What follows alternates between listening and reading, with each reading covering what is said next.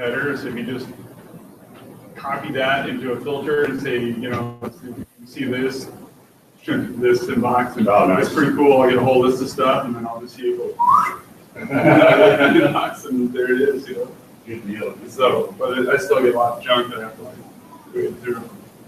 And that's just one email address I have. So.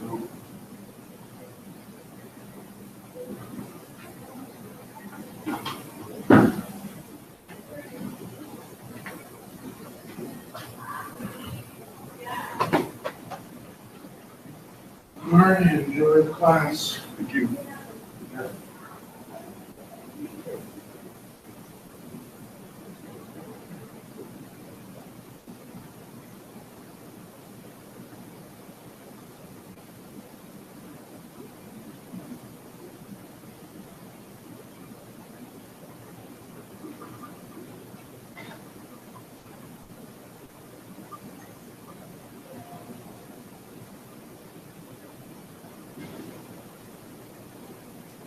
You know, I know this thing has sold there on Tranquility Group, so I looked it up to see if it was the one that, it's not his, but it's the same builder, I'm sure. It looks exactly the same.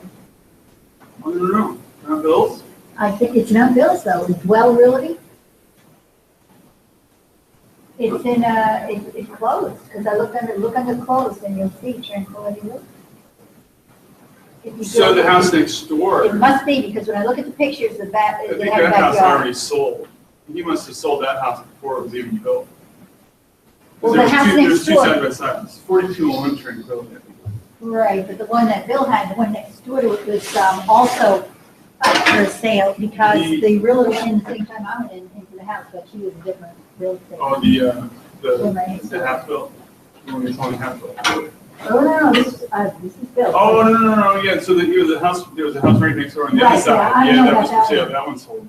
Yeah. Okay, so the builder has his, and then the one that's like, you know, half being right next door. And then on the other side, there's a house for sale, that house sold.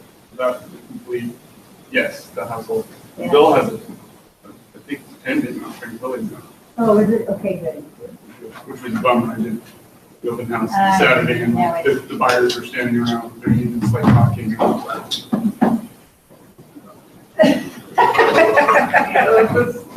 That's an ongoing conversation with me. Like, if you're gonna like show up with your agent and you really like find a place, like, why do you have to be standing around during open house to do that?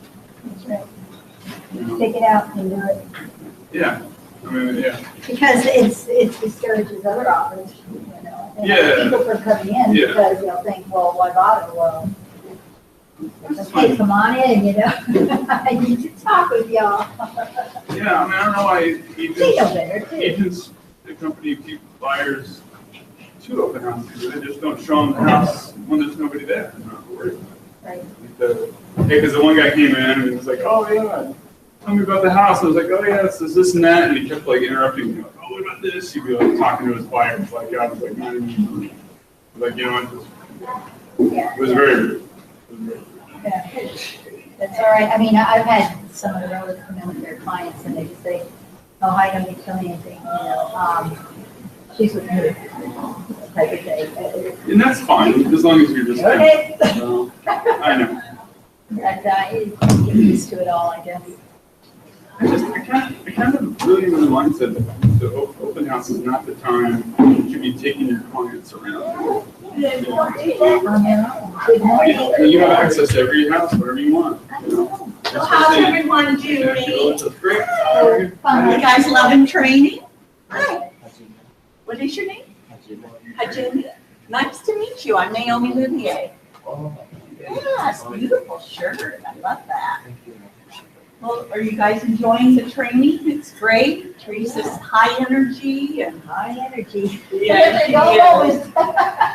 there's a lot to learn, but just remember, you won't remember everything, so always ask questions. We love to answer questions. But it's good. Yeah, it's great. Just so actually this time of year, I'm just like a little like be outside. Oh, I know. I feel like I'm in here like. Oh, the morning system, yeah. Well, Yes, ma'am. I'm getting mine today too. Oh, I know. Getting mine out. But, Kinda got too gotta long do for is me, finish your so. training, go for a hike, come back. Okay. Oh, I know, yeah. A lot of Yeah. people, you know, there's a lot of hikers around. Oh, I went, so, yeah, I go Hike. there. Comfortable for me Yeah. this So time. do you? It's probably easy too. I'm mostly mountain biking. Mountain biking. A lot of the commercial guys do that. David Oh, yeah. or even Yeah, Jerry yeah. Johnson, the broker. Yeah, Yeah, you should. There's a lot of guys over there that love to do it. yeah, I think, Brian Broderick. probably most. No. Yeah, yeah. Yeah, I Yeah. think, yeah. Yeah, I didn't see a friend, Broderick, his name sounds familiar, like I know him somehow. Already, yeah. We maybe just seen signs of him somewhere. Congratulations, He girl. just, I heard it. I just I didn't get a little bit of- Put it off. I bet. For a very long time, yeah. Yeah. Now he's got his son in the business Oh, yeah. with him, and Caleb is just taking off. I knew Caleb from my son. Really? Yeah. Yeah, he went to school with my kid. Oh, wow. He was actually 2 years younger than my youngest. So, cool. Wow, he drove so fast. Yeah, I know, time flies. So are you brand new? You just got licensed? Yeah. Which office? Anchorage or? Yes, ma'am. Oh, Yeah, mine is still pending. oh, it's still, you're still waiting for your license to come in? Okay, well, good. Good to have you. You learned lots. Oh, yeah. She's doing great. She's, you're learning it. I mean, this is a good business for you. I think it seems to be a good fit. Oh, I think so. It's wonderful. I mean, Good. every day is different and people look at you when you go in to assess their house and they're looking at you. It's like little children looking at you Yeah. for the answers. Yeah, It's yeah. like, I'm thinking, okay, got this, you know?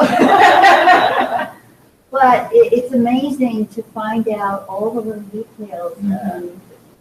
You think you know the basics, but you really don't. No, and there's a million ways to do the business, and some people will get this niche, or some will get that, and you're gonna find your strengths and weaknesses are gonna be different than the next person, and that's why it takes all types to sell real estate, because there's every type of buyer and seller out there too, so. And the paperwork issues that come up are very interesting. Yes, and it's so important to do that right, because representing your client best is really making sure you've got tight paperwork. Right, and yesterday's revelation at the meeting about the flat having one set of rules, and yet this CCRs had another set of rules. So, one assumed the other was right, And when you see something like that, you really, there's never going to be a time where you don't need a manager. yeah. There's never going to be a time in your real estate career, I don't care how long you're in this business, you will need a legal mind occasionally to say, okay, this is what I'm seeing, these don't match, how should I proceed? This is what I think I should be doing, but what should I be doing? What's your opinion? That's why Gabe, I'm telling you, he is the best broker in Alaska. I keep hearing that. Oh, Yeah. oh, it doesn't matter where you are. Everybody knows it. When the commission has a question, they call Stephanie. So, and we have attorneys also. So Gabe always on call. So if we don't have the answer, Gabe has to ask the question. He is an attorney right there to do that. So, that's what's so exciting about this business. It's never the same. It's always new. It's not a boring job. No, and we have Period. resources, like, Yeah, you have resources here. yeah. And we We love new people, the new energy that new people bring. And we'll always embrace new people. But it's all about giving them a strong foundation and the right support. She's doing a great job. And you taking advantage and like this new program we're rolling out for newbies. I love that because it guarantees success. Number one, it mitigates some cost to get you up and going, but also if you do all those things, you're guaranteed success. It's a win-win. You know? It's a win-win. And so it's like, we want you to succeed. You know, this is a wonderful career. The nice thing about real estate is you can be, we have people in the business at 21, we have people getting in the business. You're probably close to my age. I'm 58. Yeah. I'm ahead of you. Okay, well, we're close to the same age, I figure.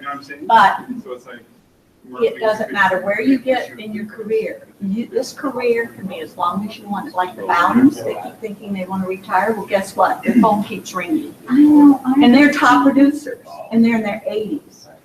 So you can do this as long as you're comfortable to do it. You know, and when you get out of the business, if you've done a really good job with keeping in touch with all your clients and your sphere, you really have a business to sell. You have a business, but if you've done a really good job with your sphere, you can sell that business. So good.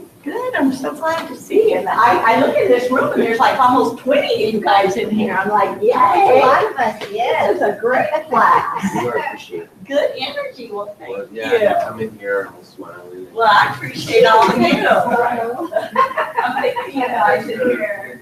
Good to meet you. Good to meet you. I'm going to grab my coffee. Not that I'm not awake enough already. You go, girl. Oh my gosh. She's a powerhouse of energy yourself. I'm on the decaf. You what? You're on decaf? Yeah, Decaf, oh my gosh. because my tea is like full of caffeine. My barley tea Barley tea. Yeah, barley's good for you, eh? from Japan. So it's kind of roasted. Uh-huh. Oh, good. Good. Makes it good. Continue to put it in, you fill it up. Good looking, yeah. It is Friday, thank goodness. You know, Friday for us really doesn't mean much because there's Saturday and Sunday we're working. We've been harder on Saturday and Sunday sometimes. Good morning. Good morning. Good morning. Yes, yes, good morning. Good morning. It's Oh, springtime. thank you. Those are my favorite. Naomi just came through here and started to feel goods and all that. Starting to feel good? Started them up. Love it. No, the other flips out that corner, she put us on notice. What? Unnoticed for what? The 30-day in or out, do or die. No. I don't think it's saying 30 days, yeah. No. Best speed, best speed. I was gonna kick you back. I know right away, I saw it in my mind, what is today, May? Oh my God. it's Definitely excited. I wonder if she's wondering how you guys did, how your Cinco de Mayo was. Never asked. I don't even know if that's a polite question. What do you mean what are you guys Cinco de talking Mayo. about? The 30 days? You didn't get that message? No, what was that? 'Cause I was making So comments. Jim Sparks was one of your deals. That's what I gotta find out. Okay, where are you at, my friend? Is there, are you kidding? What are you talking about, Marianne? Oh, it's not here. Miss Teresa? No, we're supposed to be putting forth a visible effort. We have, in fact, we were handed a sheet. It's listed on the sheet, what we are to be doing, how many calls we should be making. In a month. In a month. In a month. And it was explained to us, as in any business, if you're, let's say you own a mall and you have shops in there, and then some of these shops, people don't show up and they don't produce, they get them out and get someone else in. That was the analogy made if you don't perform. Not that this is a mall and we're a business, but you see what I'm saying? Oh my gosh, what was that? Oh my God. We have expectations, and if we do it, nevertheless, if we do what was outlined for us, it's a win-win for us and a win-win for Jeff Webb too. Oh, gotcha. If you can't lose, so, but you've got to put forth the effort, and you have to document that. And you have 1 month, each month. Yep, you have 3 months. We have where you can get your, all your fees credited back. Mhm. Yep. So are you doing that, Phil? Did you take us up on that pilot program? No, I didn't know anything about this. Oh, let's You go didn't then. know that? Uh-uh. We got paperwork on it. Start it again. Did you get your paperwork on it, Jim? Maybe not? In the class, Yes, yes, yes, the outline yeah, but we can go over it again. for 3 months. Yeah, let's do it again. Go over it again. Let's go make sure, you know? Mary Ann's looking all serious. Right? She's like That's looking all at, serious. it's like she's looking through me going, I know you damn good well, you haven't entered your information. And I cannot believe that you did not just get the point. And so now No, listen, when you've heard this information at least 3 times, James. is that the school teacher and me coming out? Okay. Oh, God, I'm sorry. So I'm looking at Mary Ann, okay? I'm looking at her. She's talking to the room. She's looking at me. I'm feeling the intensity. Did you get a random call from my mother lately? I just had that conversation with my mom this morning. And for I'm like, the Mom, second, Dale, you need to even stop. though you are correct in your assumption, I don't appreciate the assumption, even though you're correct. Oh. Did I ever tell you I had the best run classroom? What the Parents hell, committed Dale, to if that say, isn't some presenting to me, How is it saying, my get kids your butt act- here. well for you if they don't end well at home? Right. I'm sorry. Don't you just feel like, woo? I feel terrible now. No, you don't. This is Friday, huh? It is Friday. It's like No, doing no, I it. mean, like, It's not a this bad is the thing. turnout. What else could you be doing other than coming to boot camp? Well, I've got a listing to finish inputting. Probably should try and drive over to a client's house this morning and Okay. Do you want to upload go some over? photos. Do you want to go over the listing documents this morning? I need to have them finalize the listing guidance. The art. This is a lesson. Everything is a lesson. Like, I give them paperwork. Like, oh yeah, we'll fill it out. The disclosure. Oh, I'll fill it out. I can't find the paperwork. Can you send me another copy of it? Do you know, Sent them the copy. I don't have time to fill it out. Can you sit down with Ginny later and look for their to fill it out? okay, and what's the answer to that? I can give it to her and sit at the table and While she fills it out. hold the baby. Correct. Oh, There yay. you Well, go. That was most fun. I'd yay. rather hold that little baby. Okay, so James, you're doing a listing and you're doing a list sell right now. And where are you at with that? Did you fill out the listing paperwork or did she make her decision? I mean, I gotta do it with her today sometime. She's leaning towards leasing the home now. Oh, what made her change her mind? She wanted 220,000 for the home. Oh, okay, High end on that property, what we could ever find was 190. right, She Right. purchased it for 189. right. And And it's a real small property in kind of a not very prestigious subdivision, and it only has a 1-car garage. Is that correct? correct, Okay. 1,000 square foot, 3-bedroom home. That is correct. Okay. So I talked to her about sending goodwill down there. Either whether she leases or sells it, she still needs goodwill to come pick up the boxes. To get some of the clutter out of it. Gotcha. Did you visit her home No, I to haven't. take a look at it? Okay. So we have no idea what her condition is in her property. Has she been asking about early occupancy? No. Okay. And where do you sit with the purchase?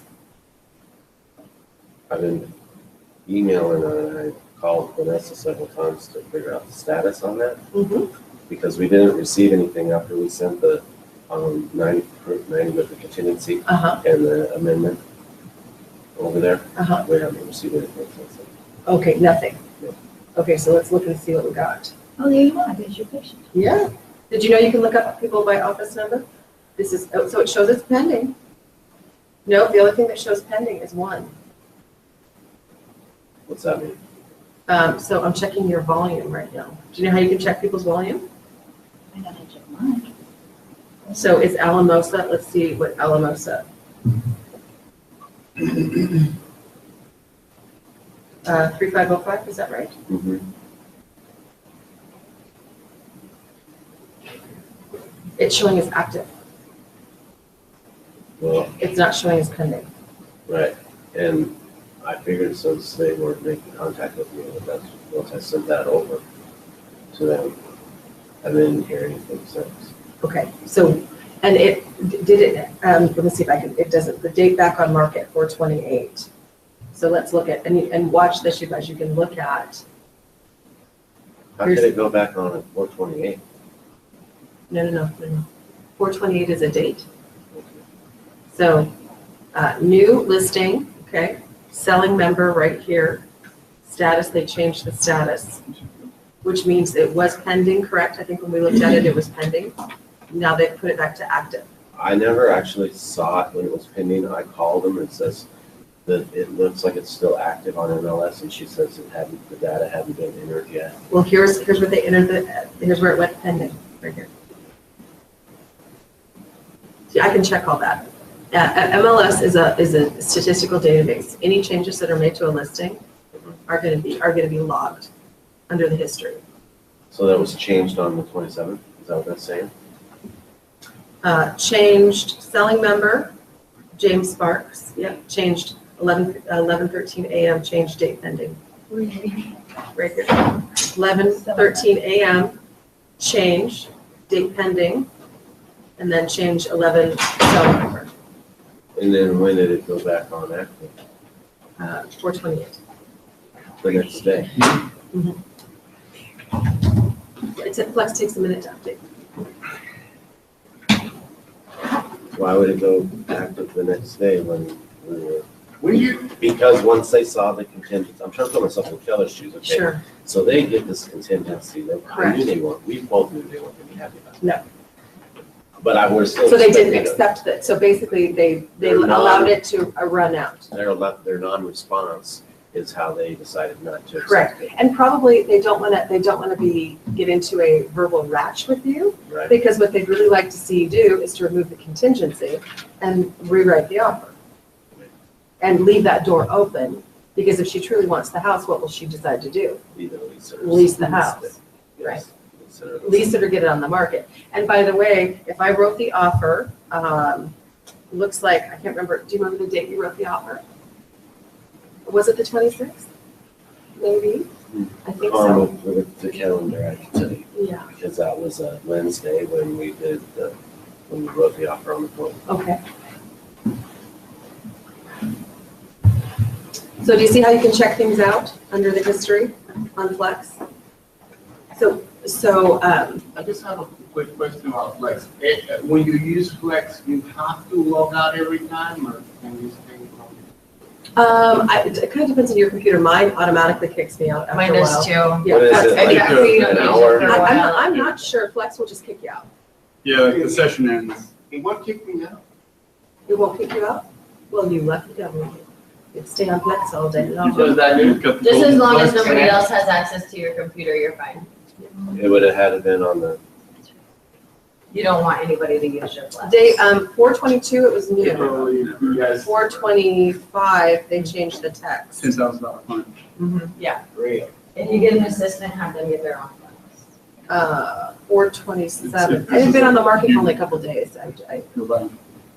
it had been on the market for Top secret. 5 days when we wrote the offer, 5 days when we submitted it. Top secret. Okay, so yeah, 4:30. 4 days would be 4:30, 5 days would be 5/1, correct? Either way. Which day, is there any one of those days a Wednesday? No, it was actually, we made the offer on 27th, On the 27th? Wednesday. Okay, so here you go, and that makes sense, because here, look, the date it went pending, 4/27. You see that right there? Yes. Okay.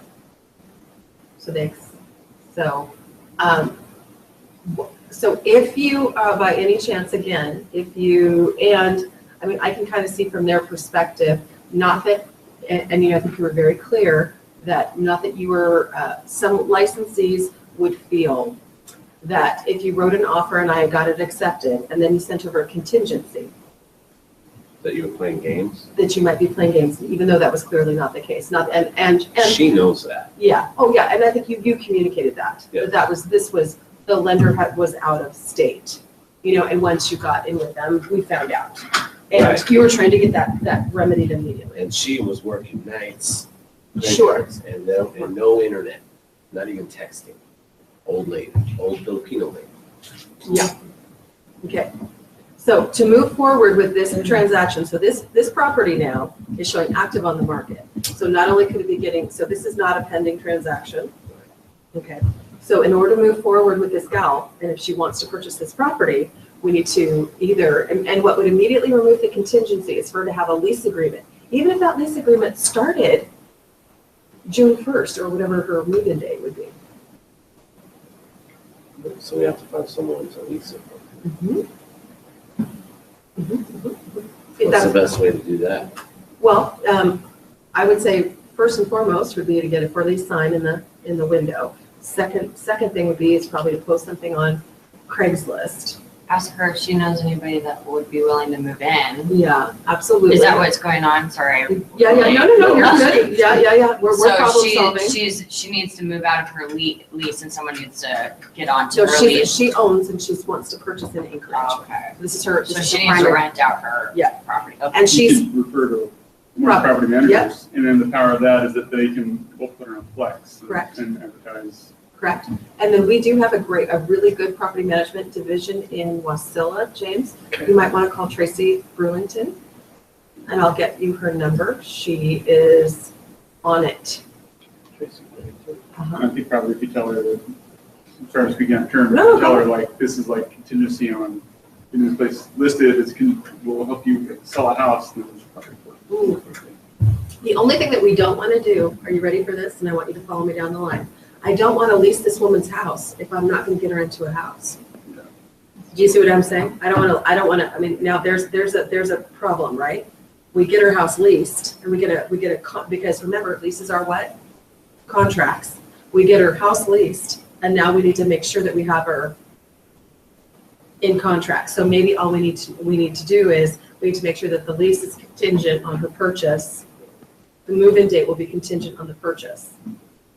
So that if the purchase has to extend out, or if it doesn't, if it DFTs, that buys you time to find her another property in Anchorage, or to have her be able to exit gracefully a lease agreement. Because if something is contingent, it means what?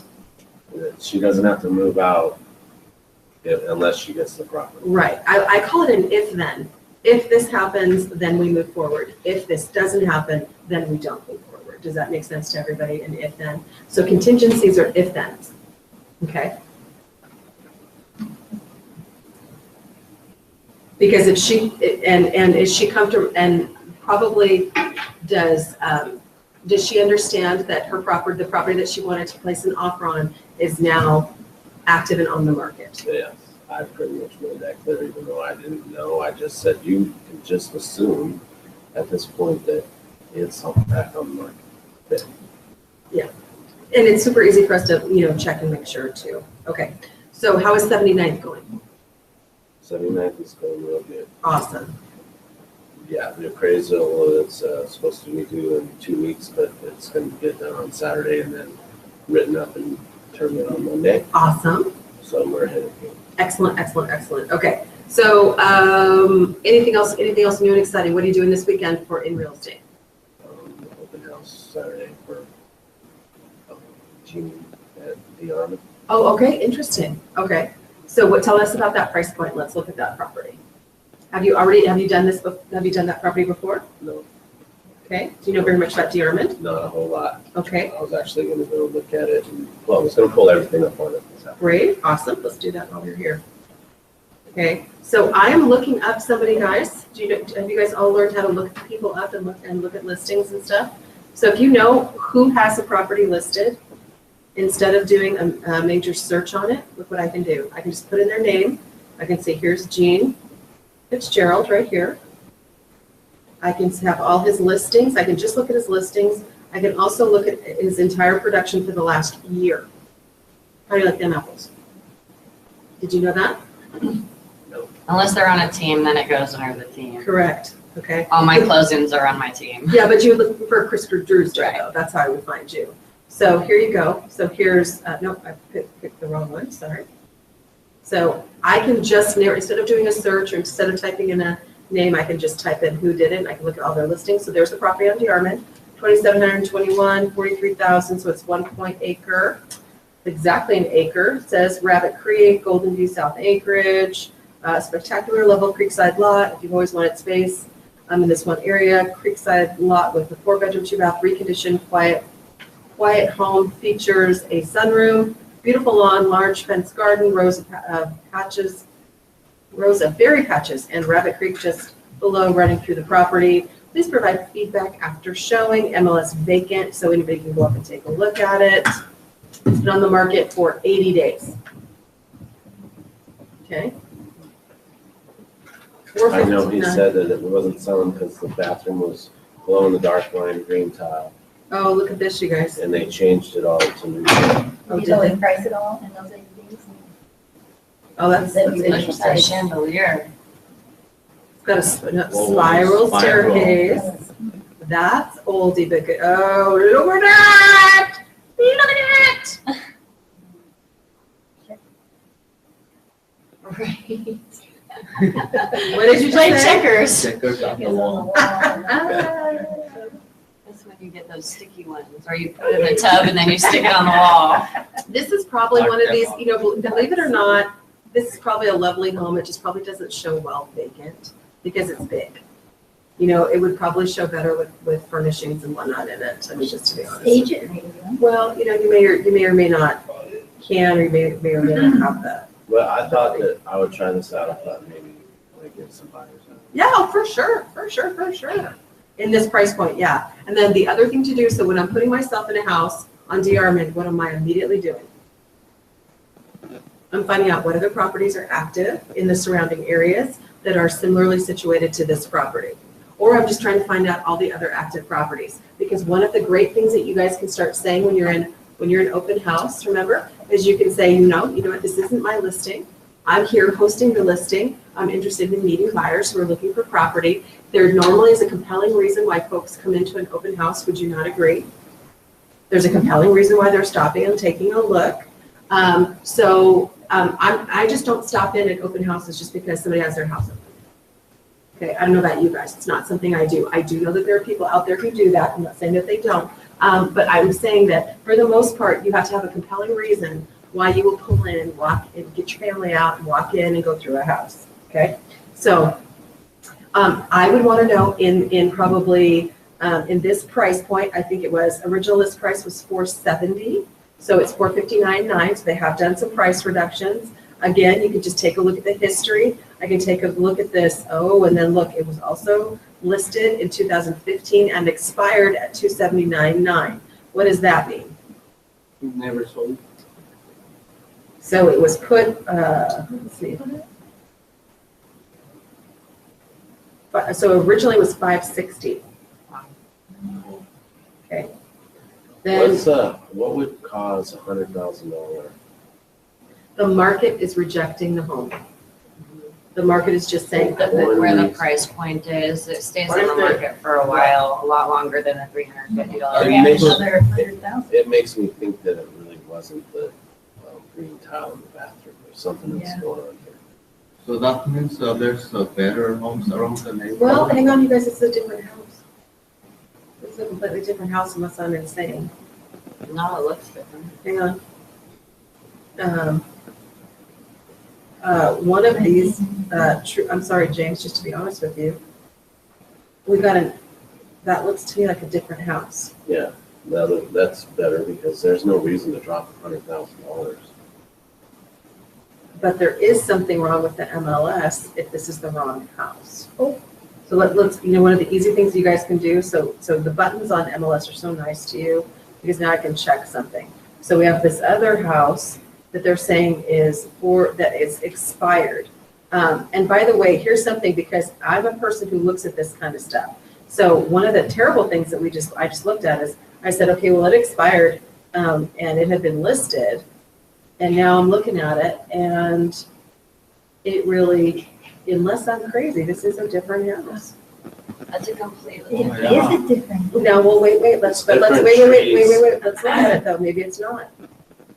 No, it's From the this, front? no, you guys, it's Oh, the it's same the house. back. This is just these are just different. It's from the front. Gotcha. So we were looking at the backside. Okay, interesting. The backside makes it look like a dang, What's the tax assessment of it? Just a minute. Good question, but just a minute. I never saw that picture before. There it is, that's the view we're okay. seeing. So the big selling point really is location, but So again, you guys, how important photos are. I wouldn't have this be my first photo. I wouldn't either. I wouldn't have that be my first photo. And that definitely doesn't look like a $500,000 You know what house. that looks Yeah. like? That looks like a flipping Ranch house? pieced together money pit. Oh my Could, goodness. well, it could be a piece together money pit. It's on Dearmond, which is where I'm going about Dearmond is really interesting because it is so mixed, very, very, very, very mixed. Okay. So you can be going on Dearmond and you can see a beautiful custom home next to an absolute claptrap. Okay, it's very old, it's very, very mixed. So you're saying that 560 is a real number? Well, it could be the tax value 493. I mean, it's obviously a very nice, it's a very big house. In 2015, the value was 423. I don't know where you would get, I can see 479, but I probably can't see what was it? 560. 560, I think was probably crazy. Although when you started to, I mean, if you look at some of these amenities, guys, you're looking at it's a true acre, you know, it has, what would this seller be saying? I'm saying that it's got Rabbit Creek running along the border of it. Yeah, and for some people that's a win and for some people that's not. So, you know, that probably depends on what you think about having a It creek just through your looks property. dated though. I think that's a big issue, you know. Because if that house were to be upgraded, I think it will probably bring the house. Yeah, I don't think there's know. any covenant restrictions on that one there? We can check that, we can check to see documents. That could be a plus too, or Yeah. minus. Well, I mean, you guys, it's an acre and this is a big house. Yeah. It's an acre and then look at all the, I mean, some people could say that I've got some extensive, The way they have it, it's not shown correctly. it is not, no, and actually the previous photos, barring this photo being your first photo, they had professional photos taken and I think it makes the property show better than these photos on the previous listings, to me, show better and are more detailed photos than Jean. Sometimes, you guys, what you can do is you can call. So somebody else had the property listed. Steve LaRosa at Harrington and Company had the property listed. You cannot take photos if you didn't pay for them. Does that make sense? That's against the MLS rules. But Gene certainly could have professional photos taken, or he could add additional photos. I would say to me, oh, sorry. Or he could ask permission. Yes, you could ask Okay, permission. he just used some of the same photos that were already. I don't think he used any of the same photos that were there. You could pay him. I think somebody went out and took photos, but these are not professional photos. I can tell you that right now. Something else that was the same house. What's that? That was crazy that it was the same house. Isn't that crazy? Okay, Okay. Have you been in it yet? the dark side of the moon. We have music on there. Have you been in it yet? Quite comfortably. Not yet. I drove down to Armin yesterday, last night. I didn't look for an address or nothing.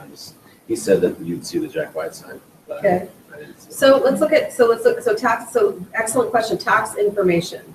So it looks as if these people have owned this property for quite a long time and the deed change, deed date goes all the way back to 1998. So they have some equity in this property, right? If they've been living in it since 1998. Not saying they have all their equity, I'm saying they have some. Tax value is 493, guys. 493. And we're listed at 459. So Tax value 493? that's what it says right here, total value, right here, 2016, 493, unless my So if eyes. the tax value is 493, that's how they came up with 560. Right, yeah, Yeah. that makes more sense. So I guess the land is really, Well, is there any What's the disclosure documents? documents on Yeah. there for like Mhm. foundation? Well, I don't know, let's look and see what's on here. That's really what I'm- Property disclosure, as-built, heater inspection, and chimney inspection, so we've got some inspections on here. Again, one of the things I really want you to do before you go to an open house is read a disclosure, okay? So you can see if there's anything that you need to point out or anything that you can know. Single family, they lived, if you're not the current occupant, have you occupied from 1999 to 2014? Property was built in 1964, what does that tell you? Could be. Well, no, it went through the earthquake, we would think maybe it went through the The earthquake. foundation was masonry block. So it's got cooktops and ovens, dishwasher, storage shed, greenhouse. It has a heating system that's attached, jetted tub, satellite dish, 2 CO2 detectors, okay? It says it has new doors, new windows, and a new heating system. So that's good to know, isn't it? New doors, new windows, new heating system. Again, though, back to my original comment, what does new mean? New to who? New since I bought it, new since is, I don't even say, in the house that, when we went and looked at my house, my windows were changed 2 years ago. I don't call them new anymore. Is that the date? Does it say it was revised on 7/08? I'm trying to find 2516. 2516, I'm sorry, we might have saw something else, okay.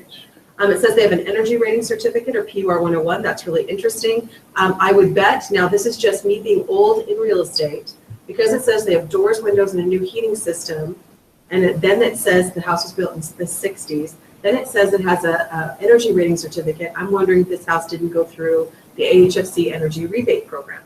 Right, where they give you The $10,000. So do you see how I'm not saying it did, I'm just trying to put something together. But just like you say, what new, if it was built in the 60s, what is new mean? New well, that's, 2000? no, it's February of this year. But you don't even know, that's the date that they filled the disclosure out. That doesn't mean, they didn't give us, we need to look further and see if they dated when they did this.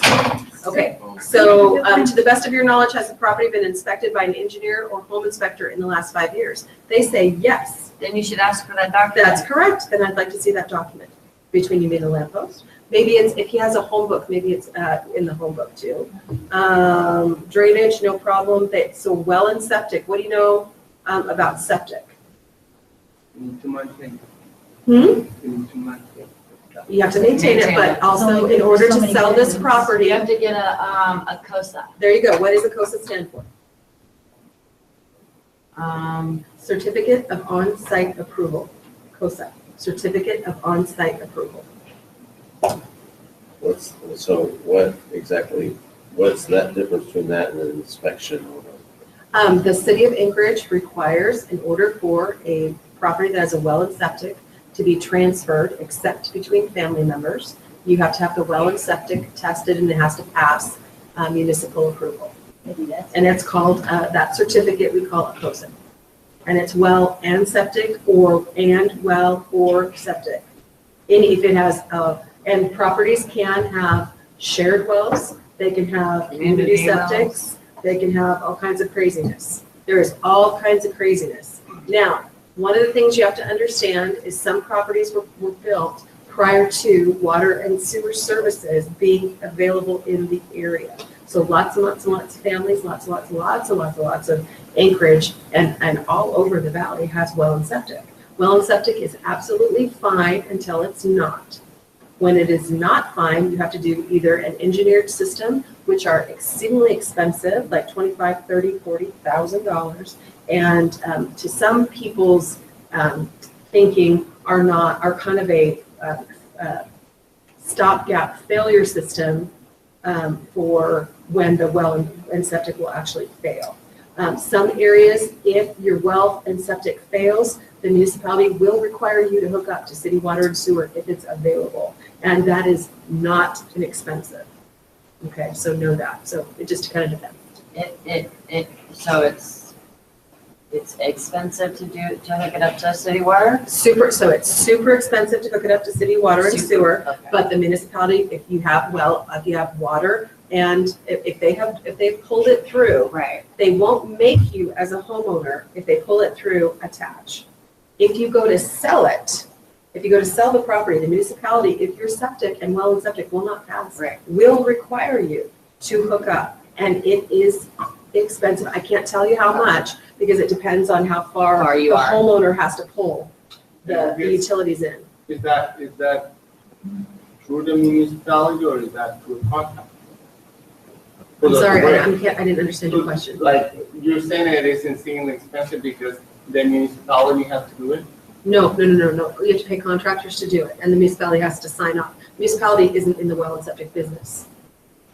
So you're digging The up your city, whole the yard. city is in the city will run Yeah. water and sewer lines, but they're not in the well and septic business for property owners. Okay. Does that make sense? So yeah, you're gonna have to hire a contractor to go in there. Oh, and you have to abandon, you have to abandon your old well and septic. Because what is a septic? The tank. Sewer. And I mean, you might have to do some work to get, I mean, because honestly, if you have an abandoned sewage system on your property, what's that? Some people call it fertilizer. I don't. You might want to get that. Yeah, okay. Well, yeah, but Not I mean, cow. it's still a leach system and whatnot. You're not. gonna It remove depends on, that. it depends on what kind it is. And absolutely, there's tank systems and all kinds of there's all kinds of interesting stuff out there that you'll get to find out about, especially when you're starting to sell properties with well and septic. Pre- You know where it is, they will plant a tree and pick it up. Predominantly, that you're not gonna remove that. Sometimes they do. A lot of times you'll abandon it, but you might have to do work on it in order to abandon it. Does that make sense? Like they put more gravel, Yeah. fresh gravel down and stuff, but you're not actually gonna be pulling that out. Just so you know, occasionally you have to, but it's always going to be, guys, on a house by house, case by case basis. So let's not get down in the weeds where I can't answer each individual question, but case by case, house by house. There are also some houses that you will find they were perfectly fine when they built, but somebody else on another lot had to relocate their well and septic, and now you no longer have what we call well radii. So when you start to see properties that have well and septic on it, you're gonna start to see an as-built survey, and it might show a radius on it. That radius is, you cannot have another septic system within that radius. But if I'm a neighbor and my septic fails, I'm gonna go put it wherever the hell I want, or wherever the hell the municipality will let me. And if that interferes with your well radii, oh well.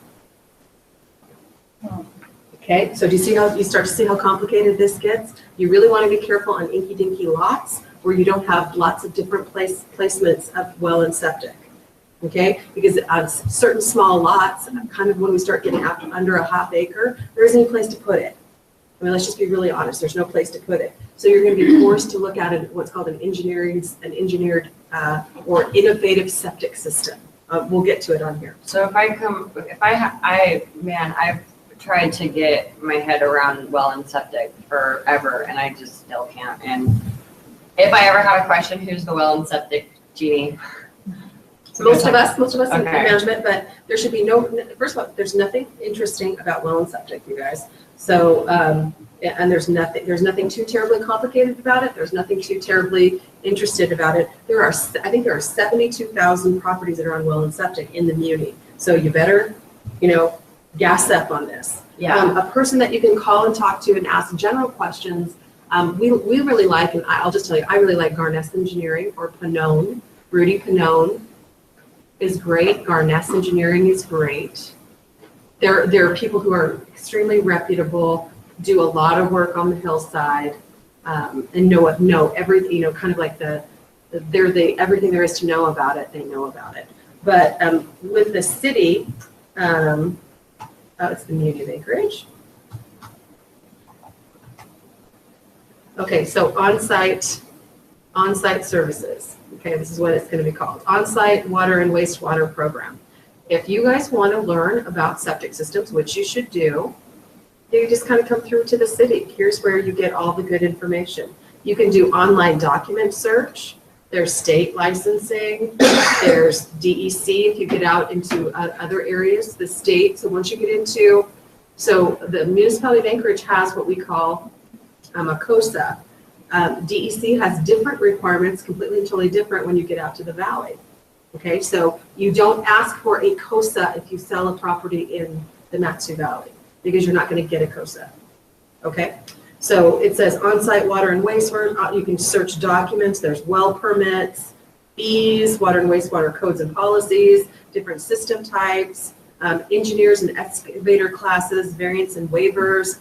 If you're gonna go do a subdividing process, prior to you telling somebody that they can buy a piece of property and subdivide it and put well and septics on it, and if it doesn't have city water and sewer, God forbid, you haven't talked to the city about wells and septics, especially up on the hillside. They have a board review, they've got all their forms. A lot of wells in Anchorage are actually have arsenic problems. Anybody know what arsenic is? Yep. Rat poison. Poison. Arsenic is poison. So you can have wells treated that have high levels of arsenic. But guess what happens when a buyer finds out that a well has a high level of arsenic? They're not very excited about purchasing the property. What is arsenic? What if you have a child or a baby that you're feeding baby formula that you are using with arsenic-filled water? Are you excited about this? No. See what I'm saying? So wells and septics are really, really interesting. So there's all different kinds of forms. There's a FAQ here, frequently asked questions, and a different glossary. So like I said, not super complicated. If you call them and ask them questions, they're happy to talk to you. They're probably going to send you to different contractors. You know, you're going to have somebody go out and take a look at it. But if you list a property that has a well and septic, this is an additional cost to your seller. They must have a COSA in order to sell and transfer paperwork. And COSAs take like 3 weeks. It depends. COSAs can be got. It depends on if there is a problem with the COSA. It can take forever. Right. If there's not a problem with the COSA, it depends on that engineer. So should you get the COSA done right away, being the selling You might want to start the COSA process if the family is for sure going to sell. If the property is from the 60s, I might want to have an engineering company start the process right now, do the testing. Right. Although not file the paperwork with the city until I know that I'm going to set, till I have a buyer who's going to want to buy. One of the things with having a property that's as old as this one is, and actually this is very, very interesting. Some of the old, they call them crib systems. Do you know what a crib system sounds like? It's like literally, some of them are filled with pallets, wood, crib. They're called a crib system. Some of those, if you have a functioning crib system, they're considered some of the best systems in Anchorage. But now, of course, we don't build those anymore because now they weld tanks, right? They use trenches and that type of stuff, and they weld tanks. Those have high failure rates. Would it make sense to you when you've got a welded underground storage tank or some of those types of things with the seismic activity we have and with the extensive temperature fluctuations we have, that there could be a high failure rate? Just kind of makes sense. But any of this kind of stuff. So as far as cost goes, let's look at fees so that you know. So an existing system, they're saying it's a permit. You have your approval of an existing system, $526. Existing system with upgrade, $268.50. New installation, $69.80. These are just municipal fees. This is not what engineer charges you. Conditional approval, $279. Water disposal system permit, $569. Septic tank replacement only, $215. You have to, if you replace your septic tank, the municipality has to sign off on it. Water well permit, $215. Permit or COSA renewal, $140. So if you get a your trouble is if I go ahead and get a COSA and then my COSA expires, I have to do a renewal, that's another $140 to my seller. Do you see that? Expedited review, additional 60% of applicable fees. Permit change under review per hour, half an hour minimum, $140. On-site code compliance reinspection, $140 per hour. Variance waiver lot line, $215. Variance waiver well to tank or field, $1,128. Variance or waiver field or tank to surface water, $859. Variance waiver well to public sewer, $1128. Variance or waiver of setback requirements, $215. Excavator certification, $456. well installer, pump installer certification, 285, waste treatment equipment manufacturer, 559, sanitary pumper, we don't care, continuing education, we don't care, copies, 35 cents a whack. Okay, so do you get that? So there's a fee for everything. So this is just a habit. On-site I just hook up to the approval, system. basic deal is 526. Mhm. And then if they have anything they need you to repair, fix, whatever, then Then you gotta do it again, and then you gotta get another permit, then you gotta pay. And that's the minimum fee. Then there could be additional fees if they have to go out, the city has to go out there and do some other stuff. So again, if you got to be careful with that. But anyway, so this property has a well and septic. Okay, that's what it's telling me right now. So the seller, in order to transfer title, is going to have to prove to the buyer that they have an acceptable well quality and quantity and septic quality. Okay. All right. So the age of the roof is 20 years. What do you know about that? 20 years? Yep. They say it's 20-year-old roof. Oh, wow.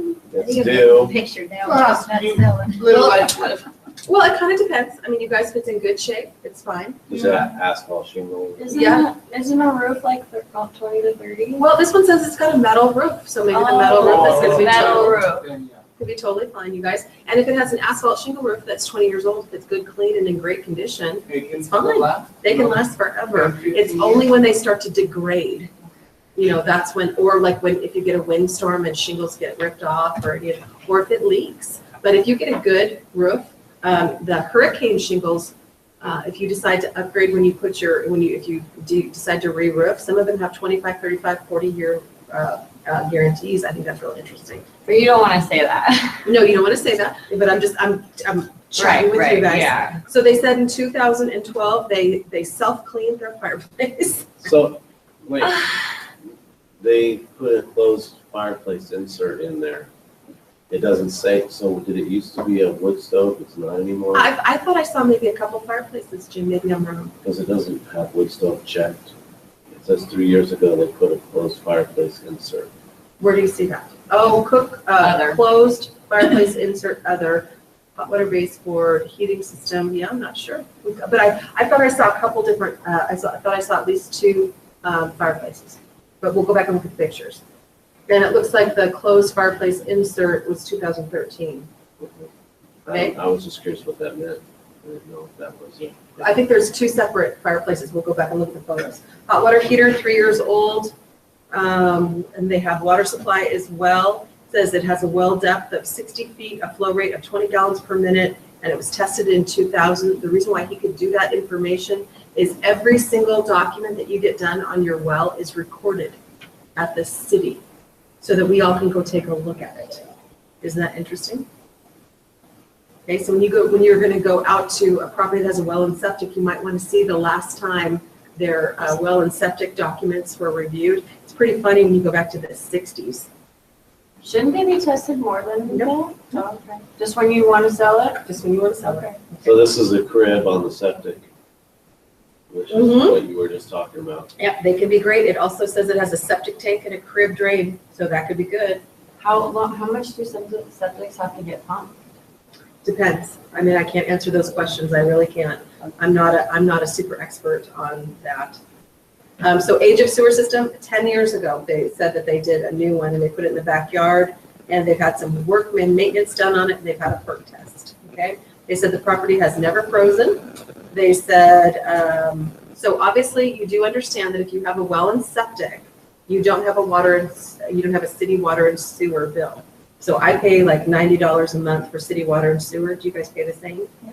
I think it's about $90. I think I'm right, $91. There's places in town where you don't have to pay. Well, if you have condos and whatnot, yeah. It could be part of your dues. You're still paying for it, but it could be part of your dues. But if you're on city water and sewer and you have a single home, that's about a $90 bill, just so you know. So if you have a well, your own well and your own septic, you don't have that bill. Right. So for NSTAR National Gas, they said they have $1,800 per year and electric $1,600 and refuse $375. That's like that's about $280 a month plus $375 for the whole year. For the garbage, yep. So about So what was your question? Lost it? All right, title, they said that if the road maintenance is provided by the road district, I don't understand what that means, probably by the municipality of Anchorage, or road district. I'm not sure what that meant. Setbacks, doesn't say there's any problems with setbacks, no problem with the deed, says there's no problem with encroachments.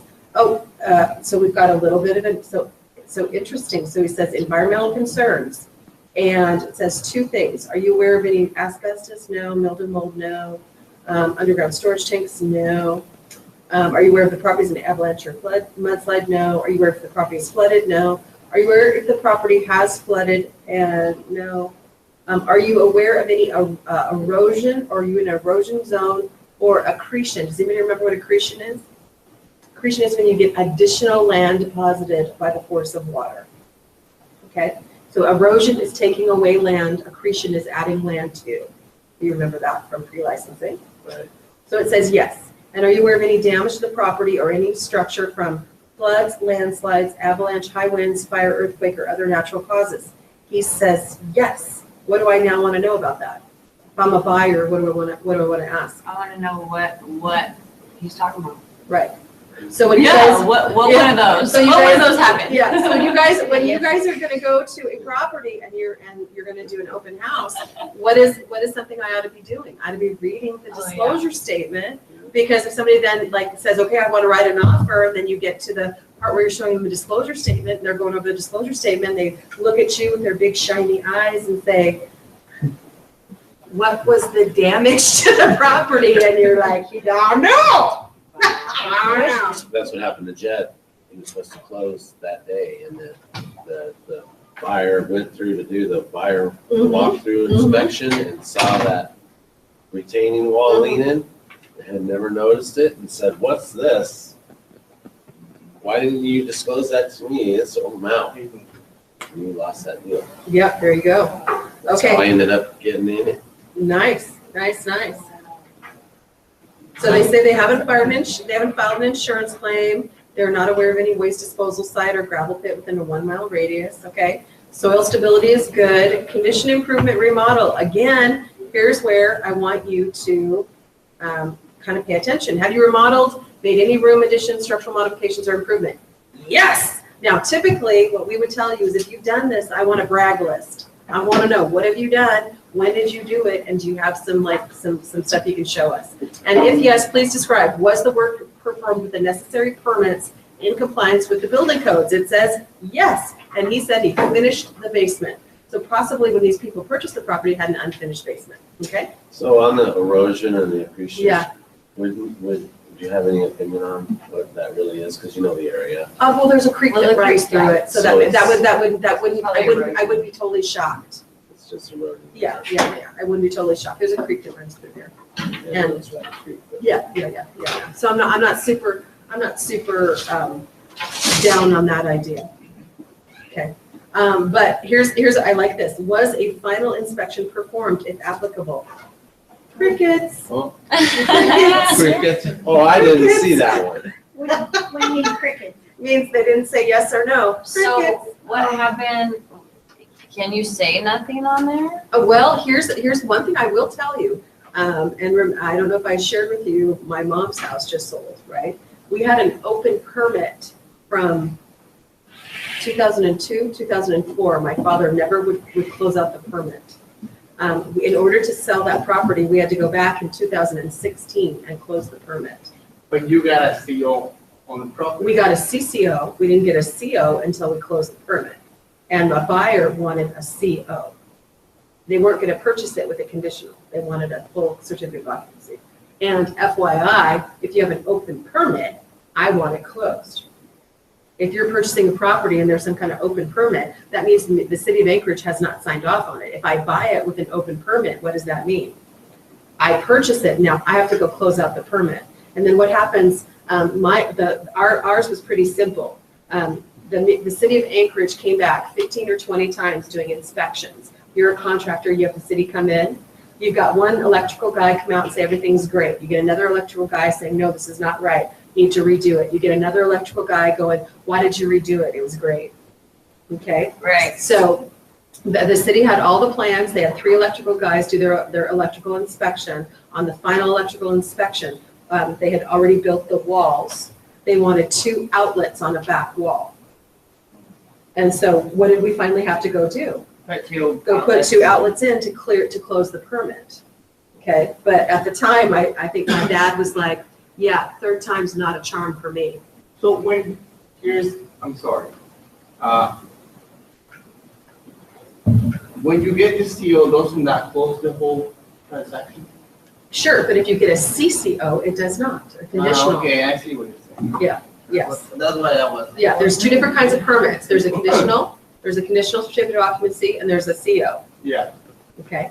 And there's also people who start a project and never finish it. Yeah, I just never run into the CCO because, kind of big. Well, sure, because as a contractor, in order to get paid, you typically have to get the CO, right? You're highly motivated to get the CO. JQ homeowner, it might not be as highly motivated, And obviously, my poor dad didn't want to pull out. He didn't want to put holes in the sheetrock when he had 3 previous electrical inspections. So that's where homeowners get really jacked. They get really pissed off when the city comes in and says, "Oh no, this one's great. No, it's not. You have to change it. Oh no, it was fine." You know what I mean? They get mad at it. Yeah, that was just a matter of that's different. But that's what happens to poor homeowners with the inspectors of the city sometimes. I mean, that is not an unusual situation. No, it's not. They want that BPT. They can do it. So for me, I'm looking at this. Was a final inspection performed if applicable? And it doesn't say anything. I'm thinking to myself, I'm just memo to you and me. I just go, huh? Doesn't mean he didn't do it. Doesn't mean there wasn't a final done. Doesn't mean he didn't have a CO. Just doesn't say that there was a final inspection. And maybe there wasn't a final inspection needed. Who knows? Okay. Has the fire ever occurred in the structure? That was a no. No pests. Okay. Has there ever been a pest? No. Are you aware of any suicide occurring in the property within the preceding 3 years? That's a no. And are you aware of any human burial sites on the property? That's a no. So noise. Are you aware of any noise sources that can affect the property, including airplanes, trains, dogs, traffic, racetracks, or neighbors? They say yes, Dearman Road. And have you ever had pets in the property? Yes, dogs and cats. Okay.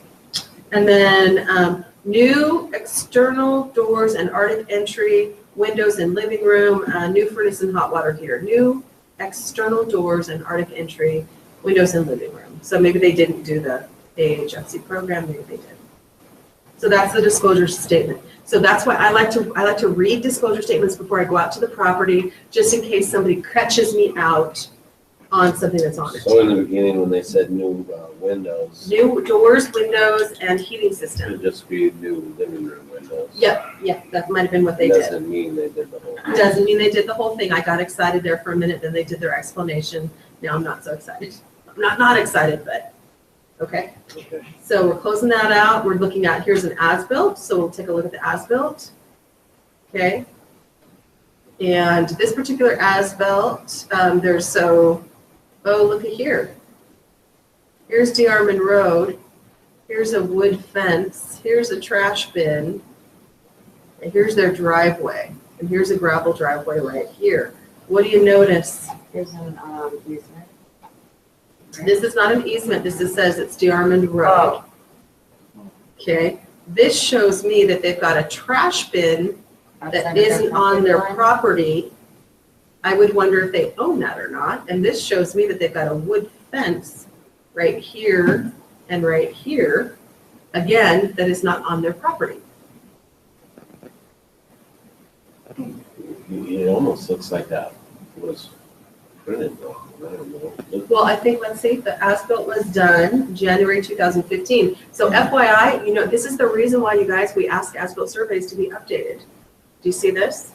I don't know what the old as-built survey did, but I'm wondering if our licensee didn't go up there and take a look at it and say, just looks hinky. Every once in a while you'll see something, you'll just be like, this looks hinky. And old houses that have been around for a long time, not unusual for the owner to start encroaching on other stuff. Not shocking. So this is none of this is bad. Nothing is bad. It's just, I want you to notice something. no, I'm not. Okay. Good, good. Carport. Yep, it says carport right here. Here's the one-story frame house with daylight basement. There's a deck over here. There's a wood fence, chain link fence. There's that wire fence. Here's the top of the creek bank. Here's Rabbit Creek. There's a 10-foot utility on 2 sides. Here's your easements, guys. There's your gravel driveway back here. This shows your wellhead right here. There was a test hole that was drilled right there. There's a concrete retaining wall right here. There's a wood fence. And then here's the septic vents that were found are right here. Okay. A lot of people ask, why do we show septic when you go out into the backyard and you see the vents from your septic system? A lot of people will some people want to make sure that those stay so that everyone knows where the vents are. A lot of homeowners will go in there as soon as that they're put in, and they will cut them down and cap them, okay, because they want to be able to mow their lawn. It's kind of a drag to have all these, because sometimes there's 8, 10, depending on how big your septic system is, there can be 10, 12 vents on the septic system, and they can be, a lot of times the guys, when they put them in, they'll put them in like a foot high. So you're allowed to cut them down? You could cut them down. A lot of people will cut them down, but once you start cutting them down, you lose knowledge when the lawn kind of grows over them a little bit. If you can't eye spy them through naked eye to point out where the vents are. So there's a vent into the air? They do vent into the air, but if they're super old, the sod and your lawn can start to overgrow them. So they can get hidden. They can get hidden, is what I'm trying to say.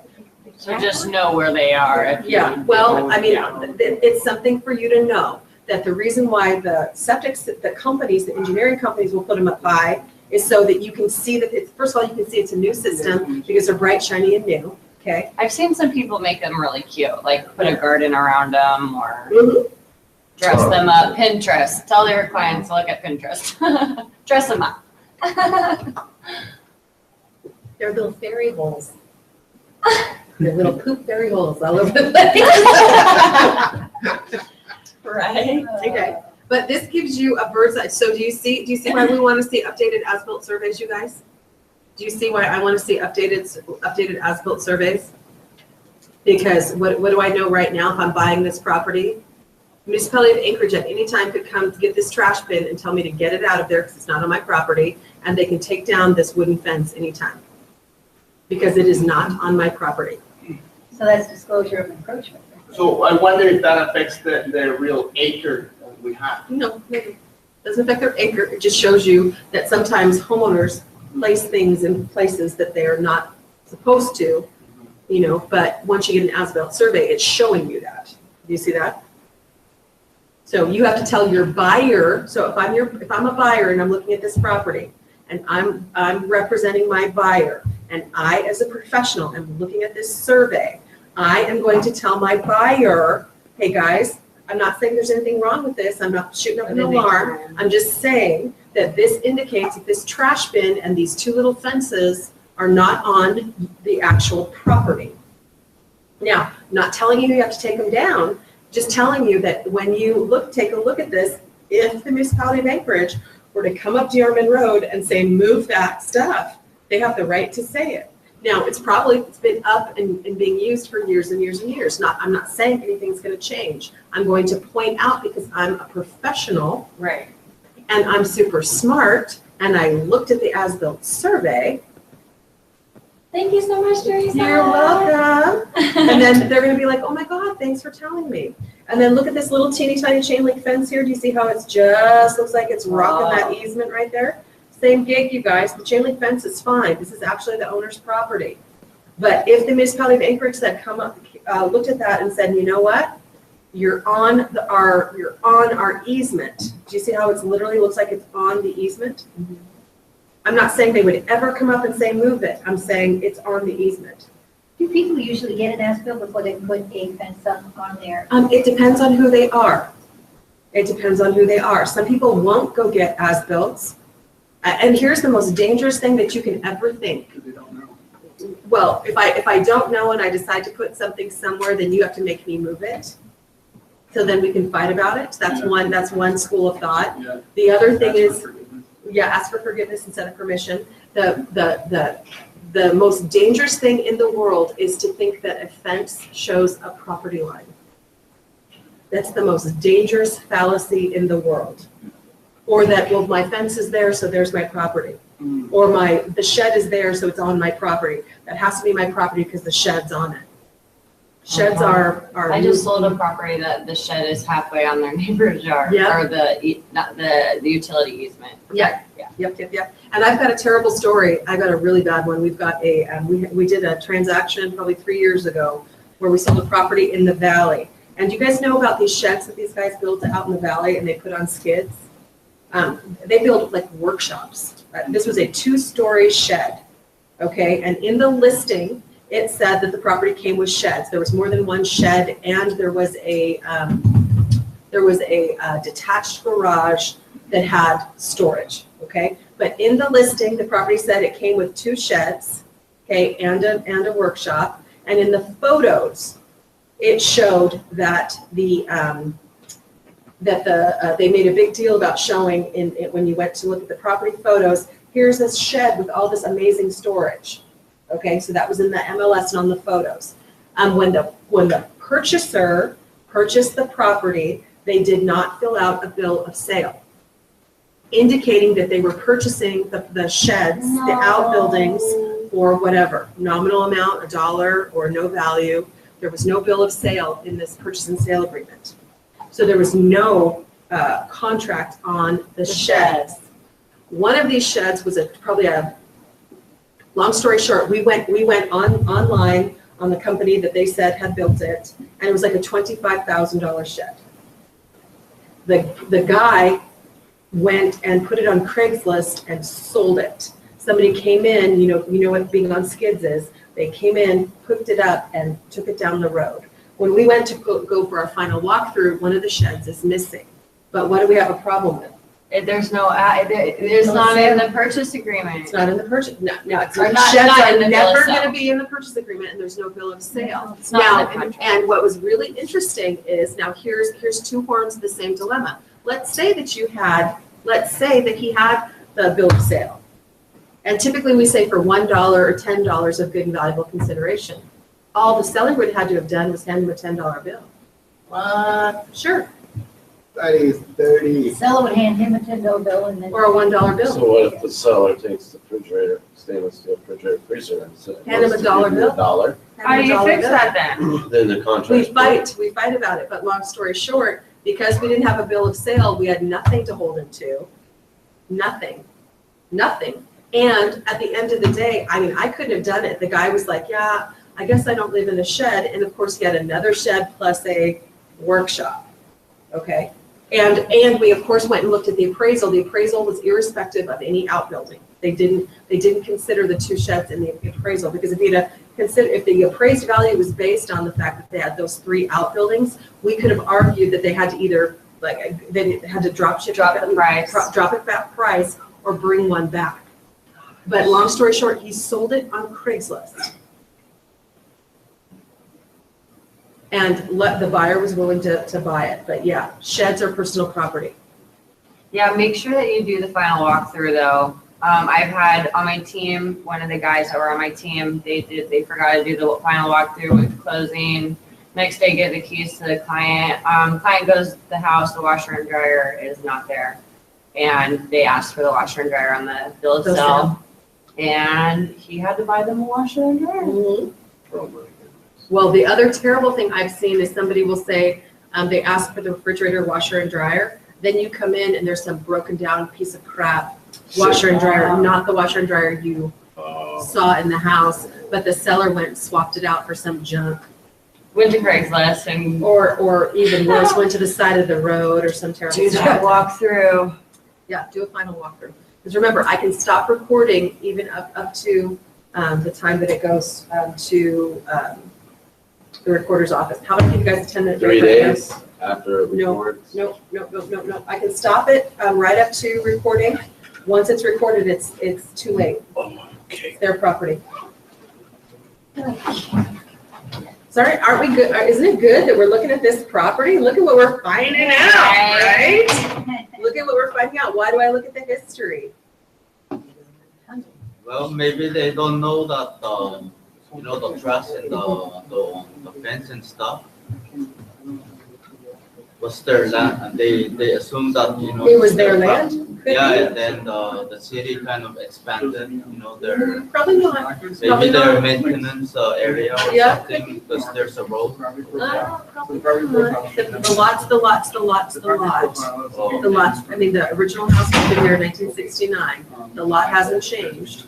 Somebody went and put a fence up and put a trash bin on. The city didn't do that. Also, he crossed the line. Right. Yeah. Yeah, that's not the city of Anchorage didn't put up a wooden fence there. So we assume it's an innocent mistake? Maybe Sure. he didn't check. Sure. Yeah, I'm no blame. Just saying it's there, and this is showing that is off your property line. Okay. See that? And I'm not saying anything terrible about anybody. I just want somebody to know. Because as I recall, they can allow us until the city. Correct. Like, we gotta take this out. Correct. And the city may never, ever bother this person. No, it's probably been up for a long time. No, that's fine, it's just that, Even though it's designated for municipality, they have no use for it. Well, it's a if it doesn't, and by the way, they're up and down this road all the time, snow plowing. So if it was really a big issue, the city would have issued them a letter. Oh. But long story short, you're a professional. Now you know what you're looking at. So that's the homework before like open house, just know everything about. Well, look at this. If it's there, look at it. All the history. Mm-hmm. Because look at what we found out about this house already. Now when James goes to the open, he knows a lot more in his mind.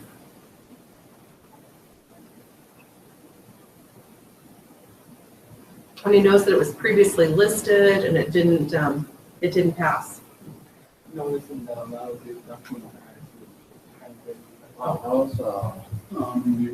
Big price. Mm-hmm. Price change right there. From 560 to. Mm-hmm. And I wonder where the family is, because the house has been vacant, because let's go to the history. Empty. Mm-hmm. This house has been vacant for a long time. I mean, it was the house, so it's almost a year, it looks like. Because the previous photos showed it a vacant property. So they have a creek like in their lot. Is the creek passing through inside their lot? Mm-hmm. Sure is. So they have a water right. Is that the water right or? I can't say whether or not they have a water right, but they have a creek that runs through their property. You can't stop it. Oh, okay. No. Just the nature. Mm-hmm.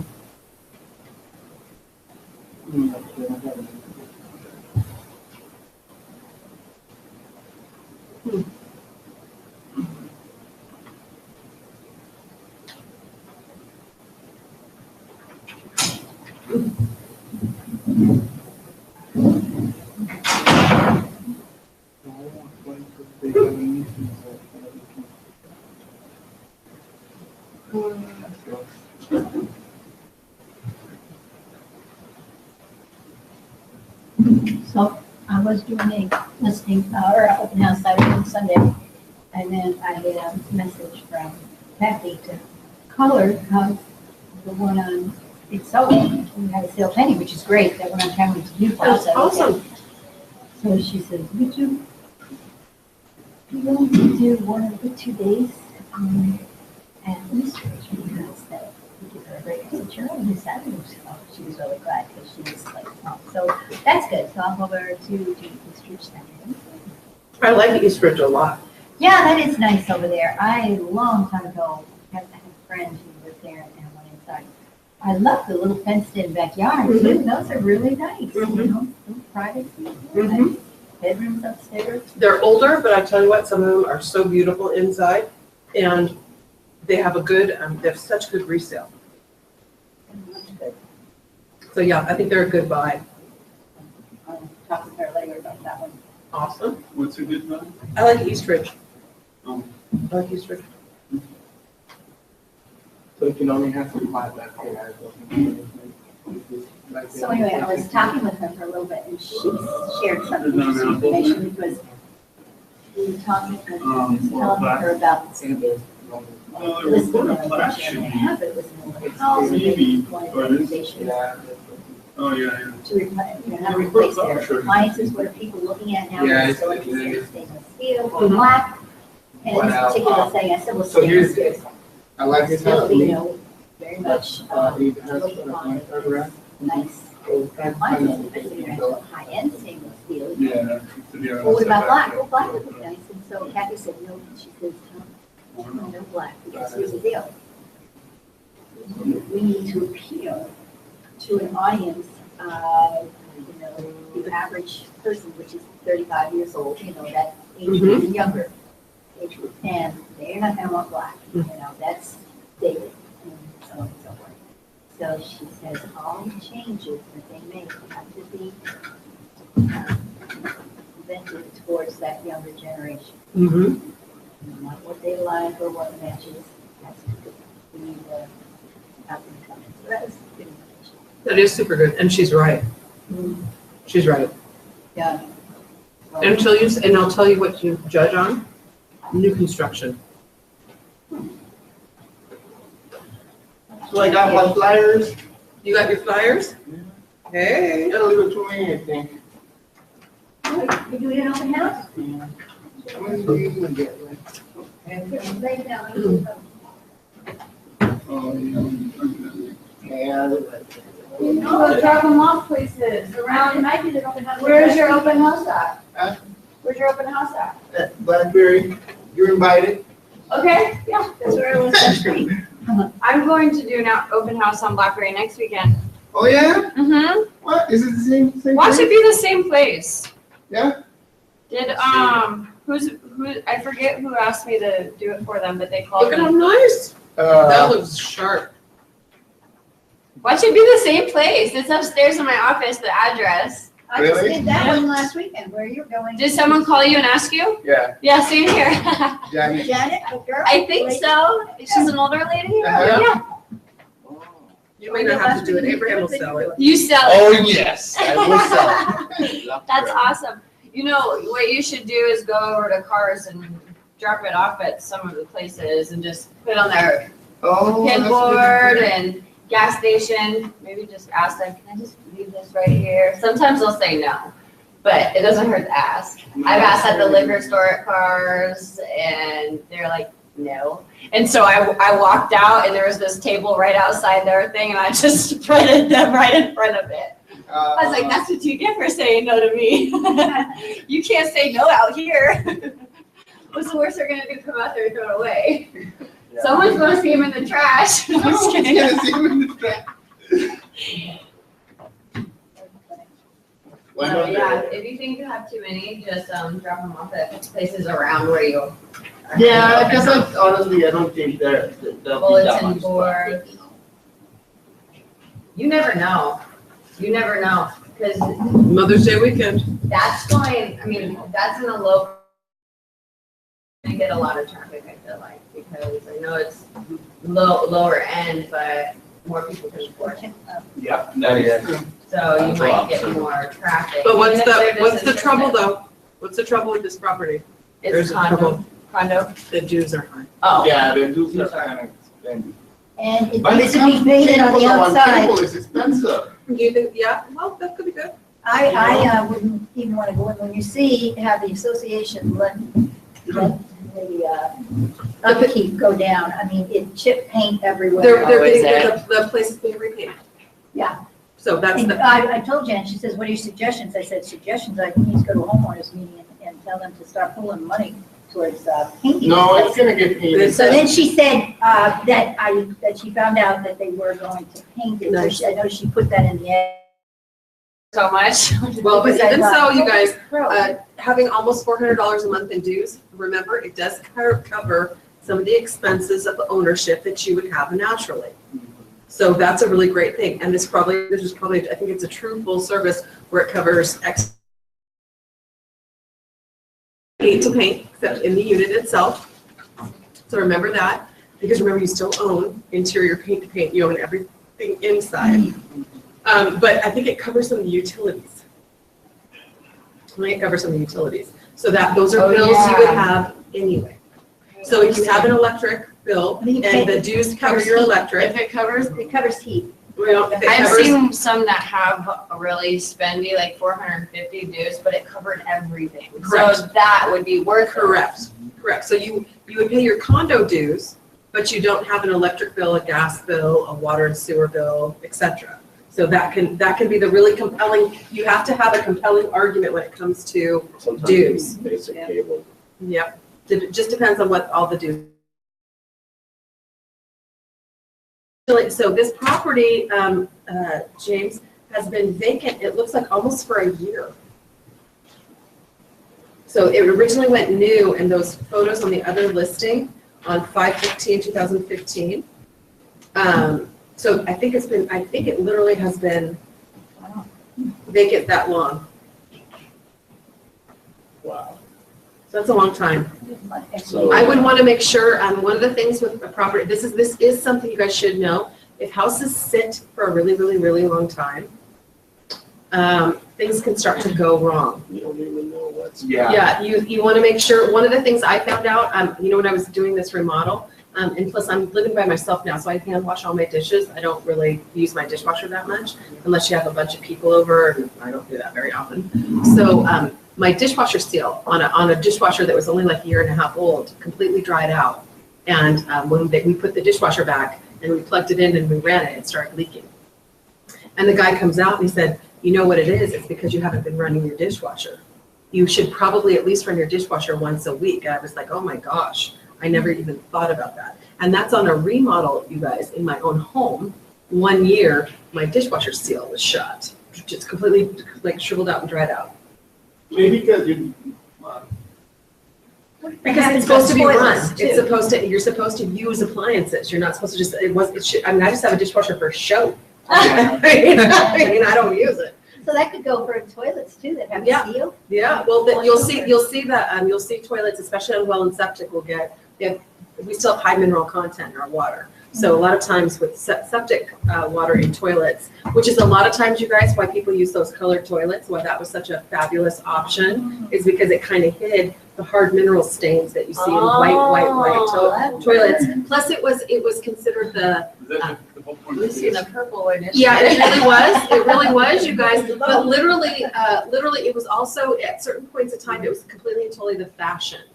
That you were completely and totally out of fashion if you didn't have like the harvest gold bathroom or the blue bathroom or the green avocado bathroom. I've seen black too, and pink. Yeah, I've seen everything. Oh my gosh. There's some really interesting, if you ever get a chance to go to Florida, there are Pepto-Bismol pink. There are like yellow.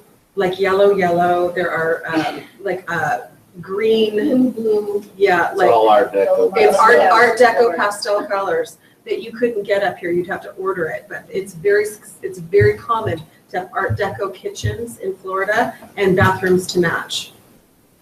Like Bright. no, not Kitchens? bright. No, I'll show you. Pastels. Yeah, Oh, pastels. okay. I always find it very interesting how 50s car various colors. styles. That turquoise, light turquoise blue, Okay. stuff like that. It Yellow, looks good in greens. Florida, it looks good. It really does. It's neat, but here, Miami you has- like throw it in the middle. Miami has that whole Art Deco. No, it really does, you guys. So I don't know if I can find you one to kind of show you, but So on this home, it's been vacant for a year. Did they winterize it, or is the water free flowing this whole I don't know. time? That's a good question to know. Like, again, are you gonna be able to use the bath? I would want to know, can I use the bathrooms when I'm not Did there? they winterize it and then what? De-winterize it to show? Yeah, I don't know, my friend, so I want to ask.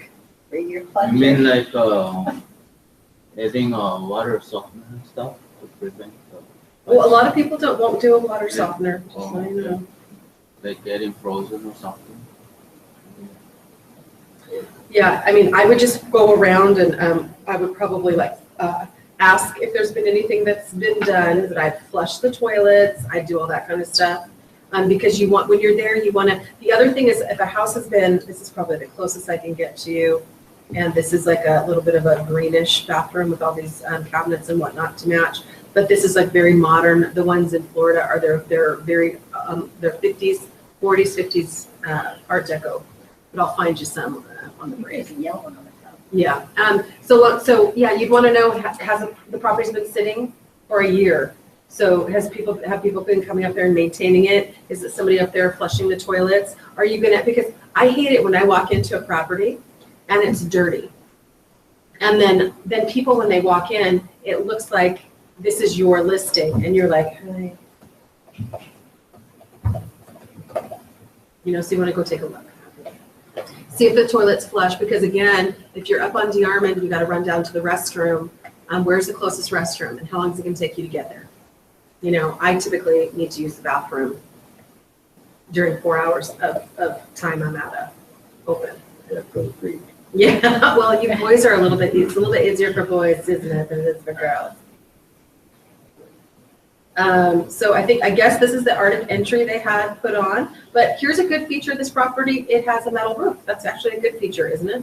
A lot of people love metal roofs. Yeah. What do you think about the color of the house? Do you think that's an issue? I see. Yeah, So it this house has doesn't not been look great. occupied for a year? Well, it shows that it was vacant on lockbox in 5/15/2015.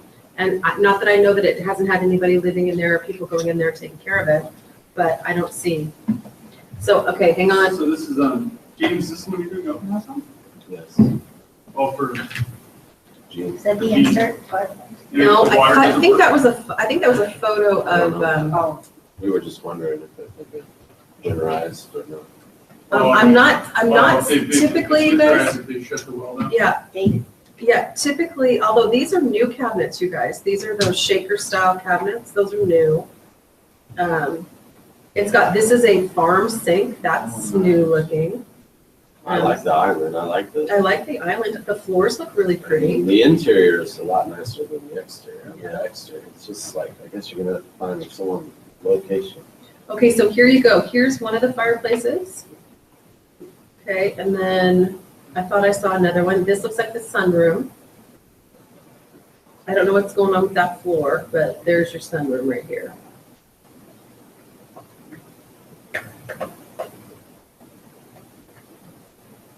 Now, I think somebody might have a problem with the color of the exterior.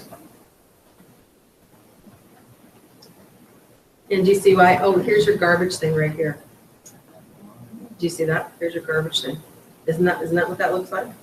Is that the fence too? That's what it looks like?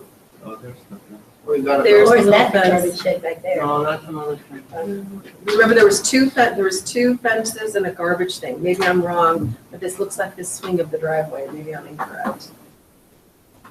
But, okay, so that was on the previous listing. So let's go look at. And then the other thing that they had is, let's look at the, they had a heater inspection. Let's see when that happened. So that happened in March. 3 years. Nope, March this year. March, they had the heating system taken a look at.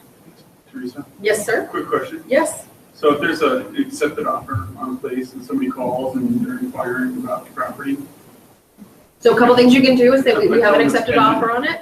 It's But- pending. but if you want to put another offer in? I probably try and don't encourage other offers, because what could you do with it if they put a backup offer in? If the other offer is not contingent, I can't remove the contingency, right? Yeah, Unless it's a contingent offer, I can't. there's a contingent offer. It is a contingent offer? Yeah, Then yes, yeah, you could say I have a contingent offer on the property. Let me know if you have any questions.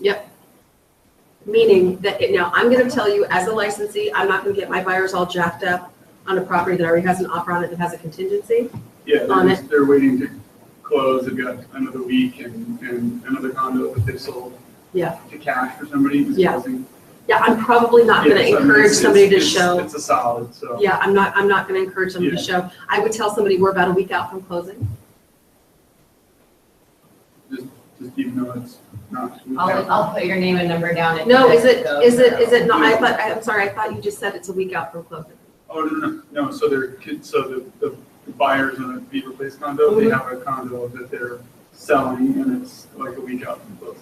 Oh, And then I it see. won't- And then. So the contingency will go away. Right. Yeah, so I think what I would say is, I've But it's got, a solid, it was a cash deal, Right. so it's gonna. gotcha. I think I would say I've got a contingent offer on the property that looks very solid. And I would leave it at that. I'm happy to take your name and number in case anything changes. But if you, is it the property vacant? It's vacant on lockbox if they still would like to see it. And I would probably frame it like that. If they would still like to see it, it is vacant on lockbox. We do have a contingent offer that looks pretty solid. I'm just gonna put it all in text. There you go. But why would you want to do that though? Because you're giving your colleagues professional courtesy. You're letting them know, yeah, if you want to go take your client over there, great. And for me, on properties that have contingencies, I watch Flex every day. I'm on the hot sheet. So I can see if your property comes BOM, meaning back on market, or a DFT. So, so I can just do that.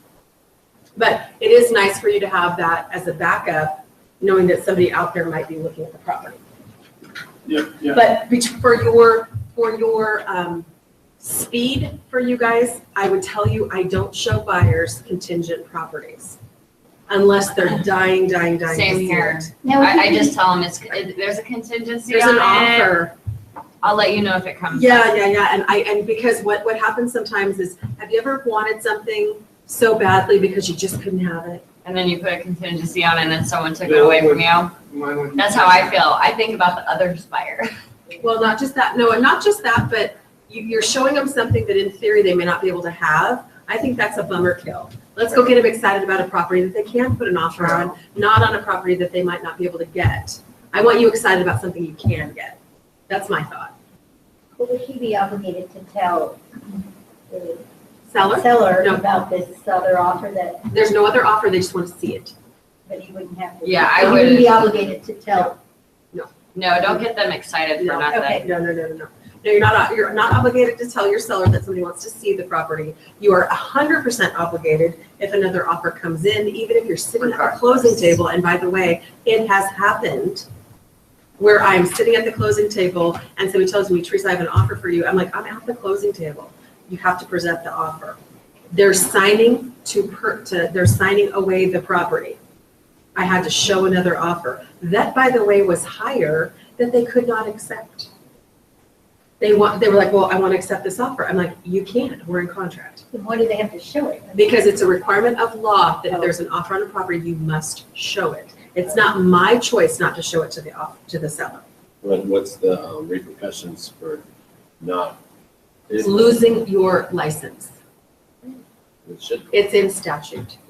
It's in statute. You have to. You must present every offer. You must present all offers. It's the law. Regardless. Doesn't matter. I'm at closing. I am literally saying, please don't do this to me. So we're at closing. Well, you've got, and I had somebody say, you have to present the offer. It was higher.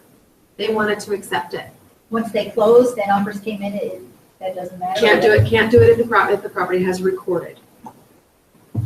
But even if she'd have given it to me the next morning prior to recording, I could have stopped recording. Do you see that? I know that. Now you know that. Okay, so they had the heating system checked. Everything looks good. Complete pre-sale inspection on boiler, water heater, and indirect. All information on separate form. Oh, here's something that I would tell you. All information on separate form. I would want to see the separate form. This is just the bill for the labor. Do you see this? All information on separate form. I think somebody needs to spell.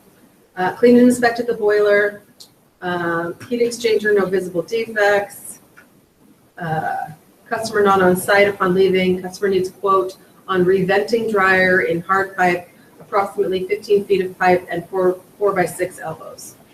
Do you see that? Okay, so that was done. So, and why am I reading this? If this is uploaded on documents, why am I reading this? Yeah, but look at what it says. Complete pre-sale inspection, all information on separate form. Where's the information on the separate form? Now, what do I want to see? The separate form. I want to see the separate form. Why didn't you upload that? Why did you upload that? kind of info for me. Okay, so you see what I'm saying, why you actually want to get on here and kind of look at these documents. Last thing was a chimney inspection, let's look at that. Okay, the chimney doctor came out, masonry, number of stories 2, Osborne, blah, blah, blah, inspected, neither needs cleaning, both fireboxes and flues in good condition, isn't that lovely to know? So now here's something else that helps me out, you guys. The other thing that's nice about looking at this, I know that the chimney doctor charged this guy $90 to look at two chimneys, and he did it in March of 2016. So that's relatively new. And I also know that More Heating for a pre-sale boiler inspection charged them $103.50 plus a trip charge of $31.50. So what are we saying? $135 to check a heating system. Now, in the back of my mind, when I'm asking my sellers, why do I like you to look at this stuff online when people do it? When I ask my sellers to do this, number one, I've got 2 companies that I know of that I can call, and I have a reasonability of an amount of money that it costs the seller to have it done. So when somebody's saying, I'm not going to have my boiler like looked at, you can be like, well, you know, I've just seen one done for $135. I mean, it's not, I mean, $135, not Pretty horrible. reasonable. Pretty reasonable. And I see that a buyer's going to ask you to get it done anyway. So maybe you should have it done prior to the listing so that if there's any problems, we can fix it. Or you would know what the cost would be. Again, chimneys, gosh, this house is built in the 60s. We maybe want to have the chimneys looked at. That costs $90 for 2 chimneys. And now we have a report saying everything's good. That's great, right? So that was 135 and 90, right? That's $210 to give somebody peace of mind, right? And what was the name of this company? This was More Heating and Air Conditioning off of Dowling, and I got a phone number if you want it. Yeah, And what's the one that's chimney inspector? What was his name? Sure. I'll go there in a The second. chimney doctor? The chimney doctor. Chimney doctor. And if you guys want a heating, and this was on 2, right? Yes. Too many tabs open. So interesting property to be going over. This is a really interesting property, actually. I'm telling you right now. I'm super interested in it. I wonder how your traffic is. The only thing that is a little worrisome is obviously it's been on the market for a super long time. It's not getting a lot of activity. Okay, but why? Why is it not getting a lot of activity? What do you think? It's on Darman. Diarmid could be one thing. Okay, what else? So if I'm going to spend basically $500,000, okay, what are other $500,000 properties look like? It's Move-in ready. You know. Yeah, well, this is vacant, so it's move-in ready, but what do I say? I mean, if you still have the same thing, it's just that people will probably just go up to it and be like, nah, it's not good. Maybe like a paved road all the way. You know, it's a super interesting property for the right person. I could see that they would totally dig it. It's just not, again, when you appeal to only certain people or you have very specific taste, not everybody shares your taste. Does that make sense? So I think it's a big property. That's something that I would tell you. So maybe I'm sitting there saying to myself, wow, on a big property, this is a lot of work, right? Would you agree? Yeah, maybe you should subdivide. For the right guy, I think it'll be a great awesome property. 3,200 square feet. It's only $150 per square foot. It's on 1 acre. That could be great. You know, park-like setting, people really like that. I think it's been on the market but one of the things you can already see, it's been on the market. It was on the market previously, is this the old one? For 99 days. Oh, no, 199, sorry. So 200 days. And Basically, it's been on the market for a year. It's been on the market for a year. So what does that tell you right now? It tells you something very important. Tells me that James gonna be selling. Well, either it's had poor marketing Could be, so far, could be. or Who's price? Well, yeah, it was mispriced, obviously, Mhm. initially. You know what, even as a consumer, that would scare the heck out of me. There's so many different choices. Why would I go look at a property that went from 560 to 4? But, probably, but if you just realize when people are looking at the MLS or they're getting stuff sent to them, all they're seeing is 559.9. Sometimes they know how many days it's on the market. This is, pardon me, 459.9. We have the inside scoop into all this. A lot of consumers don't know how long. They do have it now, though, through. Yeah, but I mean, I'm just saying the average consumer, so the property's been on the market for almost 3 months and it's not selling. That is, so it's 80 days. So 90 days would be 3 months. Would everybody agree? So there's clearly, what I like to say is the market is rejecting this property. Okay, there's only 2 things that I know of to do to a property so that to react to market pressure.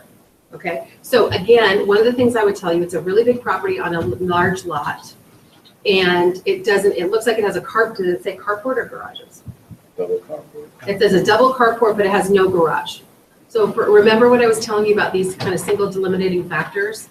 No garage with a 3,000 square foot home. Can I get a house for $460,000 that has a 2-car or a 3-car garage? Most likely I can get a 3-car garage. So let's do something else. So just for kicks and grins, let us see what other properties are. This is in area 25, right? So let's do a quick search, shouldn't we? So for area, I'm going to do a full search. I'm going to do residential. I just want to know active. I don't want to know, I guess we could look at pendings, but I just want to know active. And we're just going to say area 25, right? And I want to say, would you say 400 to 500,000, just for kind of give us a full spectrum, or do you want to do 450 to 550? What would you? Bless you. Thank you. I think you want to go lower. I'd say 525. You want to go up to 525? Okay, let's go. I think you want to go lower because I don't think the property's priced well. Right. Or it's just not enough, right? Then let's just go to 500. So we'll do 4 to 500, you think? Yeah. 400. Well, let's see what's available. This is a nice swing. You might find something that's way too good for 400,000. Well, we only have 6 results, you guys, in area 25. So we're not talking about a million properties, but let's see what our competition is. So Woodhaven is 450. Look at that, 465. I know, right? Wow. Let's look at it. Look at the double garage Okay. doors. So this is a 1.25 acres. It has 2112 square feet. It's a log home. Again, you guys, I told you log homes have their own issues. So this is a log home. Remax. Okay, this is another something that really torques me off.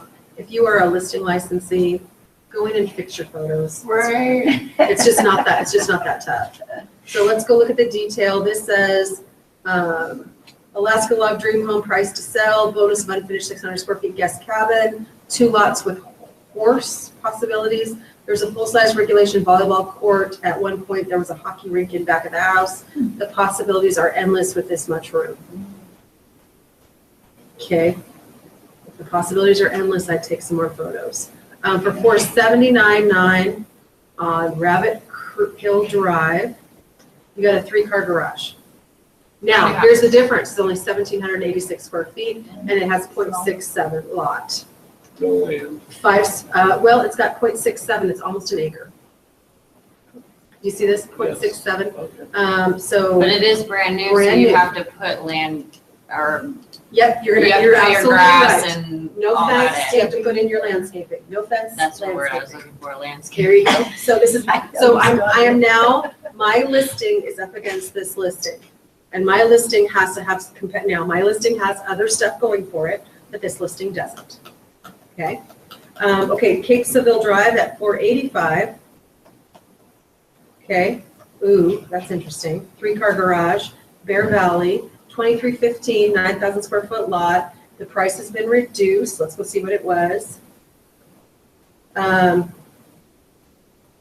my gosh, this is interesting. Gary Cox put something in here. I have made my commitment to fair fees. For all my listings, selling licensees will always be equal to or higher than the fee received by the listing licensee. That is super interesting. Wow. Price reduced, beautiful family home in Golden View Park, formal living and dining room, kitchen, dining room, and family great room, all large bedrooms, upward spacious master, full suite with walk-in closet, laminate and solid surfaces, carpet on the upper level. Home has a great layout, well-maintained, and nicely presented 3-car garage. So this house is $485, built in 2004. It's been on the market for 44 days. It was originally priced at $500,000, and it's not selling. What's Is it at 2%? 2.5. Oh, And okay. what's that little blip? No, in no, there? no. What he said is he's not making more money than you are. Yeah, your commission will either be equal or greater than his. That's what he always says. Yeah. So again, so here's 40 photos. So this house, you're in competition to, the house that you're gonna sit is in competition with this. Oh, well, yeah. Now, here's the good news. This is not bad news, you guys. No, this is good. This is news. good No, news. you should bring these listings too. Exactly. The Now house you got, guys. there you go, James. Well, that's what's happening. I always If you have, don't like this house, I have these houses. I always Now- have a thumbnail with the, Good for you. Good. with, there's only 6. See, because when I'm sitting at a Right, house, what that's am I not trying a to do? lot.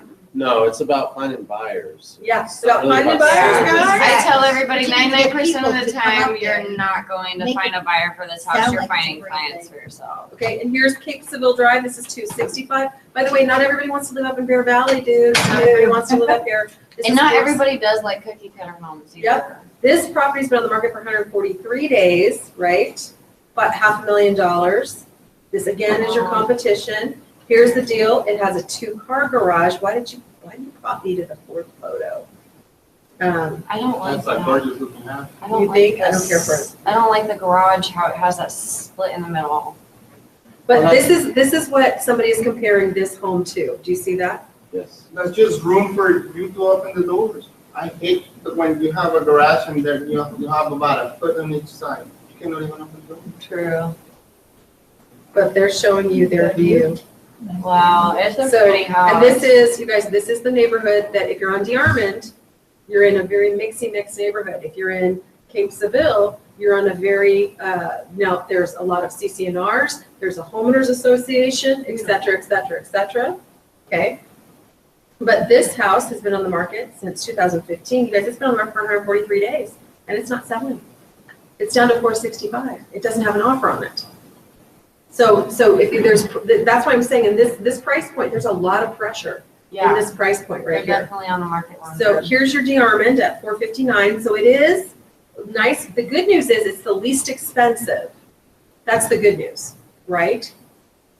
It's 459. It's not 465. Okay. Oh no, this one's the least expensive, 450. But you gotta want a lot. It's on a 1/4 acre lot, you know. Yeah, 460. Yep. You're absolutely correct. 465, you're a 1/4 acre lot. And then this is your 499. This is your Twilight Lane, Rabbit Creek, Golden View, South Anchorage. It's on a almost 1/2 acre, 2,800 square feet. And then let's look there.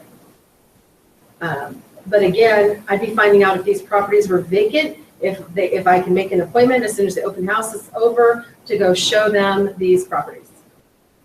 Which ones of these are vacant? Which ones could I make an appointment after the open house to go show? And this property looks like it has a mother-in-law. Did you guys get that? Okay, so let's look at the detail on this. So ranch home on a large lot with open spaces, hardwood floors, open kitchen and dining room, master suite with jetted tub, central vac, oversized 2-car garage, handicap accessible with wide doors. That's interesting. Basement is fully finished with a separate entrance on the side that can be a mother-in-law or a rental unit that has a full kitchen and washer dryer bedroom with full bath. Humidifier system, newer ranch in South Anchorage, no maintenance siding. Prep driveways just need blacktop solid oak flooring, no homeowners association, gas wood fireplace, private master suite, very desirable neighborhood. Mother-in-law rental also has a private parking and could be rented the market rate of approximately $1,000 a month, not including utilities. Now, is that zoned for that or that? I can't answer that question at all. And depends. It says R what? It says R6, so possibly. Yeah. Possibly. And then the original price on this was $549, and it has not sold. It's been on the market for 88 days. So what is this telling you about this price point? that they're gonna be on the market longer. I think this is a soft price point is what I'm discovering. Very competitive. Yeah, and there's only 6 houses available in area 25. And I have the choice of the pick of the litter. So my question is, am I going to pick the house that needs the most? Is that safe? Is that okay to say without being, I'm not trying to be offensive to anybody, but that needs a lot of work. What do you mean? I'm curious. Soft price point? Exactly. Well, look at how many houses there are that Pending. none of them have What's sold and they're selling? all having some big massive price reductions. Oh, okay, so What this do is. the pending yes, ones yeah. look like? So- Do you want to see pending? Yeah, Oh, okay. I'm curious to see what is selling. Okay, oh, here we go. Good question. Now you understand why pendings are important. Thank you for saying That's a that. really good, Did you that's get just a that? good timing point right there. What's that? That's just good timing on the point. Isn't that We great? need to see what's pending. Yeah, this is why pending listings are so very important. What did get So chosen? simple. But now you guys understand when I say how important pendings are? A lot of, But then you have to compare that house to the rest of them to see Exactly. what's different about this one. so let's just look at the pendings, you guys. Let's not look, we've already seen the actives. So I've got 4 that have pended. Let's look at those. Same thing, between 4 and $1 million. Right. So Riverton Avenue pended. Let's look at this. I've looked at that. It's a really beautiful log house.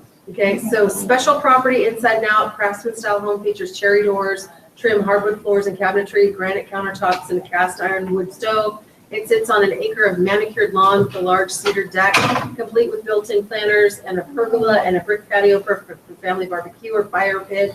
It's your luxury cabin in the woods without having to leave town. Driveway was recently done with recycled asphalt and has a concrete parking pad. Extras include a new metal garage door, electric radiant flooring, heat and kitchen, cedar siding. Okay, so let's, that looks like a kind of interesting property. I don't love prow front homes because I think it's tough to put furniture in them, but that's my thing. So this one's Riverton Drive 470. It's got a detached garage. I think it did, didn't it? Yes. So that's what it looks like inside. Can you see why this might be compelling to someone? Mhm. You like that? Yeah, totally. This is your style right here? Guys get rid of fish and animals. Yeah. Huh? Put up some art. Put- Oh, look at that, you guys, look at the kitchen. It's beautiful. I like the stainless steel. I love the, The I craftsman. like the TIG. craftsman, I like the wood feel The of here, I like the TIG. space. Yeah, See the tug and everything. I like the idea of sitting on a sofa reading a book with the wood-fired stove cooking. okay, This house reminds me of my grandma's house, so I like it. cool. So let's see how, so it was on the market for 2 days. Wow. And original list price for 70, 2 days on the market. Interesting, see, they might have a higher, it might sell a little higher, who knows, only 2 days. That's compared to what else is out there. Okay, so this is East 162nd. This is Bear Valley. It is on 2.07 acres. So you could see why 2 acres might be very compelling to someone. 1,920 square feet, 2 acres of privacy, fabulous mountain views, inlet and city lights, long driveway, leads to home in a very private, beautiful setting. Home has 3 bedrooms and 3 baths, oversized 3-car garage, plus large shed and also a carport, fenced dog run, large deck with hot tub, lots of RV parking, and no covenants. So bring all your toys. Okay. So this is $449. So this is less expensive than the property that is listed. 0? And it was on the market for 5 days. 5. $449 original, and then let's look at the photos. So what do you think might be very compelling about this property? All the view and the view acreage. Land. But somebody might be really excited about the acreage, would you imagine? And then this is kind of like interior. What do you think compared to the one you're going to be sitting in? And obviously, sometimes you guys, homes like this might show a little bit better being furnished. Being furnished. Too bad they painted all those beams. Oh, did you like exposed beams?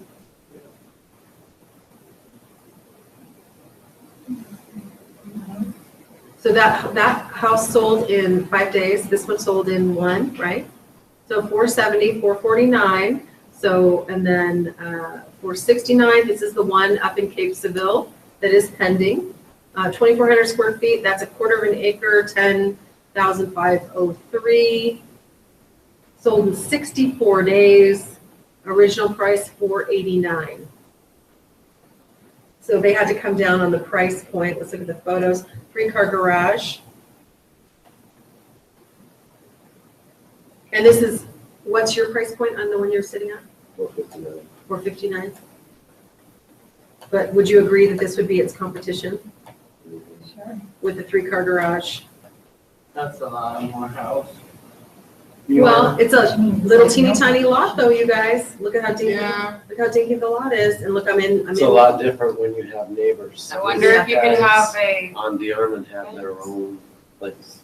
Well, it kind of depends on where on DeArmond it is. Let me just be really honest. Yeah. Again, I don't know why you would put that photo as your first photo, but this is pending.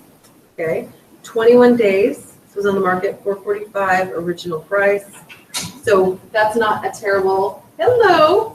That's not a terrible amount of time to be on the market, and that is the only photo right there. Can you imagine?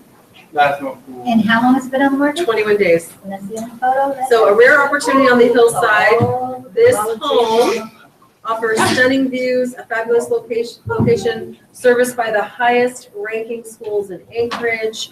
Ooh, family friendly. I would not do that, my friend, but that is just me. And I'm not her broker, but I would not put that on there. what would you know? What did she say? She said the highest ranking schools in Anchorage. Ranked FYI. in what? What's that? Ranked in what? Exactly. So that's okay. Yeah, and by the, here's the other thing, and does that include private schools as well? Depends on what she's talking about the rank is. What, exactly. So would I want you to put something like this on there? I would tell you no. Can I read what I came up with? Sure, I want to hear. Not to show off, but so I'm filling out my listing Yeah. now. And I was thinking like, how do I advertise the school district that it's in? Because that's a desirable thing. So I just said, in district for Diamond High years in Kincaid Elementary. Nice, perfect. You can look it up. Just throw it out there. Specifics. For that advertising, so. Although I would tell you, you probably don't have to actually use those words in your public or confidential remarks, because people are searching via schools. You might just say great schools. It'll pop up. And people. But I was wondering. I didn't Can you know if say I could great schools? Sure, you can say great schools. Because you're not saying which school. Correct, but you probably don't want to say highest ranking schools in Anchorage. Yeah. Because by the way, what can I do? I can probably prove to you that there's a higher ranking school in something, including crime or delinquency or something else, or recidivism or whatever. I probably can prove you wrong in some area. Does that make sense? Okay. And a fast opportunity to build some sweat equity located on a private street. You may only see your neighbors once a week. This home may be subject to a tax lien. Somebody is not permitted on the property. Oh, that's very interesting. I think I went to high school with that person. Please screen cold call clients carefully as her friends may be attempting to access the home. Home inspection to be offered after the 11th. Roof has some leaking. Please see disclosures. There are only 2 full, 1/2, 2-bedroom downstairs have sinks in them. I don't know what any of that means. It does show that there's some documents. Somebody did purchase this property, but it obviously was not. Again, here's something I would never, ever in a million billion years put into my confidential remarks. Someone's name.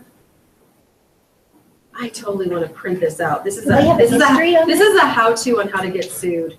Okay, just That's between you. That's the licensee that's selling my employer's house. Brandy Pennington.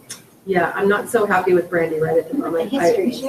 Is there a possibility that you have one listing, but it showed up 2 listings? It should not show under 2. It could be showing that the property is improperly placed in 2 different places. It is a fine to have your property in 2 different places. So we had a listing. Let's go see if we got something better over here, guys. Let's see if we can see the same property. So this was canceled. Oh, look at here. We have a photo. This was originally priced at $617. Tax lien could delay closing. So let's see if we have some photos. It's the same photo. She may have done it. No, I don't think so. No. That was a copyright. She No. So here's the house. So look at the orange countertops, you guys. And look at the lights up there. Why would you put all that out in the photos?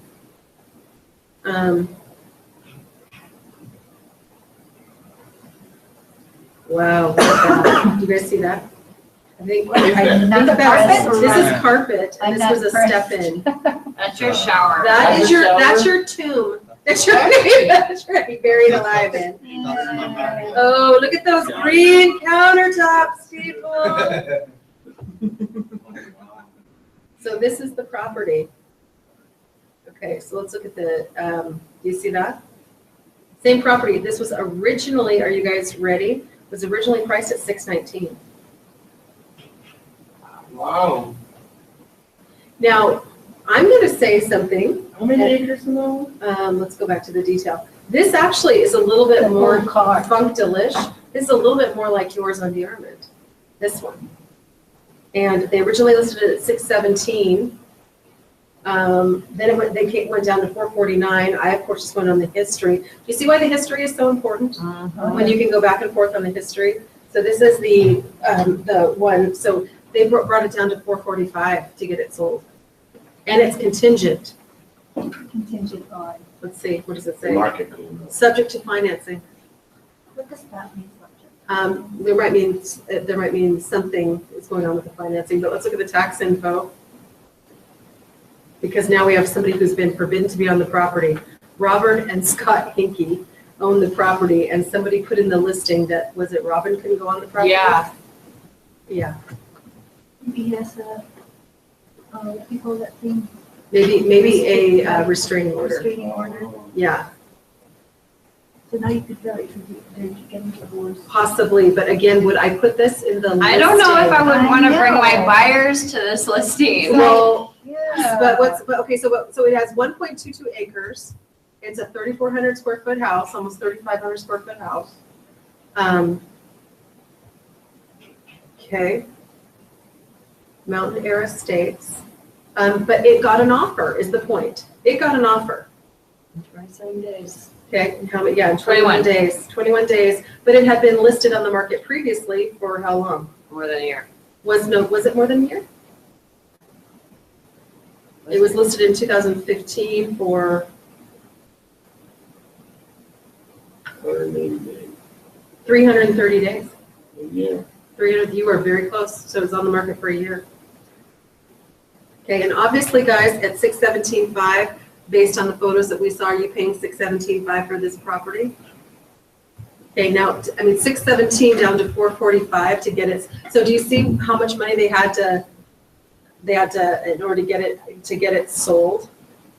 Now I want to know what the Hinkies did, that they have a tax lien on their property. No, I don't, okay. What were the taxes comparable? I don't remember. That was 7,000 on this one, right? Tax value, I'm looking at the tax info right now. I was looking at the annual tax. Oh, I see why it was listed at $617,000. Look here, that was the tax value. Oh my God. So So you somebody's told getting us that you never want to go below the tax value. Well, I think what they're doing is in order to, and I bet I know why it's subject to financing. The property has some trouble. Remember what it said? Let's go back over here. Let's go back over here.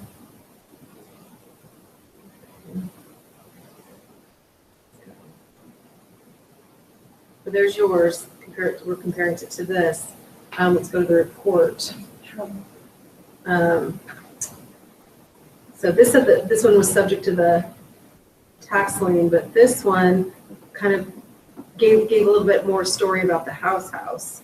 And it said, a chance to build sweat equity, meaning the property probably has some issues that it's not done. Located in a private street. So it didn't say what, but it did kind of give the understanding that if it's subject to some sweat equity, that means there's some issues with this house. And that might be why it's subject to financing. So also, I want to see what did There's a tax lien on it. Yeah, but that has one thing, but there's something else. If the property doesn't have all of its, I thought on that one picture, it looked like there had been carpet in the whole bathroom and there's like nothing there right now. And it also says home inspection to be offered at the 11th. Roof has some leaking. So if it has that, okay, so that could be your financing issue right there. If you have a leaking roof, I can't get the property financed without the roof being fixed. Now, you wouldn't shock and amaze me to find out that this closes at higher than the 445. They may try and roll repairs into the sale price. Does that make sense? Because can you get stuff done? Let's see what documents are on this property. Bill of sale and SPD. What is an SPD? Oh, that's. No. I would have just said property disclosure. Right. So let's see if it says anything. First of all, we're missing some pages. Do you guys see that? Yes. We're missing, or we're out of order. Oh, yeah. Oh, so our name, who is responsible for issuing the resale certificate? The IRS? I don't think so. That's interesting. So here's your second page. 8 years ago, French drain, don't know, assume septic. If yes, where's the drain to? Okay. Entryway. Don't know how old your roof is. Oh, is it leaking? Yes. Where? Entryway. Okay. So this says there's a problem with your roof and there's a problem with the windows. There's been dogs and cats. I have been out of the house since 2010. Okay, that's great. Roof leaks when substantial rain or snow melts along with high winds.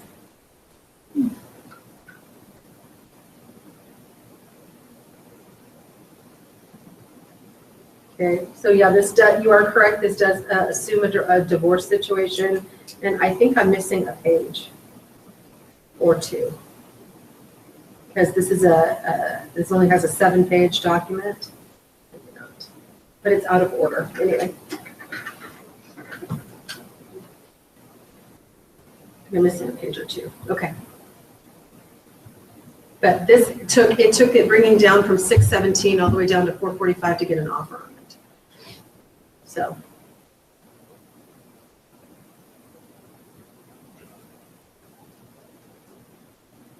And do you see how you can hover over the C and find out what it's contingent upon? Did you guys know that? No. I can hit this and it'll tell me. I can click on it or I can just hover over it and it'll tell me what it's going on. Okay, so those are the properties that got chosen. Which one would you have chosen? I choose the one with the. 470. 470 was the most, was the nicest one? Of what I've seen here.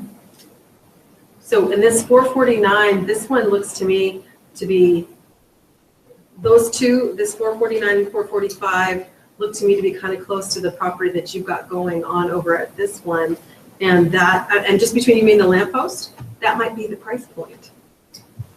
You know, maybe you have to be under 450 to get activity on this property. Do you see that? Yeah. Because both of the other ones that closed under 450. No one's even making an offer. Yeah. Well, and remember, and they're really super close to it, 459. I mean, close. You know, but one of the things I saw in every single one of the other properties is they had a garage, not a carport. So, oh, it was a chimney doctor. Did you want that phone number? I got it. Okay, you guys, let's take a break right now. That's your open house this weekend. What do you think? Did you get popcorn? Getting yourself prepared to go to an open house. I'm curious to see what type of buyer shows up. Me too. Me Okay. too. And then I'm curious to see how steerable Hey, they Mike, are. it's Megan. Well, Sorry, and I'm I in class. really invite you to We're on drive a break. all the way up I'm in class right now, but we're on a Dearman, break not to right now. upper Dearman, but I would drive up at least to Hillside Drive, and I would drive all the way down to Seward Highway. So between Seward Highway and upper everything. Hillside Drive. What's that? Everything's I going come good off so far. I'm Seward. gonna. Yeah, but go all the way pulled up some Dearman comps to and I Upper still Hillside feel Drive. that we can Yeah. I wouldn't go to upper Dearman, but I would know, around like, what does it look like? 300, Because it's, 305. some of it is really, really pretty, I and believe others that is really if you put maybe interesting. a fresh Yeah, coat that's of also paint, interesting. I'm gonna go take a look at that it would. There you go. I know now look you're just like, more now I want to see. See, that's what I want to try and do is but get you guys other than going. I that, want I to talked see. about the garage. Don't tear down the garage, the makeshift court garage. So now I Do understand. not, no. Just see what we could, because that, I believe you would be taking value away Whatever if in the you area. tear it down. Because I want you to know Even though what it's other properties are different siding, available, I and this know. one doesn't work for you. But it is enclosed, so There's others. someone There's has a others garage. available in the And that's same probably- area.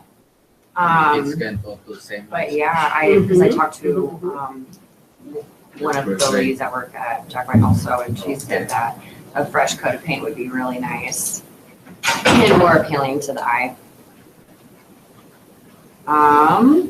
But other than that, I'll have, So where were you working today? documents that we can look over, at about To an class. hour. But into the yesterday I process, was- I just need to get I everything died. situated. Did you? You just, And You then had I too wanted much? to, and then I know, we like need to my get the allergies, number but from I- Diana. of how they much- say it was Asthma. terrible. Yeah. So I wanna make sure you'll be able to make money off of this. The night, Because if you don't make money off of it, I'm just gonna tell you to run it out for a little bit longer. so I called my clinic because I have a, Okay. my nurse Well, appointment. I'm gonna try to make money for you The nurse then. could hear me, so she moved me on Oh, June good. 18. Nice. So I probably have to call again so they can move me. It's crazy how many times they did. It's just more of a headache for you. Is there anyone else who can see you? I kind of just like them. Oh. Yeah, but they sent me another one again to try. Right. They said it's not working, it's not working. The Target just sent me a text that they have it already. Oh, good. So I'm gonna pick it up. Yeah, but I triple dosage. Oh, my gosh. Supposed to be like two, or it was like 1, 4, and then another one after an hour. Mhm. Well, my asthma, Right. that stuff, I can't do anything. I can go to bed. I can't even go to bed because I'm waking up my Right. husband. Mm. I have to go in the living room and just sit there and I'm okay. It goes like, no, Mm. he can hear me. Mm. Like, it's just air coming out. Hello, sir. Right. Are you excited? It's your first? That's a really nice flyer. True, you just had that nightmare, so. All right, well, let's get this bad boy on the market. Okay, where to use that guy up there? Can I somehow, Okay, benefit more from? sounds good. That guy up there. About the. He's over it. My husband, I want to. And you're, thank you. You're such a beautiful house now. Oh. Yeah, Jamie can help you out. Can I benefit more from it besides my 25% commission? No, that's what's great with you. Right, Uh-huh. right. Why making it better for someone else's You life guys when you plan making it better for yours? So how would you like to Just be a actually little get that money? selfish Or use that money? If he goes and talks to somebody No, else. but who's cool. better. I'll call Diana. I get out of class at 1. I'll call her right when I get out of class and talk to her a little bit, and then And Jamie's perfect. I'll either have her let you know what's going on, or I'll call you and tell you what's going on. Yes, of course. Awesome. Thank you, I Mike. tell him you want him to teach you how to do it. Don't have him, don't have him serve you a fish. Mhm. Learn how to fish. See the difference? If you feed me fish, I eat for a day. If you teach me to fish, I eat for the rest of my life. What do you know about woodland? Lot, we will know. And- Olive Anchorage wetlands, what do you need? Okay, can we fix it? Can Possibly. they come and do? So let me just tell you, you know you know where all the hotels are between C Street and along C Street where two Jack Riders are? That was designated federal wetlands. So what do you need to know? That's They it? do landscapes all the time.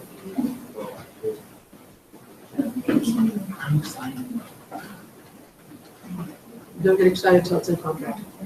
Let go of all outcome. I'll give them. Let go of all outcome. Have it be something that just like would be so awesome. No, I think this is awesome, but this is the right guy for the right property. This is an awesome property for him. Because this guy, he owns a really nice company. I think, It's great. But have somebody help you, yeah, I think, because otherwise you're gonna end up looking foolish. yeah, I know, I mean, he knows me, so he knows this. He knows your situation. Mhm. Bring something and bring it over out. I learned about that how much you owe and stuff. Mhm. Like to stay the natural resources. Yes, did you do that? I did that, and I told my husband, now I learn more about you than I used to. Is the bush, do your eyes change colors? Probably the eyeshadow. Or whether or not you wear your contact or not? My eyes are really black. No, they're not. They have dark brown. Oh, that's it. That's why I was like, really? What happened there? She did that Nicki Minaj thing where she put in brown contacts.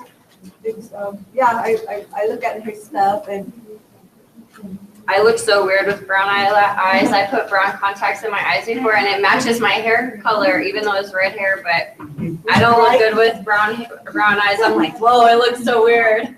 Are you naturally red? Yeah. Yes. I dyed my hair dark one time. You're a ginger. I'm a ginger. By the way, I have gingers in my family. So Yeah.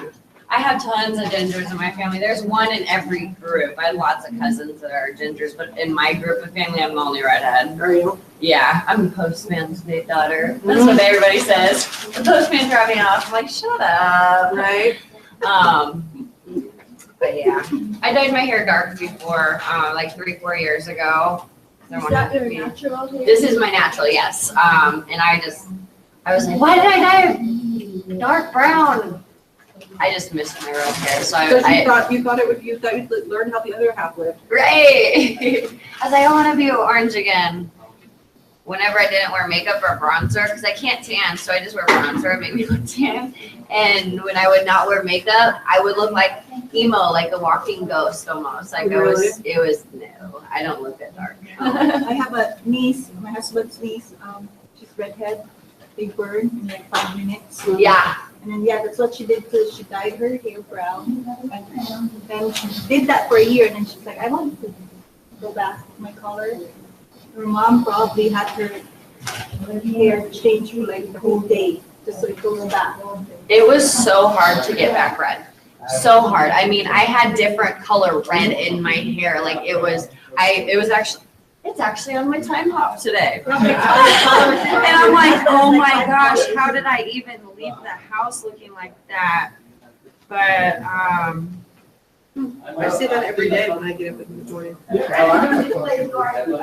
now he said it's all white. oh, it was on it yesterday, but I'll show you guys. But it was not. When I reversed it back to the red, and then it was like this bright fire engine red. Oh, not really fire engine red, but it was like a red paint. And then so I started using this shampoo, that cleansing shampoo. And I used that like for a whole week straight. My hair was like so dry and ooh. Then my mom put a color reversal on my hair because she's a cosmetologist. So she put a color reversal on my hair and it took most of it out. And I just had your hair to. looks like dead. Her hair was like, Yeah, I had to do a lot of conditioning and treatments. And, They break when you brush it. right. Yeah, I finally got my hair back to my natural hair color. I think it's I do too. I will never dye it again. Sometimes I see cute pictures of when I had my dark hair, but then I remember when I did wear makeup, I was like, no, you don't want to do that anymore. Because then you definitely have to get ready. It's like those days when you want to put bangs, and then a day after you regret having bangs. Why did I have my bangs? Oh, I keep thinking about bangs, but I'm like, no, don't do Don't it. do that. I won't do it again. I was in high school and I did I pushed it down and did it. I And then it was all I had bangs like this. My dad walks in right after I did it and I'm trying to figure it out. He's like, did you just cut your bangs? I said, Dad, shut up, leave me alone. oh my God. I was so I think embarrassed. we all went through that. Oh, yeah. But then you're like, next time, no more. Or you're that person that if you don't have bangs, you don't even recognize them. Yeah, there's people who I've never seen certain people without having bangs. Like my mother, I've never seen her with long hair. She's only had short hair. She's always had bangs. Right. I've had a never seen classmate since grade school, high school, and now she has bangs. Yeah. I'm like, can't even, never, and won't grow it, couldn't imagine, can't Bangs are stand it. really hard to take care of and you have to know how to like use that. I mean, if I do bangs, they'll probably be the 80s bangs or something. I don't know. You mean like, oh my God, I gotta show you this. This is amazing. So it was my girlfriend's birthday the other day. Yeah. Did you watch that video I sent you? I haven't watched it yet, I wouldn't lie to you. I have not watched You it. have to James watch Corden. Have not watched it yet.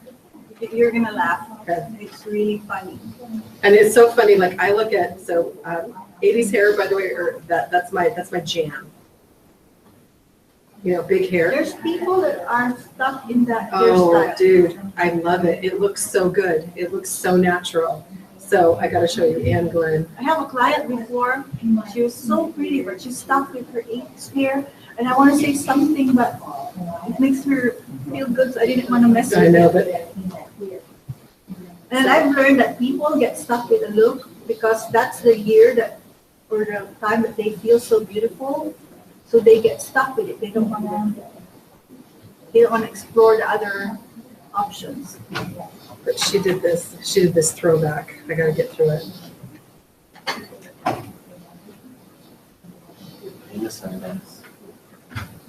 So people were looking for you yesterday too, Missy. Karen, Yeah. Never know. she gave me a call. Thank you for the popcorn. You're welcome. Do they have direct training here? Oh my, I talked to my buyer, now we have to wait. Oh, I should have posted this yesterday. Remember the move the job? Yes. The first Cinco de Mayo, it says Mexican word of the day, taco. Let's talk about selling your home.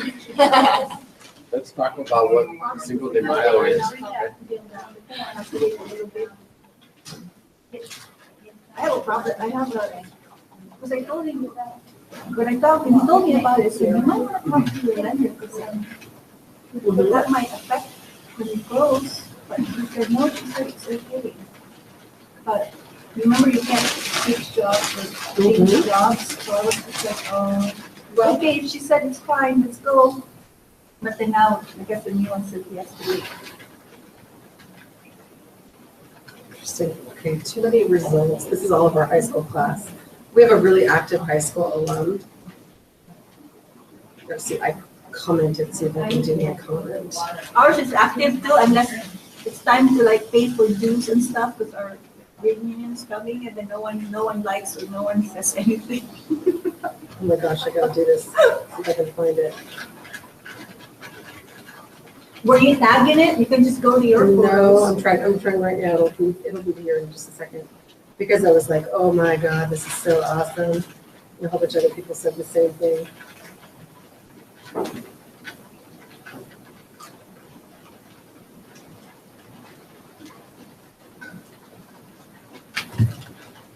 I saw Marian right there. Where? What? Her name, What is this? Teresa's Facebook. I gotta find it.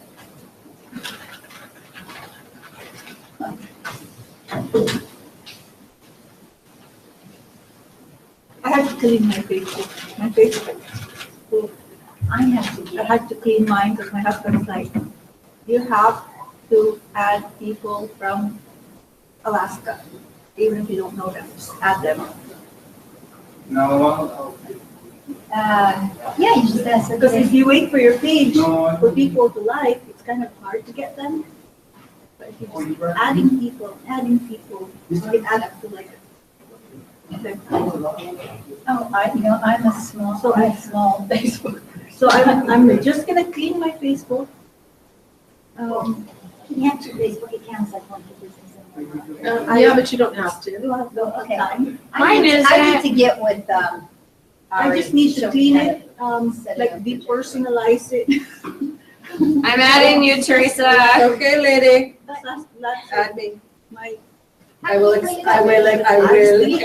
you. Or, let back the stuff that's pictures and says only. Oh my gosh, I gotta find it. Although I rarely put photos of my kids and family. They either have Mine is all. Are you about looking my- for a my picture? family. it's But not either on mine, not on either mine, on they somebody are- Well, if you go to their page, then go to photos, that will say Oh, okay. photos tagged of you. just I like don't think a I was, so let me try. So that's the one, if they're facing, then I have to delete that or put it on, just You do to that show instead. you. That's the only reason, my Facebook is all. Where's her photo? And you can put groups, but I was like, I don't have time. If it's her birthday, you're gonna see millions. No, it was something she did in 80s hair, and we all just, I was like, oh my God, I love 80s hair. It was so perfect, though. I don't think it goes back this far. My husband likes girls that have 80s hair. Oh, I love 80s hair. It is a And what true. is 80s hair? I don't know. Oh, The I'll big show you. curl Farrah telephone or Fawcett. something. Oh, is that Farrah Fawcett? No, that's, I think that's Okay, 70s. That's 70s, ladies. Get your What's decades 80s? right. What's The 80s? big hair. Big, Big, big, like, Woo! with the big bangs like that. With this Ah. hairspray. Not 80s, 60s. Yes, You're no, talking 60s. no, babes, we're talking 80s. I'm not. And his, You must have his, missed the whole his crush is, generation there. Tia Carrera. Really? That's his crush. Seriously? Tia Yeah, it's Carrera. not your- What was it? Tia Carrera. No. That celebrity before in the 80s. Oh, yeah. Oh, I know what Is it that, is. is that the 80s hair? Yeah, he's Asian, Yeah, Asian, Hawaiian. Asian Hawaiian, yeah. Too That's complicated. his crush. Yeah, correct. What is going on? No, I don't know what's going on.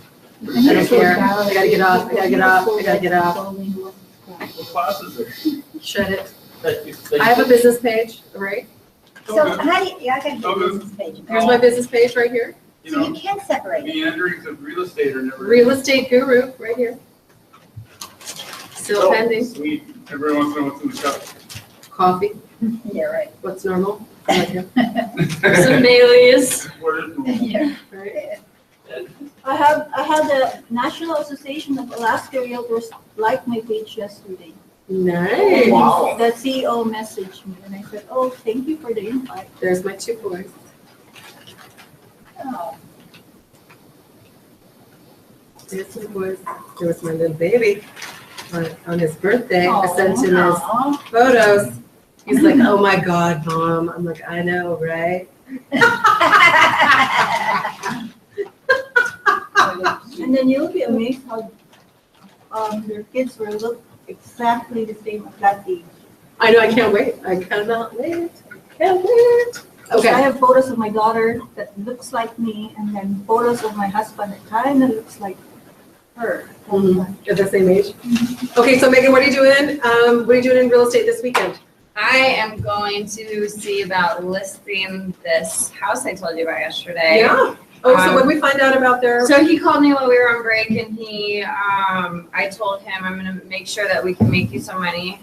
And if not, I'm gonna tell you to keep it for a little bit and rent it out. He said, no, Megan, I'm not renting that thing out. I don't want it anymore. So I said, okay, let's put it on the market. He's like, okay, call Diana, talk to her. So I'm gonna go call his wife now. Okay. And I've already been, these have already been my buyers before. I'm not selling the house that I've put them in. I'm selling the house that they've had for 10 years. And so it was really easy listing appointment. It was my very first listing appointment, but super easy because they've known my mom since I was like this big. So it's like family friends. But super awesome. So I'm really excited. I'm going to list their house and yeah. So should we look at it? Yeah, let's look at it. Okay.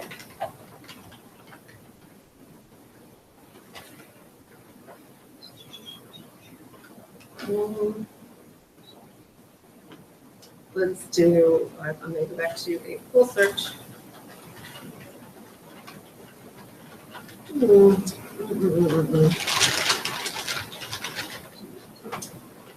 I have that spelled right, don't BECH. I? Right? AR. Yes. I do have that spelled right. Yes.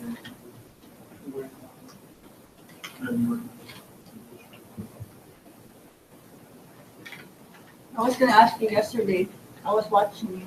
Were you? Am I gonna get a certificate since I'm watching the whole thing? Are you signed in? Let me answer this. Nope. I said, hi, everybody. Oh, did you say hi, everybody? On the chat.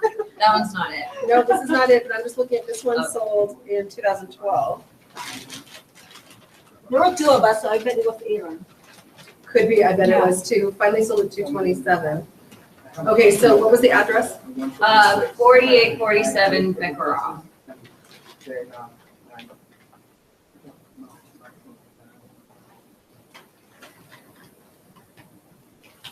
There it is, 2004. Yes. Can we turn off the light so we can see? Of course you can, you guys. Do whatever works for you. I'm looking at the screen, so I'm good. But this is not when they purchased.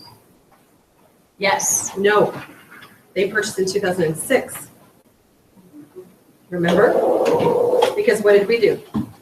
Yes. Okay. Yeah, you're right. But I swear I seen their. No. Okay. No, what we know is this thing right here. So did they purchase it for sale by owner? Maybe. I don't, could be, or it just wasn't on the market. Okay. Because the history, so when we go, again, let's go look at the tax info. One of the things I love about See, yeah, looking- that's their name up there. Right, but remember, when we go to the tax records, it shows that they owned it in 2006, Right. right? Okay. No, that's better. I can see. Okay, Isn't it better? and how did we find out what year they purchased? Okay, look, so we're gonna go back to, see if it says it on here. Look for a deed date. There it is. Previous Deed deed, date. 8/10/06. So they either refinanced in '06, which they, remember, that's what I said they could have done. They could have refinanced in '06, or there was a purchaser in between Right. that were not. Now, how would we find out? Does anybody know the easy way to find out? Muni. The muni. Yeah, where are we gonna go? No, it's not the muni, the state. Natural resources. Okay, yep. What's it So we're gonna called? go to the state of Alaska. I want you to do that because I can't understand most of this. Not a problem. So we're gonna go to the recorder's office search. Do you see what I'm doing? Mhm. Okay.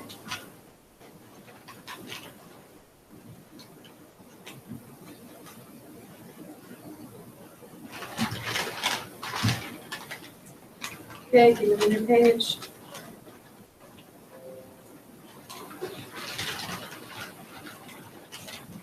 So the search is.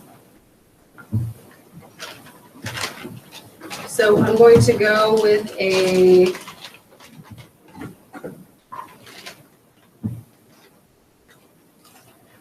Or So you get the plat search there too, huh? I could search the plat, but good night. I could go Oh, no, I plat, just wanna know where to name, look date, document number. So let's see what it says. It says previous deed date, 8/10/06. Previous deed book and previous deed page. But in reality, here's the deed page over here in the deed book. But their name is the most important thing, right? Mhm. So let's look at the name. And I don't want to look at everywhere in Alaska. I only want to look in Anchorage. Why? Because that's where the property is. That's where the property is. I don't care.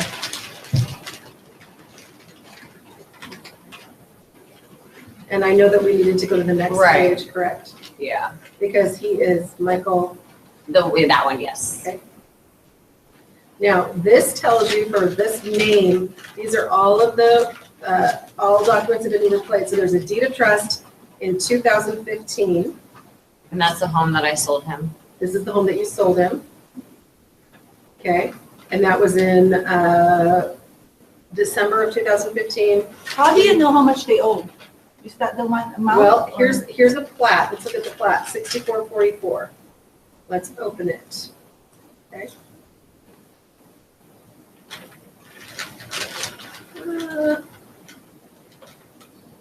I don't care. Picture view, let's do that.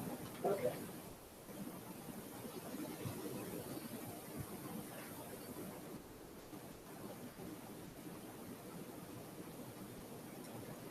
So this is Elizabeth, or where was this?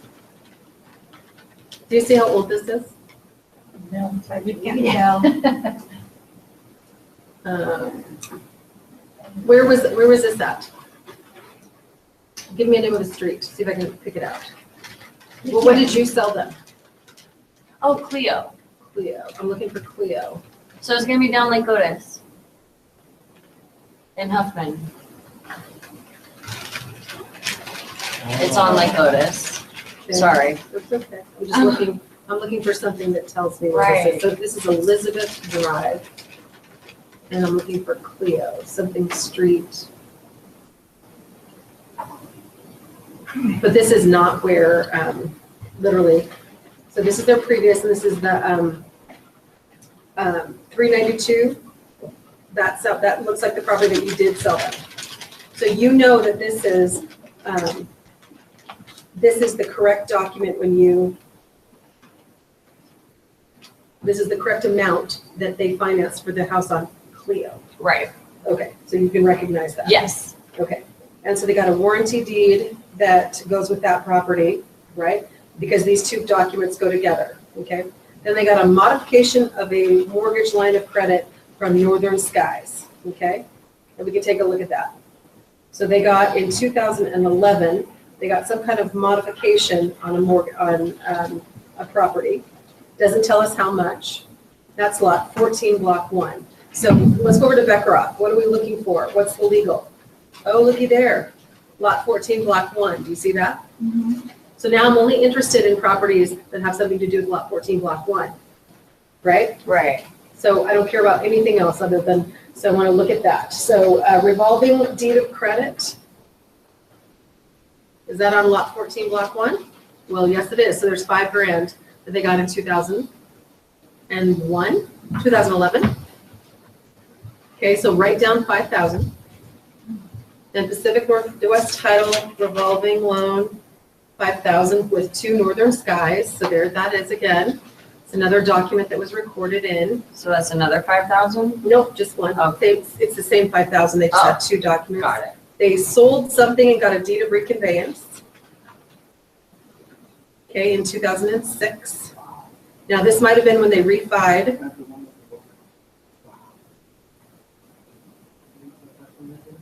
Substitution of trustee. This is when the mortgage company sells off your mortgage. They do what's called a substitution. Okay, so it's the same damn thing. Do you guys get that? And then they do associated documents, so you can go look at the associated documents. And going through this, you don't need an AREC, right? No, of course not. Okay. So there you go. So this is the original note for 243. And see, this says 8/29/2006. This is lot 14, block 1. So again, this is Beckeroff. And unless we can find a different document, then this is when they went into title on the property. Do you get that?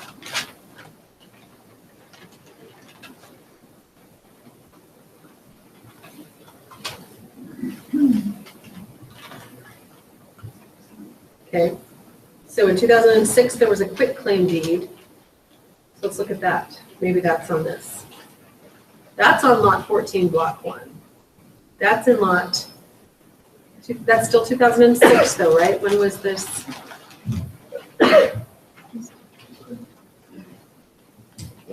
This was in 2004. So unless we can find something that goes back to 2004, there was an owner in the middle. Does that make sense? Yeah. Okay, so there's a quitclaim deed in 2006. There's a quitclaim deed in 2006. There's 2006. There's 2005.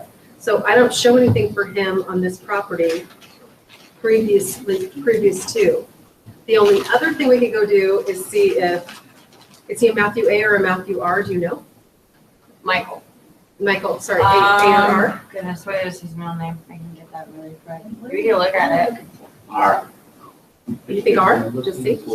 I forget what his middle name is. I'm gonna look right now in the purchase and sales agreement. Okay. Now, what are we looking for here? I'm getting lost. We're looking to see if we can find any documents from 2004 to see if they went in. Here's a release of lien. This is child support, so none of this is, oops, sorry guys. It does that every once in a while. I don't know what I'm doing. So child support, Wells Fargo Bank. There's a deed of recon. Wait, let's see. Deed of recon.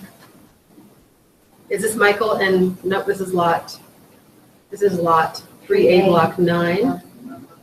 So Well, that's them. But that's not a, in 2004, that's a deed of reconveyance. That's, they sold the property. Release of lien, the claim deed in 2000, deed of trust in 1995, 1996. So this is not, and so he's Michael R. There's a Matthew A. That's not him, right? No. But you see how you can look up people?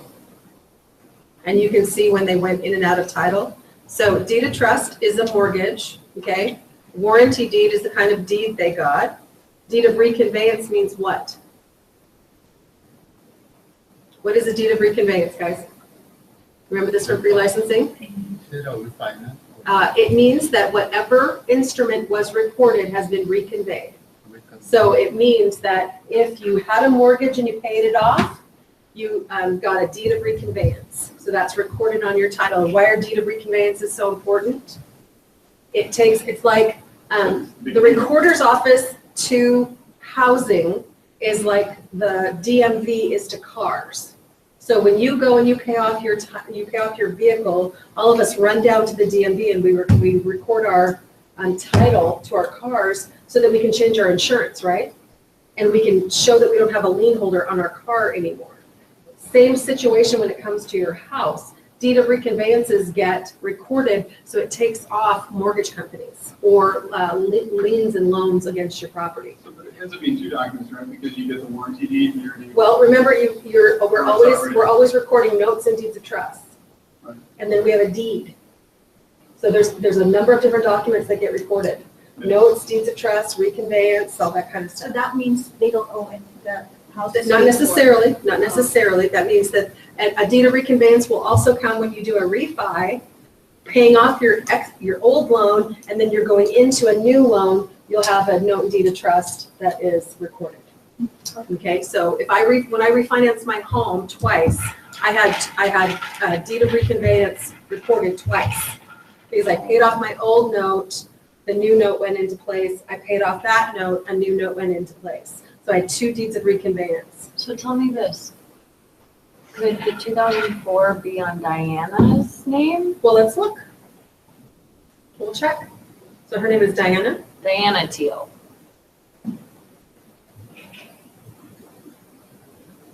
Here's the Diana. There is a Diana Teal. There she is. Quitclaim deed 2005, 2006, 2006, deed of recon 2006, quitclaim 2006, 2006, 2007, 2007. I don't show anything in 2004. I Now- think you're right. So I don't think they own, I think there was an owner in the middle. And they bought it off of them. Correct. And they might have bought it for sale by owner. You might ask him, did you buy this property for sale by owner or was it listed? But he said that he bought it from Roy. Well, and that makes sense according to here, because it says here Roy was that the Roy was listing. the listing licensee, but this got recorded and it said it was a conventional loan. I mean, the only other thing that we can go I to. wonder if Roy bought it and then Anything is possible. But here's what I'm saying, sold it guys. for sale by owner. I don't know. Between 2004 and 2000, it totally makes sense to me what you're saying, that Roy was involved. I mean, obviously he's a selling licensee, but this got sold in 2005, Right. not in 2006. Now, maybe they refied. And then that would make the 2004 Well, go here, away. hang on, here, Anna Bradshaw. So wait. So how do we find that? So what does it say? Richard Matson was the seller's name, right? You see that? Okay. So I guess the only other thing we could look at is, let's do a name search again for MATSON, right? Did you get that? So now we're gonna go, and his name was Richard, correct? We can go back and look. MATSON. We're looking for Richard. We can see there's David, more documents. Is this interesting how people can come and find out stuff about you? My goodness. Did you know you got something recorded against you? Where's the other place somebody can go look for you? Courtview. Courtview. So I've got a Richard W. trustee, a Richard G, a Richard W, a Richard and Christine. Yay. Okay, so I got a lot of Richards. So what am I going to start with first? The first one. Okay, and I'm looking for lot 14, block 1, right? I got judgments against him, satisfaction of judgments in 2004. Let's see what that is for. There was a lien filed. It doesn't say. So it doesn't say for what, although I could print, if I get see image, I could see, let's see what this is.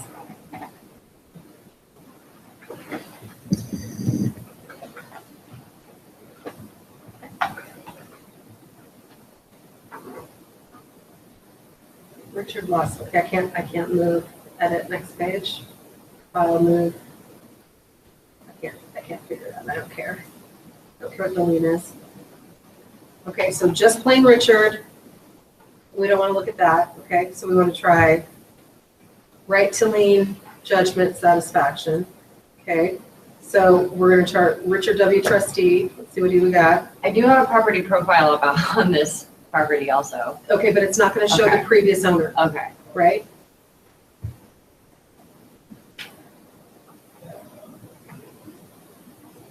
So we're looking for a recon in 2000 where?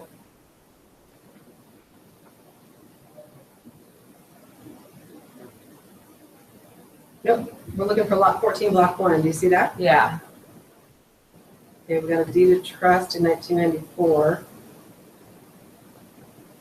Block 5, block 2, nope. Okay, we're out of there.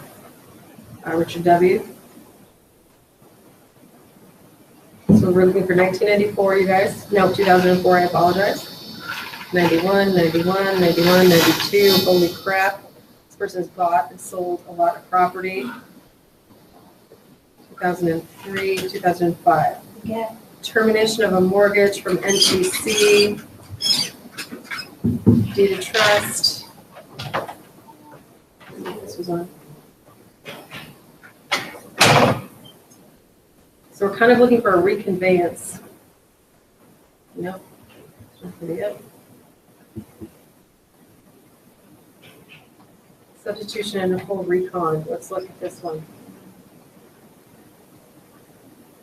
There it is right there. Substitution and full recon was recorded on 4/4/2005. That's it. No, they didn't purchase it until 2006. Well, he purchased it. Right, but this means that there was an owner in between. Do you see this? Yeah. This was where the recon, the deed of reconveyance came in. I'm gonna text her and ask her who she purchased it from, or sell by owner and whatnot. Mm-hmm.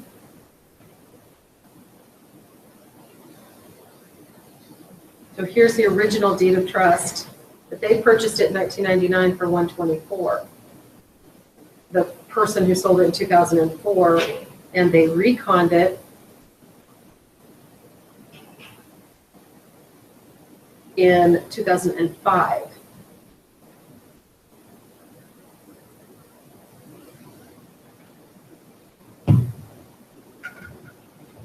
Weird.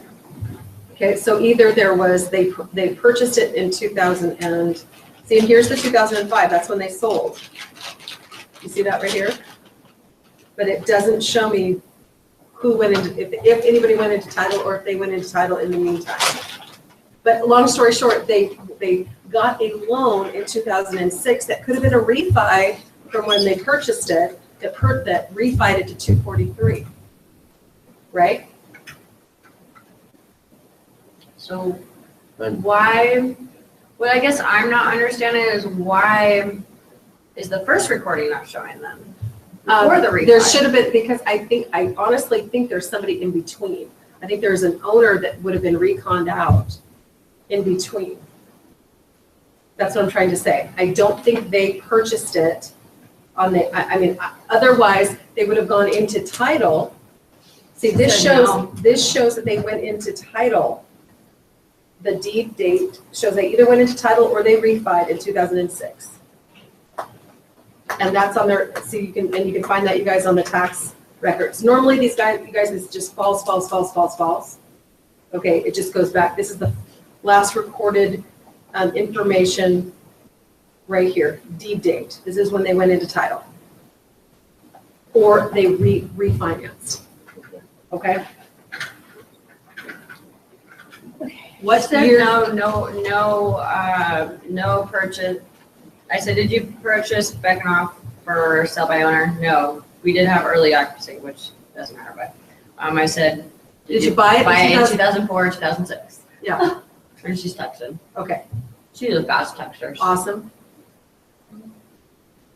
And they could have just they just could have refied or done something in 2006. But this is how, okay, so now if you guys want to see something amazing? Okay, so let me show you something amazing. 2005, I think we moved in 2004. Okay, so they must have refied. So 2005, that makes sense, but the person they moved in from was Tina Bradshaw. Do you see that? Ask who the owner was at the time, does she remember? Did you buy from Bradshaw? Because the seller in 2004 was named Watson. No, what was it named? That's not right. You guys, what was the name in 2004? What was that guy's name in 2004? Oh, Matthew? Michael? Matthew R, Matthew A. Matthew. No, that's this guy. His name was Richard Matson. Richard Matson. We said Matthew because that was above Michael. No, Matson. No, you were, how's You that? flipped your numbers. I've noticed that you flipped your numbers a few times today. Did I? What have I said? Just flip them around. Have I? Oh, Yeah. interesting. Point it out. I don't know. And you went from the W to an M. On Watson. Oh, did I? Matson. Oh, no, Watson or Matson. I'm sure I could have done that for sure. Because Richard Matson, you guys sold to, looks like Anna Bradshaw. See where I'm at? Anna Bradshaw was the person that bought from Matson. She didn't have it very long, did she? No. Do you see this? So Watson was the guy who sold in 2004, and in 2006, Anna Bradshaw sold it to the Teals. They had early occupancy. So do you see that? So Bradshaw bought it from. I think Bradshaw bought it from Matson. So guess what else we can do? Ready? Is that what she did? I don't know. So name search Anna, say Aunt Bradshaw, Anna L. You guys ready? Bradshaw. How long did she have it? We'll see. Okay. So Bradshaw, Anna L. Bradshaw, Anna. Oops, no, Teresa J. No. Let's not go there. Let's not find, okay. So Anna L, right here, Bradshaw, Anna L. Statutory warranty deed. Statutory from Matson, here you are, right here, here's her deed. And then here's her deed of trust in 2005. Here's her deed of trust, wait, don't you go right back here. Here's her deed for $202,000 on Bancroft. We got it. So it went from Matson to Bradshaw to the Teals. So this is the woman who bought it on this list. So it's just not on the MLS? Yes. So do you see where I'm at? Mm-hmm. Okay, so. You see how, man. So I can find out when Right. someone bought something and who owned it. Okay, do you see that? I can chain it through DNR. We solved the problem. Okay, so Thank you for bringing the popcorn. Is there a way? What's the movie here? Yes, sir. So The plot thickens. there's something we can request from the title company It'll only, so when we request. that would actually No. disclose this. No, for it us. would not. See, we just did something. Are you ready? We just did a little title work. We Big did time. something called a chain. Yeah. We just chained owner to owner to owner, and we were able to do so just through the recorded documents that were on the recorder's office. But Anna Bradshaw purchased the property when it was listed in 2004 and sold it to Mr. and Mrs. Teal. Okay, so in 2000 and a date recorded 2005 for $202,350. When the Teals purchased it in 2006, they bought it for $243,000. But they said that they moved in it in 04. Maybe they leased it. Maybe they did. Yeah. So they bought it and leased it to them, maybe? Who knows? But long story short, Mr. Matson purchased it in 1999, sold it to Anna Bradshaw in 3/23/2005. Anna Bradshaw sold it to Mr. and Mrs. Teal. Okay, She said, I said Anna Bradshaw. She said, yes, she was the primary. So this is basically what the title company does. if they were to go and do this, this is how they would start to chain. So tell me, You would ask them for a chain of title? You could, but asking for chains are expensive, and you can do it yourself. Well, it's free for us here. No, it is not free. Chain of title is not free. A property profile is free, and that's the last recorded information on the property, but it's not going to go show the previous conveyances. I can easily pull up the previous conveyances by myself. Okay? Okay, so there you go. So there was Miss Teal. And deed of trust, she purchased in 2006. This is the property, here you go.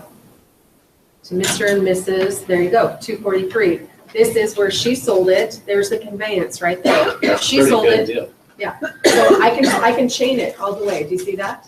40,000, yeah. In like 1 year. yeah, like. Even like, yeah. So would it show that she made improvements on the property? No, not the recorded information, Or, I but mean, but but- there's somewhere that could? so no, not recorded. So she just made 40 grand. Yeah, just by owning the property. Okay, so now watch this. I want to show you something. So 243 is our number. What month did they buy it? March, didn't they? I was gonna say 3. No, look, that was when they, 8/9/2006. When was their first payment? 9, 10, November? Wait, 8, that's No, August, no, probably, September, October. probably October, right? Yeah, You would have had your first payment in October, would you agree? Yes. So watch me go to the calculators. We want to see something funny? So here's an AM schedule. So principal loan balance, 243.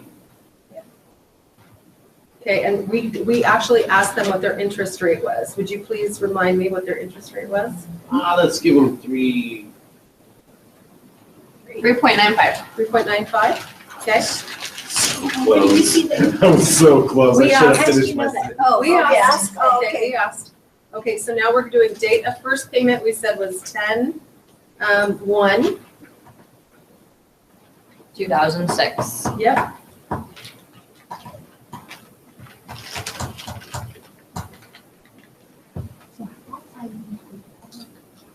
So if I want to know what they owe in May of 2016, they should owe roughly $193,000 on this property.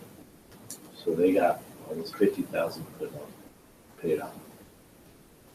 Yes. 9 years. Yes.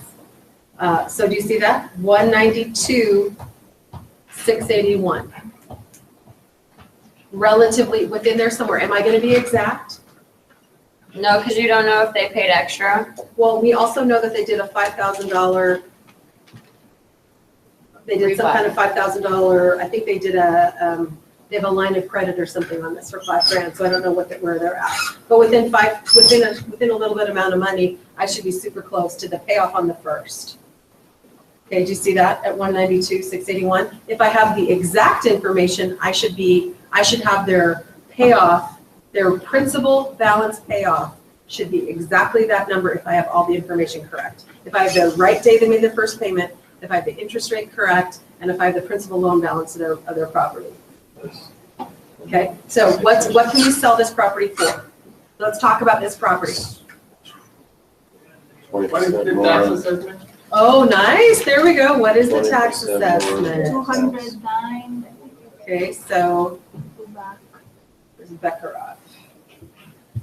Is it kind of like 20% above the tax value estimate minus whatever improvements you might want to make to make it? Do we add all of Yeah. the payments that like emissions and stuff like that? Well, you absolutely have to make sure that we're able to clear this property. So the tax value of this property says it's $296,300. The building value, 209, land value, 87.1 for 296. But we're showing when we did a CMA that this might be high. This number might be high. And why did we say that? Because all the other properties in the neighborhood are selling for about 285. Okay, the other thing is I need you to understand where this property is. So if I'm traveling on if I'm traveling on the Seward Highway and I were to get off on the Seward Highway at Tudor Road, okay, there's a neighborhood behind, like used to be Tony Roma's, now it's whatever it is today. Does anybody remember Tony Roma's? Yeah. Do you guys remember Yeah. Tony Roma's? I remember it, but I don't remember ever going. You were like this tall. Yeah. Okay. Stop dating me. Okay. I think Parker's Grilling was in there for a while. Oh, that's the bingo. Well, there's a bingo place right there. So there's a neighborhood right behind us called Bancroft. It's right on the highway. I mean, smack on the highway. You look out the front window and you see this big tall wall of China, and I'm just saying, Yeah. But they've literally just added within the last probably 6 months to a year a huge fence. So this is a Bancroft subdivision. The names of the streets are Russian. They're like Bekharov, Chinnikov, Kasila. I mean, there's all Russian names in here. So it's called Bancroft. And it is an interesting, unique little neighborhood. It's tough to get to. It is super hard to get to because it's right behind. It's on the frontage road. You know, first of all, Okay, it's on behind that the front, bingo. behind the bingo. It's on that frontage road. You have to like drive through parking lots to get to the frontage road the back way, or you have to get off on Dowling and take the frontage road all the way to Tudor to get into the subdivision.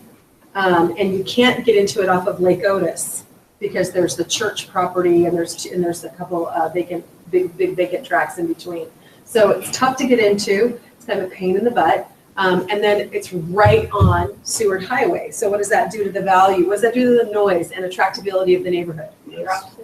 Yeah. So this exact same neighborhood, if I was to say the words Windermere, does anybody know the Windermere subdivision? Okay, Windermere subdivision is off of Tudor Road, Arctic, International, and the Minnesota bypass. Okay, there's a subdivision right there that, there's a newer part of the subdivision that is like Shakespeare, they were ranch styles homes, 2-story. The other subdivision is like Southampton. They're On Pop Car Park, right? yeah, right behind Pop Car Park, exactly. So, and that subdivision, these subdivisions were built at exactly the same time. Some of them they were carports. A lot of them converted to garages. Some of them were garages, single and doubles. But the houses are all about the same vintage. They're all about the 60s and late 60s, early 70s vintage. And Windermere gets a better value than Bancroft gets, because Bancroft just happens to have gotten walled in from Tudor Road, Tudor being one of the busiest streets in Anchorage, and Seward Highway. Okay, so it just happened to not get the same pull of value as Windermere gets because of just location. Okay, because if you can get in off of Arctic International, you cannot get in off of the Seward Highway, or the Minnesota, but you can get in off of Tudor, you can get in off of Arctic, and you can get in off of International to that subdivision. Same cannot be said for this subdivision. So it's a little bit landlocked. Then you've got houses that are older. So what does that mean? Some of them are fixed up, some of them are not. The good news is a lot of them are really big. They're about 2,000 square feet, typically, right around there, 1,700, 2,000. Okay, some of the yards, some of them are really, really nice. Obviously, a lot of people go in and fix up their properties, right? But some of them are kind of like a lot of split levels, right? What do you know about splits? Just, what's that? What's that, mister? When I heard Mike. A lot of people don't like split level. Okay, yeah, why do people not like the split level? What's the definition of a split? When you walk into the house and you either go upstairs or downstairs. There's like a landing that a lot of times you can barely fit on. The door swing just basically barely clears the upstairs. That's my house. It's mine. So when you Is that walk right? in the front door, it's just a little hallway and you either go upstairs or downstairs. That's one thing I didn't like about your house. Oh, what's that? That wall Oh, me either. between But the door and the steps. can I tell you, I tried to, Can I tell you, I tried to get that taken out, but I couldn't. Is it bearing? It is, it holds the bathtub on the front. I was even looking at it going, I hate posts, and I was like, I'd almost go for it. I see, and I wouldn't do a post. Put a coat rack on. I wouldn't do a post because I thought a post was ugly. They are. They are totally ugly. They're encumbersome. Yeah, and people would have been like, why did you do a post here? A wall is actually, and it is a shield when you walk up and down the stairs. Right. You know, I don't know about you, but sometimes, never mind, but how you walk around in your house, but not. I didn't say anything. I didn't say naked party freak. I didn't say it. Yes, you did. No, I didn't. Yes, you did. No, you did. Okay. No, I didn't. I never said that. Did I ever say those words? I don't know who said that. What? It was nice to you That's a good thing. No, but you know, there's something good about having that wall on that stairwell so people can walk up and down the stairs, so it blocked the view. But I literally if I could have taken that wall out, that was job number 2 from getting that hole filled in, was to take that wall out. Would But probably bring a lot of light. yeah, correct, but it was bearing on the bathtub above. So Have there's, you seen these columns that are rounded? yeah, but it doesn't match the, I mean, the house is, How much to put a beam in? you can't do a beam. Why? It would not support it. If you can't, No, You would just not gotta support get it. a bigger beam. No, it would not support it. Yeah. That's just Not- another. For what, No so matter, what kind of beam are you gonna get in, and where are you gonna put it? And where are you gonna stop it? well, that's why you need that home. But that's, yeah, but. I'm gonna go across. You can go across the whole thing, yes, Go but across. then it'll have to be a really wide beam. That That would look stupid. It's 100 ways, I'm sure. Yeah. Yeah. Take away. I Or was I just- could have just left it there. I was just curious if he knew it was a round figure, how much that would cost. I did, but he- Oh, yeah, So it's- someone- What do you think, so how much, but how, that beam would split the room. So how much would it cost to install a beam? About approximately.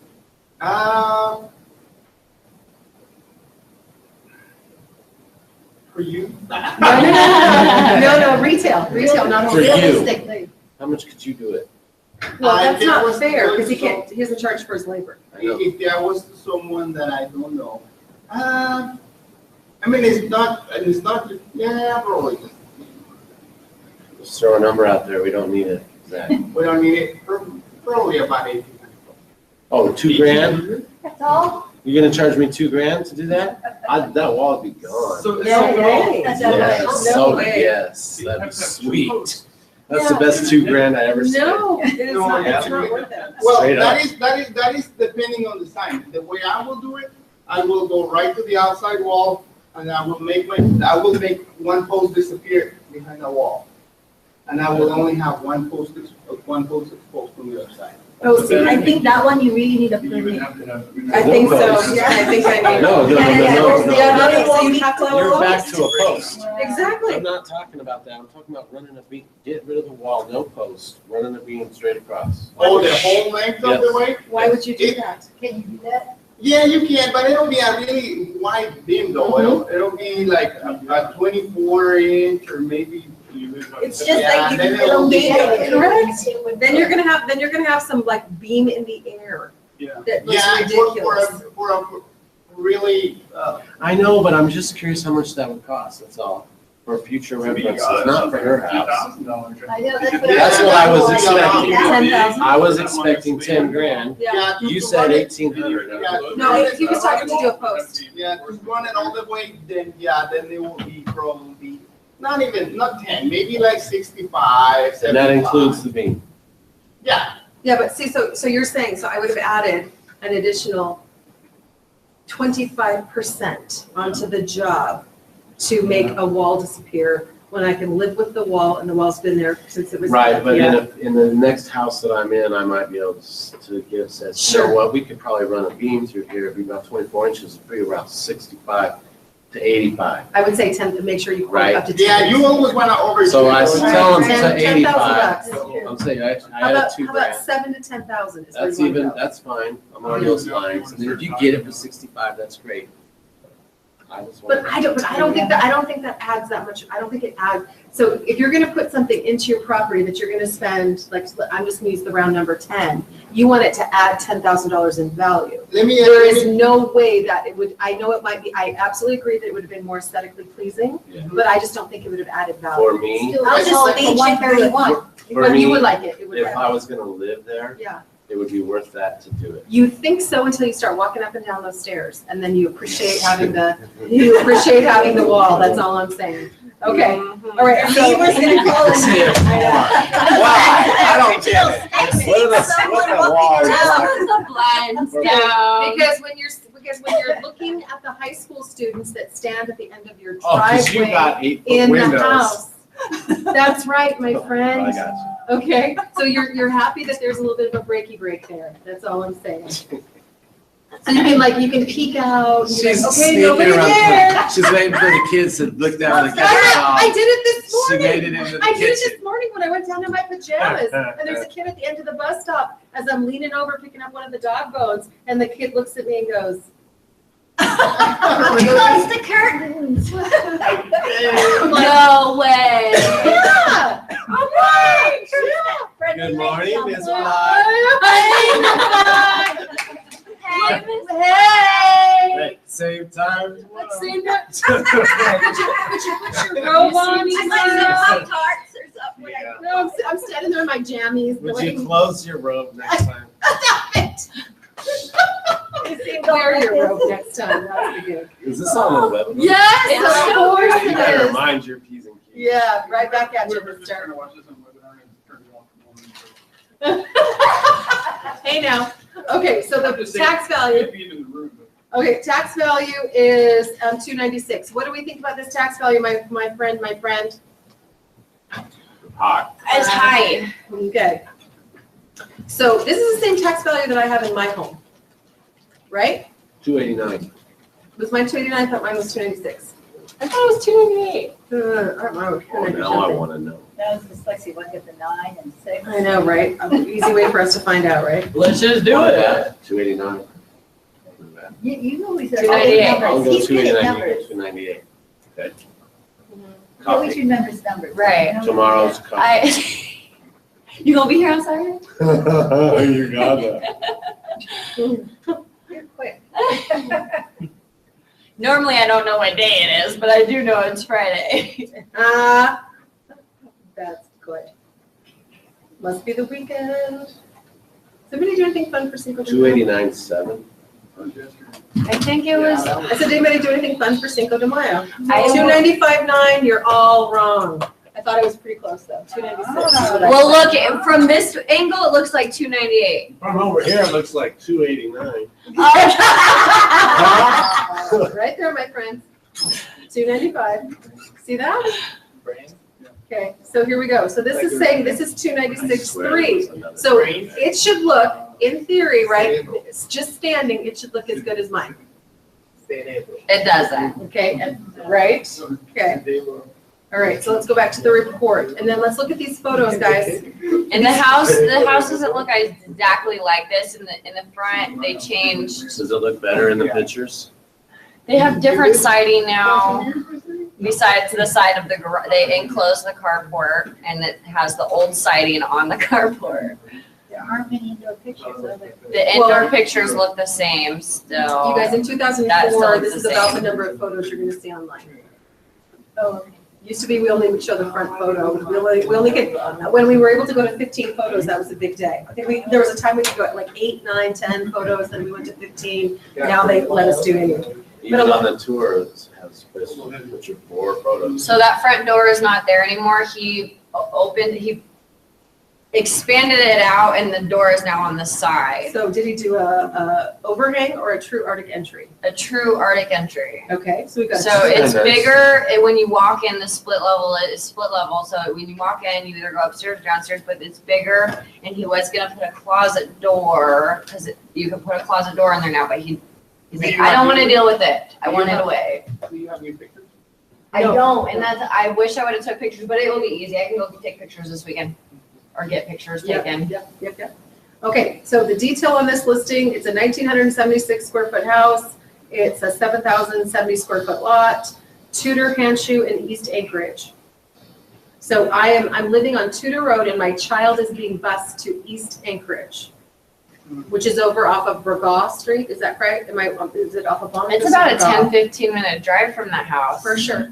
Yep. So you're over 40 minutes on the bus. You're a ways away on the bus. That just amazes me how far. It's a school boundary. But if you think about it, if you go to East or you go to Service, it's equal distance True. away. True. Because where's your next school you could go to? West. South or west? If you keep going further. No, I'm just saying what's your next, depending on what direction you go to, Vegas. Is it service? no, Down, yeah. Tudor to Vegas. Yeah, I guess you could go to Baggage, yeah. Vegas. And it might be, I think they might have updated this to Yeah, Baggage that's- probably, because I I'm don't think sure they were Baggage going Baggage. was built in 2004. No. Okay, so, let's see, it says, major price reduction, great house, tons of remodel, kitchen, furnace, roof, paint, bathrooms, flooring, just completed, list of work in what we used to call fax back. You used to type in a letter, enter the listing number, and get information on the listing that would fax back to you. That is interesting, I haven't seen fax back in a million years. Oh gosh, fax back. Big yard, great access, we didn't used to be able to upload any documents to Flex. Big yard, great access, property's been a rental, disclosure. Buyer to verify all information, contractor has handled all repairs for seller, additional repairs just completed from broken pipe. Okay, so that was in 2004. It sold, it was on the market for 48 days. It was originally priced at $319 and it came down to $313.3 when Anna bought it. But she bought it for $202, I thought. Right, they probably raised it to cover all her closing costs. She probably did a 000. Okay, and by the way, at that point in time, that wasn't disclosed information. She also could have put a down payment down. That could have been the sales price, and she could have actually done a down payment. That makes sense. Okay, so so list price was $2,099. They sold it at $213.3. Okay. Now, what do we know about this property so far? We know it's in kind of a difficult neighborhood. And why difficult? Why am I saying Because difficult? the highway is right It's there. unaccessible. It's a little bit inaccessible. Yes. So it's a pain in the butt to get to. But see, if you gotta jump the fence, I know the right people. 48, 47. Elementary school, right? What's that? Is that close to Tudor Elementary? Tudor Elementary is all the way down. It's not the Lake Otis, Yeah, but it's back in the. yeah. I'm trying to think of where that's at. It's a ways away from there. I mean, a ways away. Have your kids walk Okay. from there. I don't see- I will probably put it at 3:30. I don't think so. You think 3:30? I think my buyer will love you. I don't know if we use it. But you see, in a way, you kind of have to, Oh, look at this is when he did this is when he was doing the front. Look at that. That's so funny. you can always bring the price down, but you can, You never really want to. Yeah, but you don't want to have a price at where it's not going to sell. I mean, 330, where it's. I mean, you guys were having a hard time getting my house to 330, and it looks like done inside. This one needs new carpet, well, that's why, needs new paint. that's why I didn't, that's why I was asking about. Yeah, no, the interior is not in the same condition. Is The what we're interior saying. looks so terrible, off and the photo. And cosmetics, cosmetic, Yeah, but Is what it is, A lot of so- people can afford to do the cosmetics. right? Or just, Yeah, because they're trying to Or don't finance want the to. house. yeah. We're trying to finance the house. So this is interesting. This is, now we can at least see where he put on the Arctic entry, right? Right. And then you can also see that it had a carport and he did something kind of jacked up and finished the carport. Is that correct? And it's He just a didn't simple do one? it, the renter did. Oh, interesting. Wow. The renter closed in the carport and put a garage door on there, and in the back on the side of the house, there's a big opening. Okay. I don't know. Oh, basically, so he didn't put the back wall on. Basically, not this wall, but it's this wall. Gotcha. Oh, so it's open. Just a triangle size, because he said in order for it to be coded correctly, since it was a carport and not a true garage, there has to be an opening, and that was his opening. That's what Mike was telling me. I don't know if any of this is true. Like for a door, probably, okay, an exterior, okay, whatever. Yeah, We I don't- don't we don't know. have to It go looks see it. crazy. It looks crazy, okay. Yeah, Bottom it's vacant, so I'm sure you guys will stop by. Because if the door, garage door doesn't open, you have to have another route out. Is that, If you have a garage, you have to have a door to the exterior. In order to, if you install a garage. Maybe they read you it have- wrong. Yeah, who knows? So long story short, this was being put on in 2011. This is when he did the work on the exterior. Any reason why he re-sided? That's pretty unusual to re-side a house. FYI. Probably you see them like. Yeah, but I mean, this is actually not too shabby of siding, guys. Well, And you don't have to, and you seriously It don't was have like to. siding like this, though. It was not very pretty. Okay. Maybe. So I don't know. I'll ask him that question Yeah. now. I mean, but maybe there was issues with the remodel or the windows or something. Because he said he also put in new windows, right? In the front of the house, there's new windows. Yes. In the back, there are not new windows because they were all egressable. Okay. All right, so the other thing, look at these basement windows down here, guys. What do you know right now? Very low. Well, so we have a basement that's below grade. Yeah, they're too high? No. All I'm telling you is you already know that when you walk in, you're gonna have that cinder block wall sill Yeah. that a lot of people don't like when they go into houses. Okay. You see what I'm saying? If this is an older floor plan, and a lot of people are not in love with this floor plan. Although I can tell you, for families, for big families, this is the way to maximize square footage. To have as small as entryway as you can, to have more floor space. It allows for bigger bedrooms, that type of thing. You know, that's Yeah, the whole. bedrooms are decent sized in Okay. there. There is not a master suite, but it is a 4-bedroom, 2-bath. It has potential, Okay. but it does need, it needs a new fresh paint and new carpet for sure. So this property right here sold in 2015. It sold for $272. Okay, And it's red. and it's red. So what do I tell you about red houses? that really bugged you, didn't it? People don't like red houses. People don't. Right? You took it more personally. Right. Red houses. No, people do not like red houses. I don't know what it Because is. I'm a redhead. I know, that's what you're thinking. Okay, so look at this house. So nice. So does the kitchen look this good? I think the kitchen, I don't know that. I forget if there was, I think there's stainless steel in the kitchen. Okay, nice. Okay, good. So this is a big backyard, big deck. There's a deck, but the deck, Mike said that he doesn't know about it. He doesn't know how stable it is. Gotcha. So this property has a carport and a large deck, large backyard, shed right there. And it sold in 2008 for $249,900. And then it sold in 2015. Wait, what am I doing there? Sorry. It sold in 2015 for $270,000.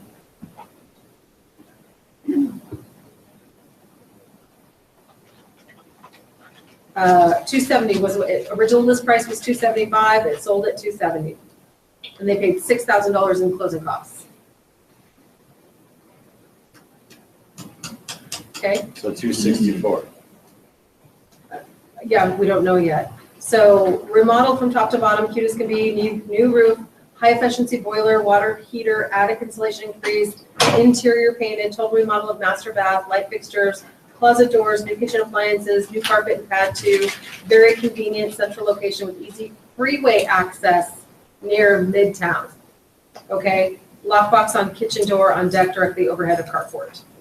Okay, so this one, and again, because it doesn't have, if it turns out that carport that has been jacked, that was jack enclosed is an issue, we need to really market it possibly as a carport versus a garage. Yeah, I think carport for sure. Okay. And if they go there and they say, well, this is a garage to me, well, cool. Yeah. You know what I mean? I'd rather it be less than too much. Right. So this is, again, this is that bankrupt subdivision. So when doing a CMA on this property, right, what am I gonna do? Where do you start? So we've got the community pulled up. We know what a house just sold for on the same street, right? What did it sold? It sold for $270 on the very same street. So I'm gonna show you another way that you can do a CMA. I'm doing a full search. This is an area, and I'm doing active, pending, and closed. And I'm just gonna do it by the subdivision. Is that okay with you? Mm-hmm. So I'm going legal, and I'm gonna do municipality of Anchorage, and I'm gonna say, Subdivision? I am looking for legal, I'm gonna call it Bancroft. No, that I didn't know. This is just another way to give you a CMA. So I only want to know properties that are listed, pending, or closed. And Before you go, did you put the asterisk after Bancroft? no, but I could. Because I just learned that this week from Gina, that if you put the asterisk after Bancroft, if somebody was to put it in the MLS under like Bancroft Road, the Oh, asterisk will Yep. All inclusive. include whatever is after Bancroft. But if you just put Bancroft, that Bancroft Road will not show up. okay. So here's what we did. It actually did that. That is it's called a wild card. The wild card kept us the same. So closed, 270 Bekaroff. It's 3-bedroom, 2-bath, 1,728 square feet, 7,350 lot, no garage, 1 carport. Chiricahua, which is going to pull a little bit higher value because it's not on the freeway. Okay, Bekaroff is absolutely the street on the next street off of Seward Highway. Chiricahua is going to pull bigger numbers because it's not right there, but it pulled $10,000 and it's a 3-bedroom, 2-bath, 1,728, 10,000 square foot lot, and it has a 1-car garage. Also, the 1-car garage is going to give it some more value. Okay, so it's like a little bit farther back in the subdivision, and it has a 1-car. 305, 4-bedroom, 2-bath, 1920, 10,000 square foot lot with a 1-car garage. 287.5 is pending. So this would be my competition, right? Mm-hmm. Is 4-bedroom, 2-bath, 1920, 7,500 square feet, 1-car garage. And obviously, we probably should, all these 3 are closed, but we should look at our pending and say, so do you notice none of these, and I want to look at the tax value for each one of these as well. So this is pending. It looks similar to. Looks similar, right? So convenient midtown location, close to Campbell Creek Trail System. Plenty of sunshine pours in the home's living room, large deck off the kitchen, gets west-facing sun. Garage is enclosed carport. Yep, there you go. Roof and boiler replaced in 04, exterior doors and 8 windows replaced in 2012, back deck was replaced in 14, interior paint and flooring was done in 14, garage is enclosed carport, subject to the approval of the corporate board of the Salvation Army. Oh, interesting. Interesting. So this, That's not a bad way to put it. 28, yep, that's a good way to put it. 28 days. And Good then job, she- Cecilia. Good job, Cecilia. 275. Garages and carport, Okay. that's But here's what- hilarious. But I've seen the here's- house. Right? You saw this one? Yeah, You went and saw this one? yes, it's really airy, updated flooring, bright. And then look at that bathroom. So. All the okay. bathrooms are done up at his Yeah. house. Are they? He gutted them out. He put upstairs has a walk-in shower. It's really Okay. nice, and downstairs has a big, deep tub. Okay. Show that kitchen real quick. Just the kitchen counter was a little, Was it as small as it looked, as I thought it was? yeah, the kitchen counters were Oh, that's actually not bad. Not updated or No, updated? Not. updated. Oh, outdated. But she made sure that it looks like move-in ready and clean. Yes. She really cleaned it good, so, yeah. The Okay. countertop looks like it's. Let's look at the tax, you guys, and see what the tax value is right now. And they didn't update the kitchen. So this says the tax value. Oh, they must not pay taxes. Interesting. From It's the Salvation Army. Isn't that interesting? So does that make? How does that work? Because It's a I think religious- I've read that one before, when they don't pay taxes, so you have to Yeah, how does that I'm gonna work? have to start a nonprofit. yeah. They don't pay taxes on this property, but let's look at Chiricahua, okay? So Chiricahua, their tax value was $324,500 and it sold for $305,000. Oh, wow. So which is why you cannot always use tax. Also, 308 was the tax value in 215. It sold in 215, so it sold for under tax. Do you see that? Mm-hmm.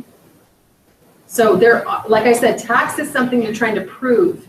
You're trying to prove. Most people want more money than their tax value. Okay, and what I'm wondering is the house on, this is Chiricahua 305, right? So let's look at the, They only want more value when they're selling it, but not when you're buying it. right? So this is why they never tell anybody how much they paid for their house. They continue to pay those high taxes. So this sold for $305,000 with $8,500 in closing costs. And now its tax value is it went up. The tax value in 2016 went up to, didn't it say 334? 324,500. So tax value seems to be running high. Well, it is, I mean, it's So- not market. Most places are getting more than tax. I'm showing you a neighborhood that isn't pulling as much as they're being taxed on, because I need you to know that it does exist. That's why we're doing this. Plus, you're going to be listing this property, so you just don't want to sit there and go 10-20% over tax, because this neighborhood isn't pulling. And there's a couple compelling reasons why it's not pulling.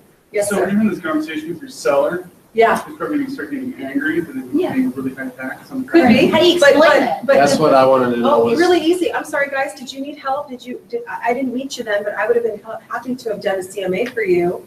And you could have gone to the you could have gone to the municipality of Anchorage that sends out a green card every single year and says whether or not you want to fight your tax valuation. But, I don't work for the municipality of Anchorage. I sell and market homes. Although I would absolutely be happy to help you do that. so you can get a change. So they You can can go to the municipality and you can request that it be changed, but I'm not saying you can get it changed. If you wait till the last minute, now you want to Yeah. sell your house, and now you're. Yeah, paying now you want to taxes. sell your house. So I get you, but here's how I do it. I'm just like, oh, I'm so sorry. If I'd have known you then, I'd have been happy to help you do that.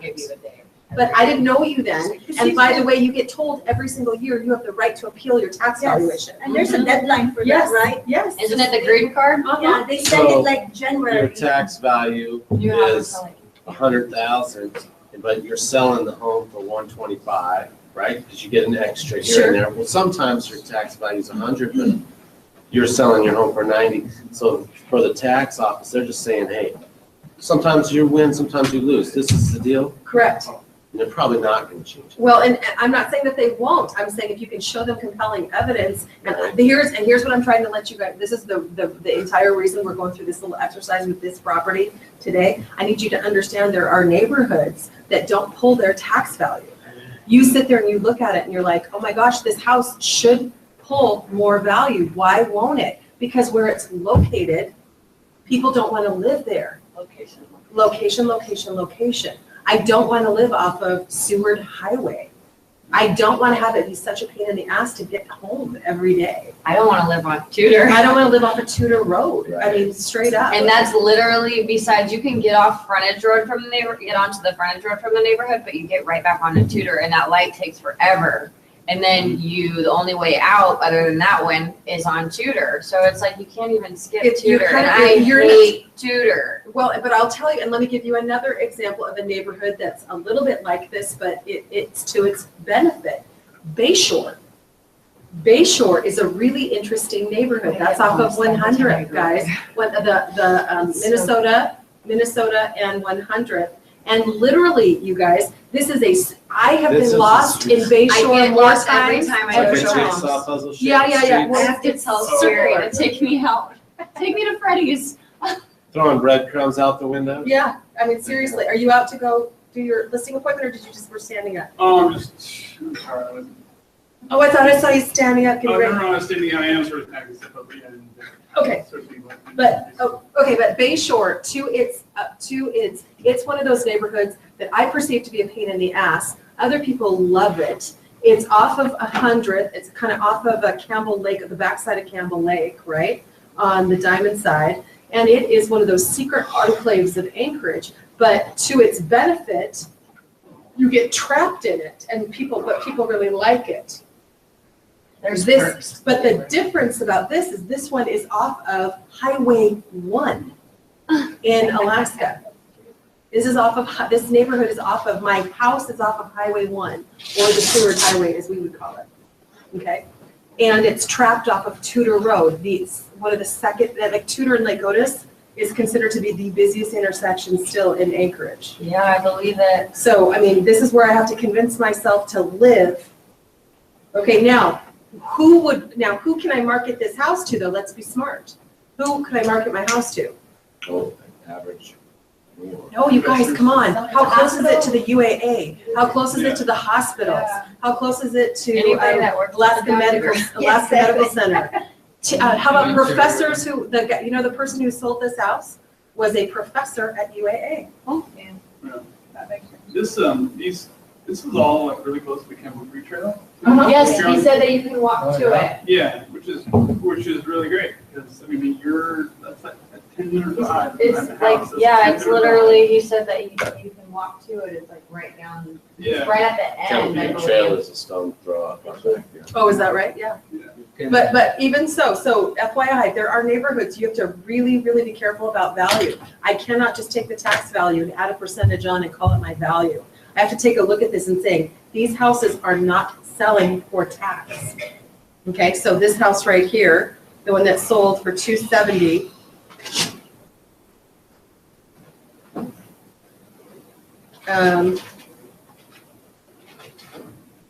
The tax value in 2015 was $257. The tax value in 2016 is $265,800. They paid $5,000 over tax. They paid $5,000 over tax for this house. $5,000 over tax.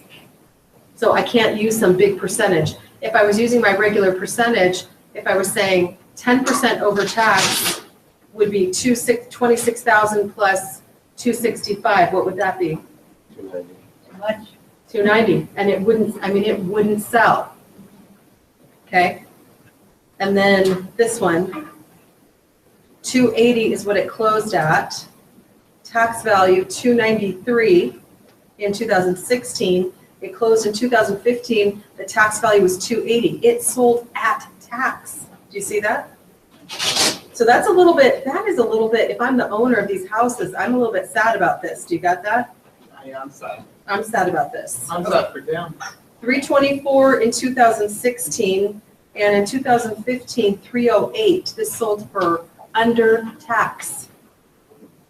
So for this particular neighborhood, we got to be really, really, really careful about value. We're possibly gonna have a hard time coming in at 296. Do you see what I'm saying? So what do we think the highest value we could probably, and then the highest value, we got to look at Chirikov, right? Which is, this is the one that has no tax value at all because it was the Salvation Army, right? So how does that work? Or no, that was if you Superior. buy it and then do you have to go in municipality and assess your tax or? I think I'd be fighting it, wouldn't I? I'd fight it a little bit. Okay, so at 305, this is our nicest property. At 305, okay, right? 1-car garage.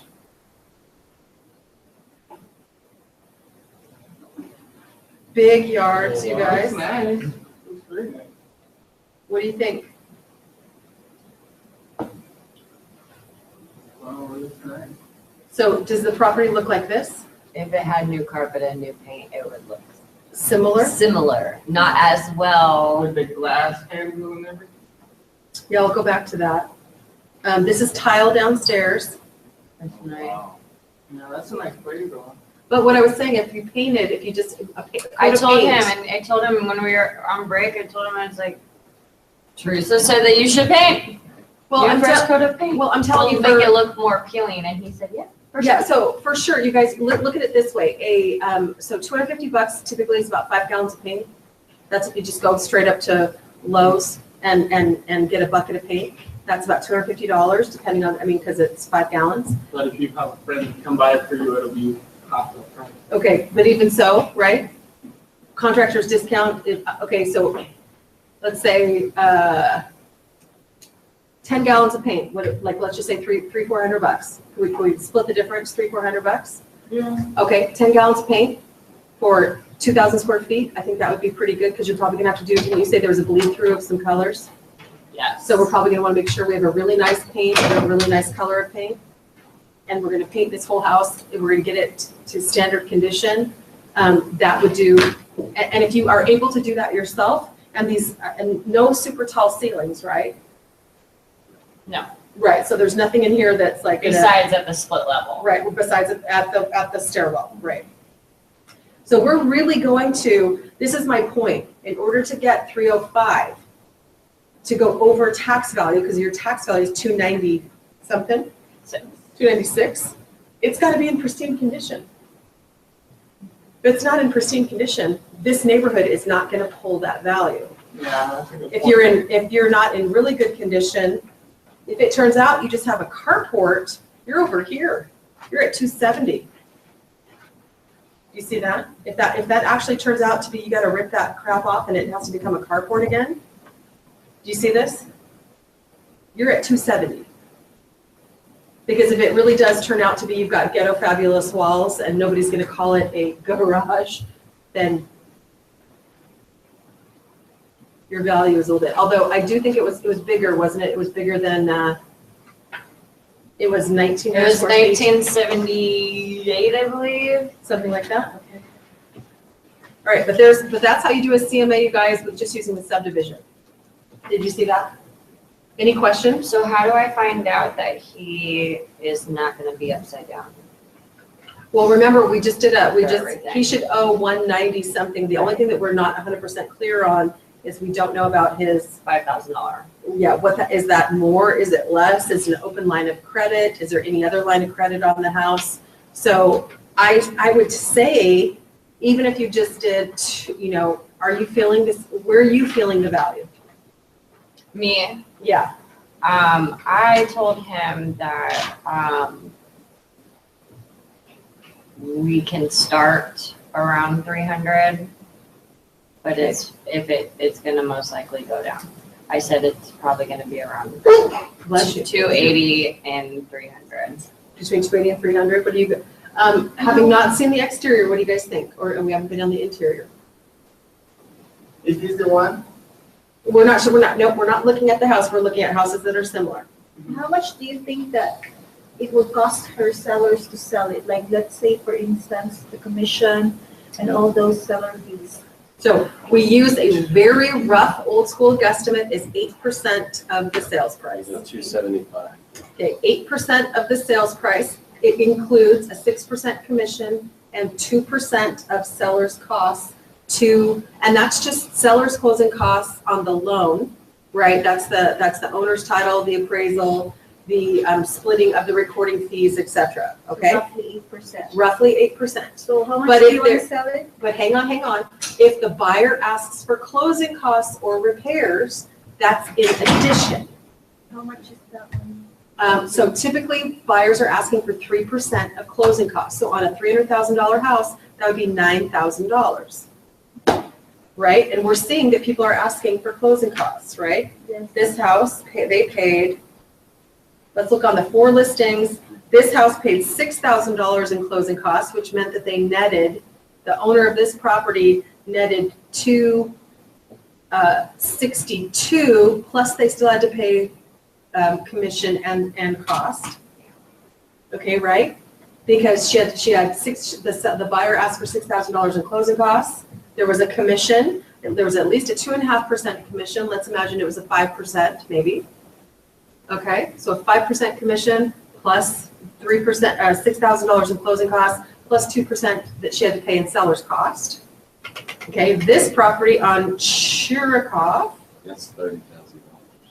Yeah, it is. This sold at $280 and they paid no closing costs. So, and it was a 2.5% commission again. Let's assume a 5% commission, 2% again on top of that. That was one on Chiricahua for 305. But you really think it's 5? Could be 5.5, but I'm gonna say 5.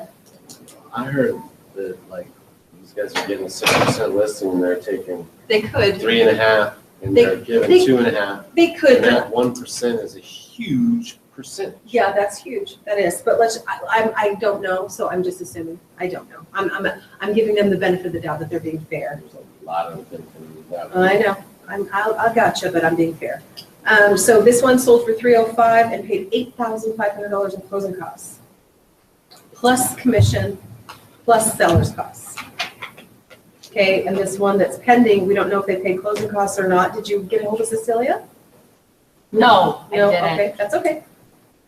It's only been one day, right? Right. So we don't know. So the original list price was $287,500. It was on the market for 28 days. We don't know what the offer was, and we don't know if the offer included closing costs. But then again, we've got, this one has a 3% commission, which is it okay with you if I assume a 6? 6% commission, 2% seller's costs. And Is this Cecilia Nims? Yep. Oh, I don't know her. I know Cecilia Jefferson. Oh, no, Cecilia Nims. Okay. She works here. She's lovely. Okay. Maybe you should call Cecilia.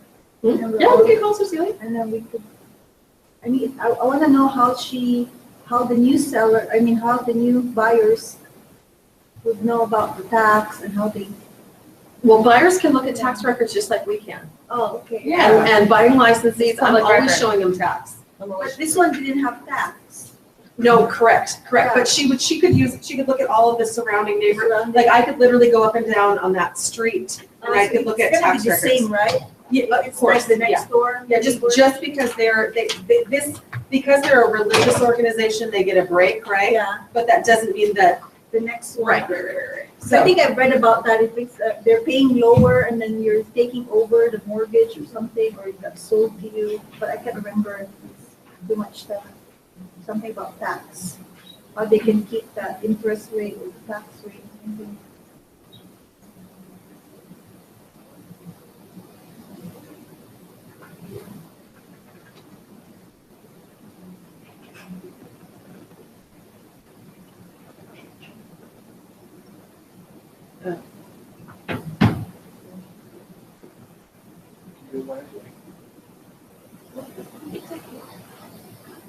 So do I need to know exactly how much they owe before I start this transaction, correct? well, I think they have room, Okay. unless they have some kind of crazy amount. They're under 190. Right, and Yeah, so unless they have some crazy line of credit on this house, they're going to make money. well, yeah, The only thing we're not sure is, I can see a recorded $5,000, but I don't know if it's paid off. I don't know if it's still open. Okay, but Right. and he said 245. should I ask them? I would ask them to give you if they would be willing to call their mortgage companies and their mortgage company or companies and get a 30-day payoff. Because the 30-day payoff, you guys, includes all of the fees that it costs to clear the note, right? Because remember, when your mortgages are paid for the month you just lived there,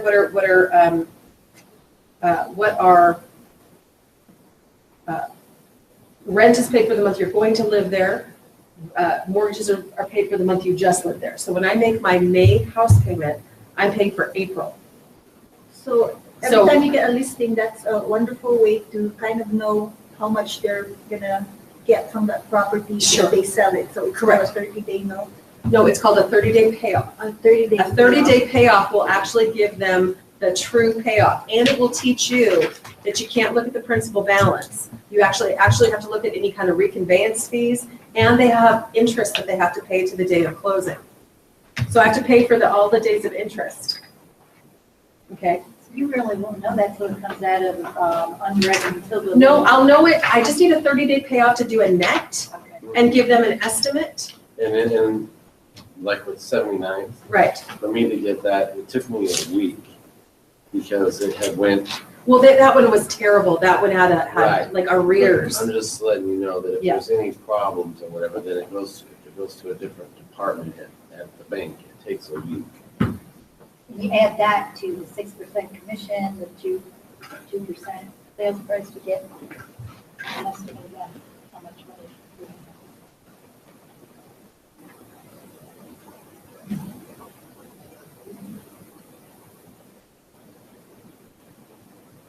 So basically, that's all I would need to know from them to give them a rough estimate of what they will be making. Yeah, but watch this. And And so then- how do you, again, let's remember, how do you do a net? Do we know how to do a net?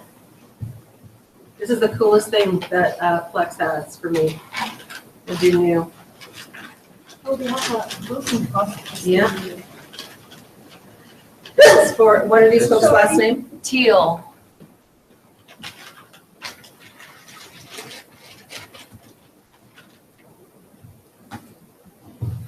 And we're gonna assume a price, okay? And what are we thinking? Are we want to start at probably at least no less than, I would bet they're gonna want to start at 305, wouldn't you? Yes. Okay, just for like kicks and grins, okay? So contract sales price, right, 305. Okay. Then what's our commission? 6%. 6%. So that calculates that commission for you right now, you guys. How do you like them apples? It's so easy. Isn't it beautiful? Yeah. Okay, so just rough numbers, just with your commission. Okay, 305, 18,300 is your commission. Okay, appraisal, if I said 750, would that be okay with everybody? Yeah. Okay. Because it's 750 to 1,000, right? It depends, yeah, it depends. Title insurance, I'm gonna say 1,100, I think I'm gonna be in the ballpark. These are the two biggest seller costs. You're gonna have a few minor costs here, but 11, and did you by any chance get their,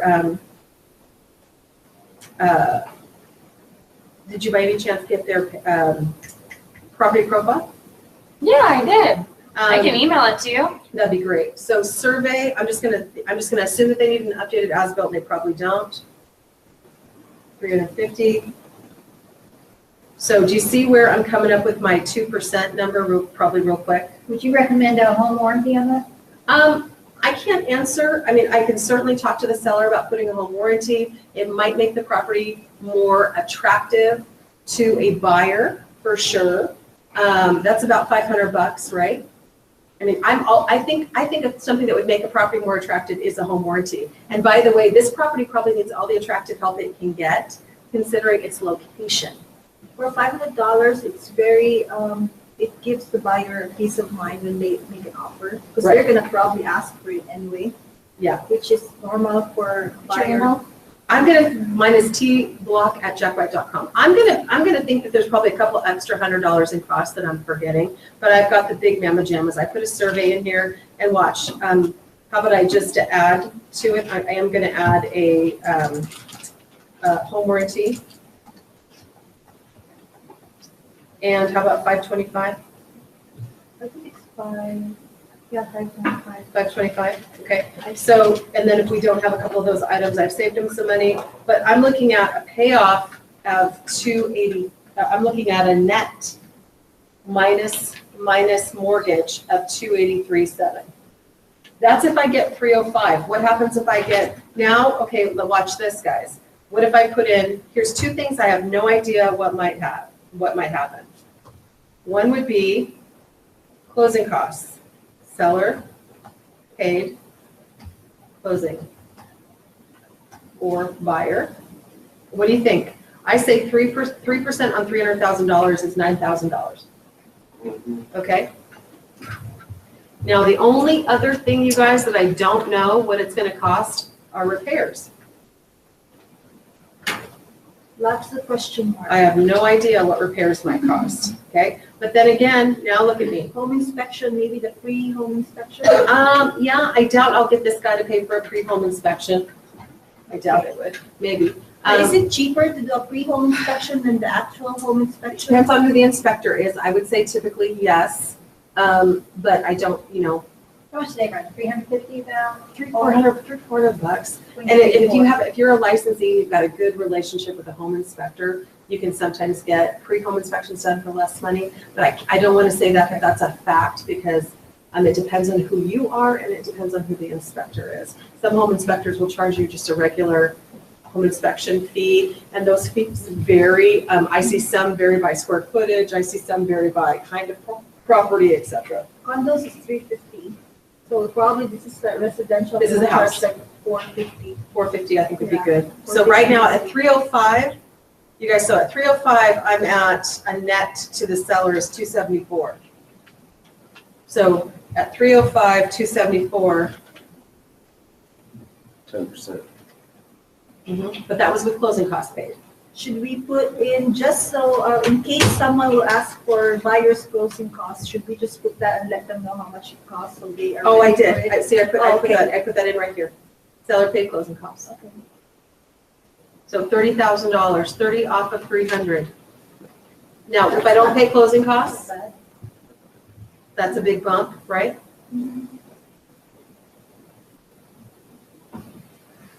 Okay, and I'm going to save this. This is gonna save in mine, Megan. Okay.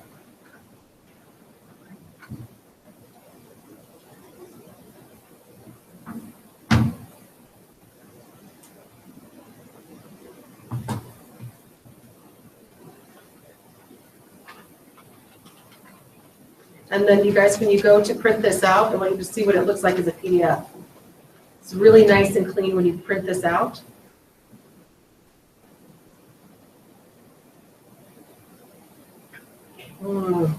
Open.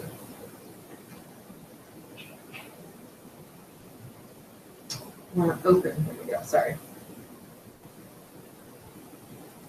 So when you look at this, look how nice this is when it's printed out. You can also attach this to your CMAs, you guys. Yeah, I want to do that. That's really cool.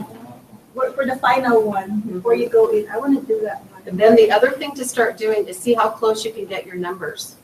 So once you start selling a lot of real estate, you'll start knowing these numbers kind of off the top of your head. So again, this says this is an estimate. Oh, shoot, did it just? Is there a way we can have like a sheet that says the rough cost of like, Sure. you know, all of this stuff? Remember, those are in those books upstairs. So yeah, there's rough costs of sheet. There's rough costs. Then the other thing to do is to go into Home State Mortgage will run you all day long and twice on Sunday. Kelly Graywander is great about it. You tell her, I need to see buyers and sellers costs. I call that a good faith estimate. That is old school real estate where you give me a payment and you tell me what kind of loan it is, and she'll give you what I call a GFE. It shows all of the costs of the loan. It shows the buyer's costs and the seller's costs. Because the ones we bring into our open house is just the buyers, right? The ones you bring into is how your buyer would qualify for that loan and what their costs would be if they chose to qualify that way. So and it shows payment and it shows loan choices, right? If you were to go conventional at 20%, this is what your payment would be. If you were to go, if you were a VA, this is what your payment would be. If you were FHA, this is what your payment would be. Because it just says there, buyers estimate closing costs, but this one that we were just talking about is the actual. It would, if you had it, like if you offered this at 305 and you had an offer on it, it would tell you what the costs are. What is it called again? It's called, I call it a good faith estimate. She might call it a closing cost worksheet. And if you have to explain it to her for the third time, tell her it shows all the buyers and all the sellers' costs. Because when she'll do it for you all day long and twice on Sunday. When you are listing a property, I need to know not just what the seller's costs would be, cost of sale. I also need to know what the buyer might be asking me for closing costs.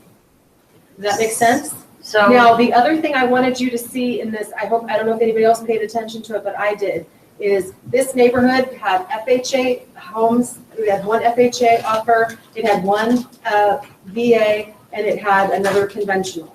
So this neighborhood, these houses, typically residential houses, take all kinds of financing, okay? And that neighborhood had all kinds of different buyers. I would bet you, I would want to market this property personally to people who wanted to be in the, we call it the UMed district, people who worked in Midtown, right? That's a perfect place. People who worked at the hospitals or university. Because it's, I mean, that's not such a cluster mess if I just have to turn on Tudor and go over to the university or go down to Providence Hospital, right? That's probably pretty close. And this might be more affordable than College Gate or College Village. This is a more affordable option. Would you agree? This same house over in College Village is going to be $350,000. So the interest rate is not 3.95. She took a screenshot of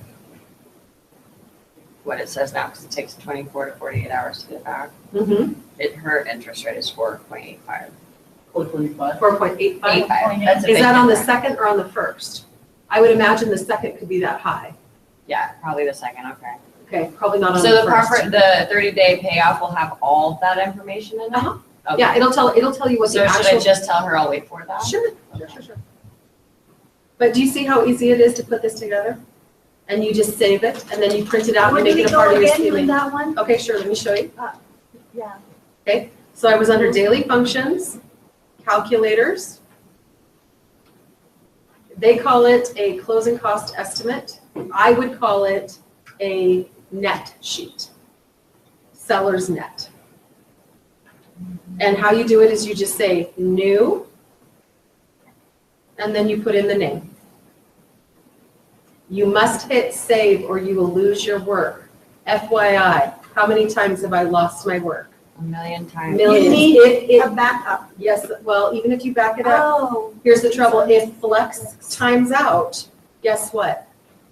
It's gone. If you get up and go to the bathroom and come back and Flex is timed out, all the work that you've done is gone. Now, you saw that it didn't take me a whole crap ton of time to put it together, but that's what you can do.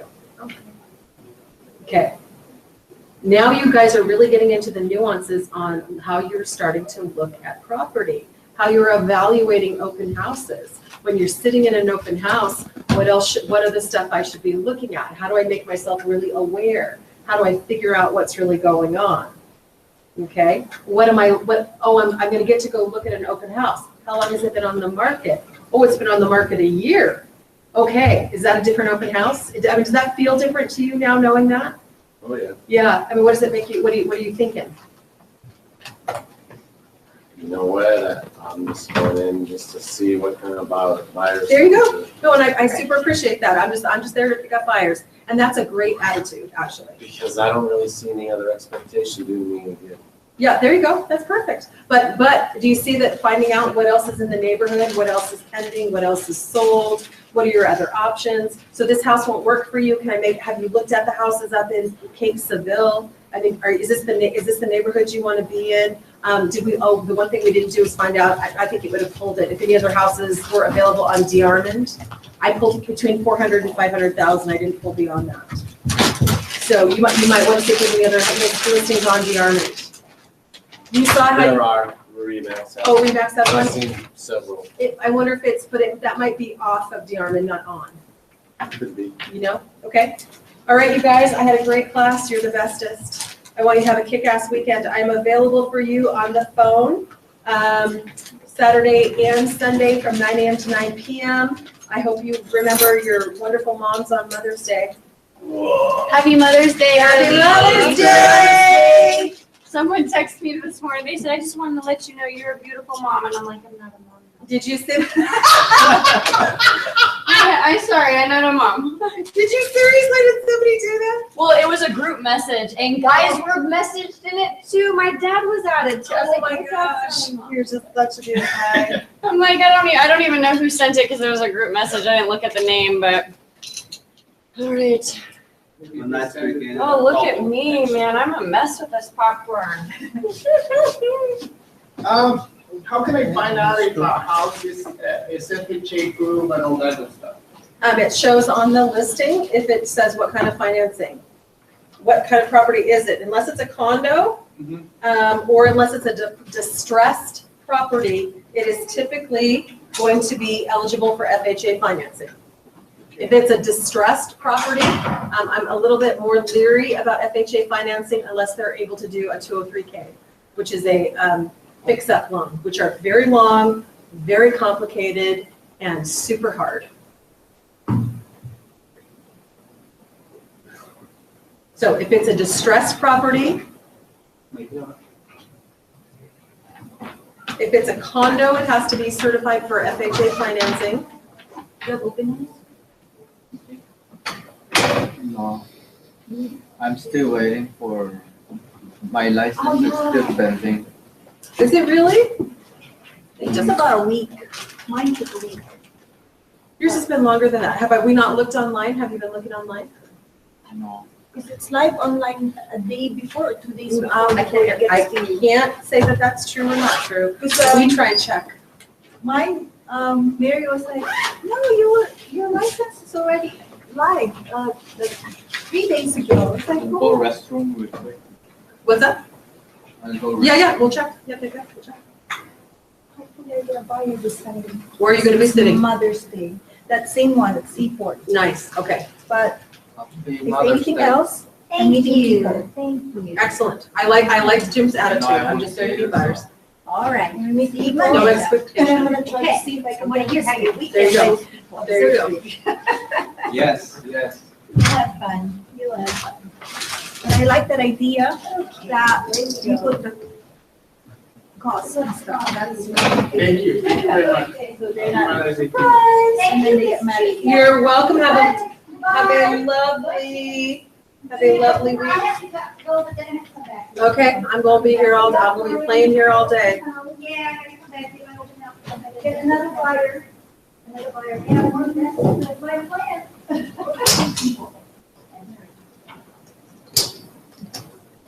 So, I'm looking at my open house this weekend, and when I go to access, it tells me that it doesn't have a box, not a lockbox. What should I?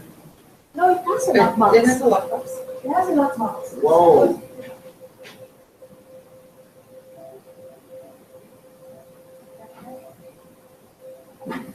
Oh, I got one of those emails See you from later. Africa or Sudan Yes. that he wants to buy a house. Yes. Just respond to me immediately. Sure. No, I'm not responding. Yeah, I'm not the right person for you. You go do something. Yeah. Hey, Abraham, I did an open house in that condo. Mhm. The best thing you're gonna do for signs, so you get a lot of traffic, is one at McDonald's, right where do you push the light? Mhm. So one there, that way all the jewelry people that would turn and stuff, they can see that you have like that.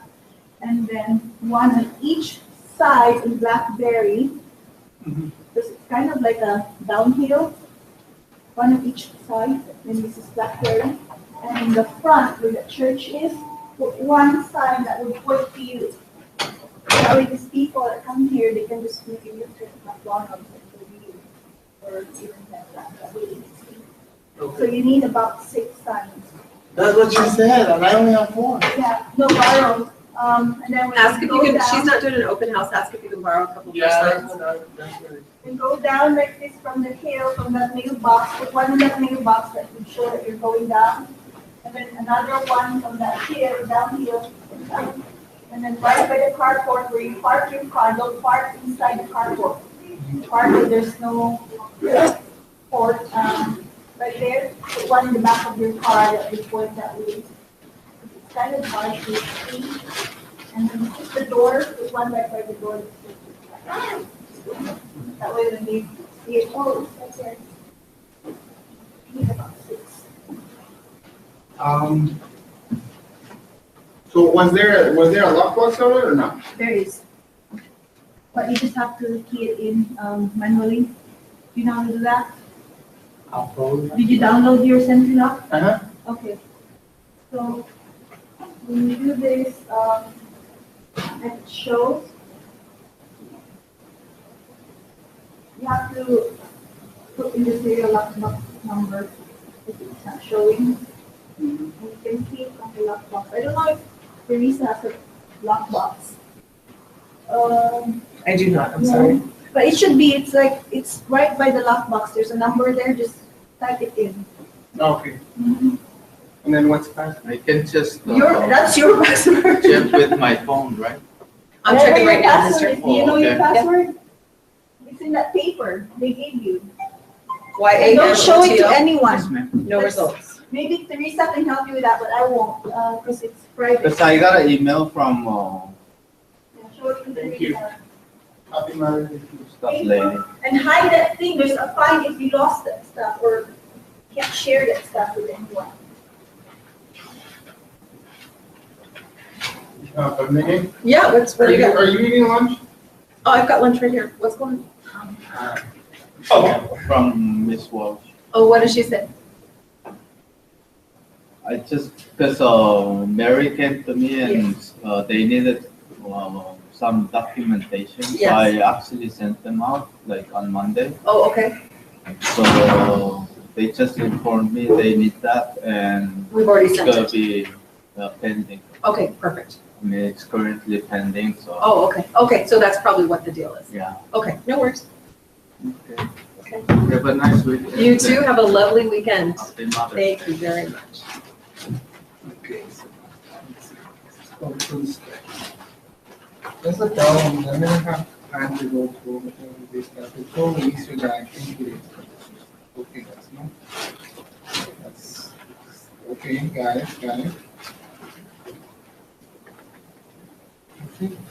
I can handle it. You think so? You good? Yeah. Okay, why don't you go to the property now? and I'm try gonna, it? yeah, I'm gonna go try it. Yeah, I'm try gonna- it. And then if you have problems, then you'll be able to get in. Yeah. Don't wait till tomorrow. No, I gotta go today because I wanna see what it's like. Okay, okay. And, I was talking to.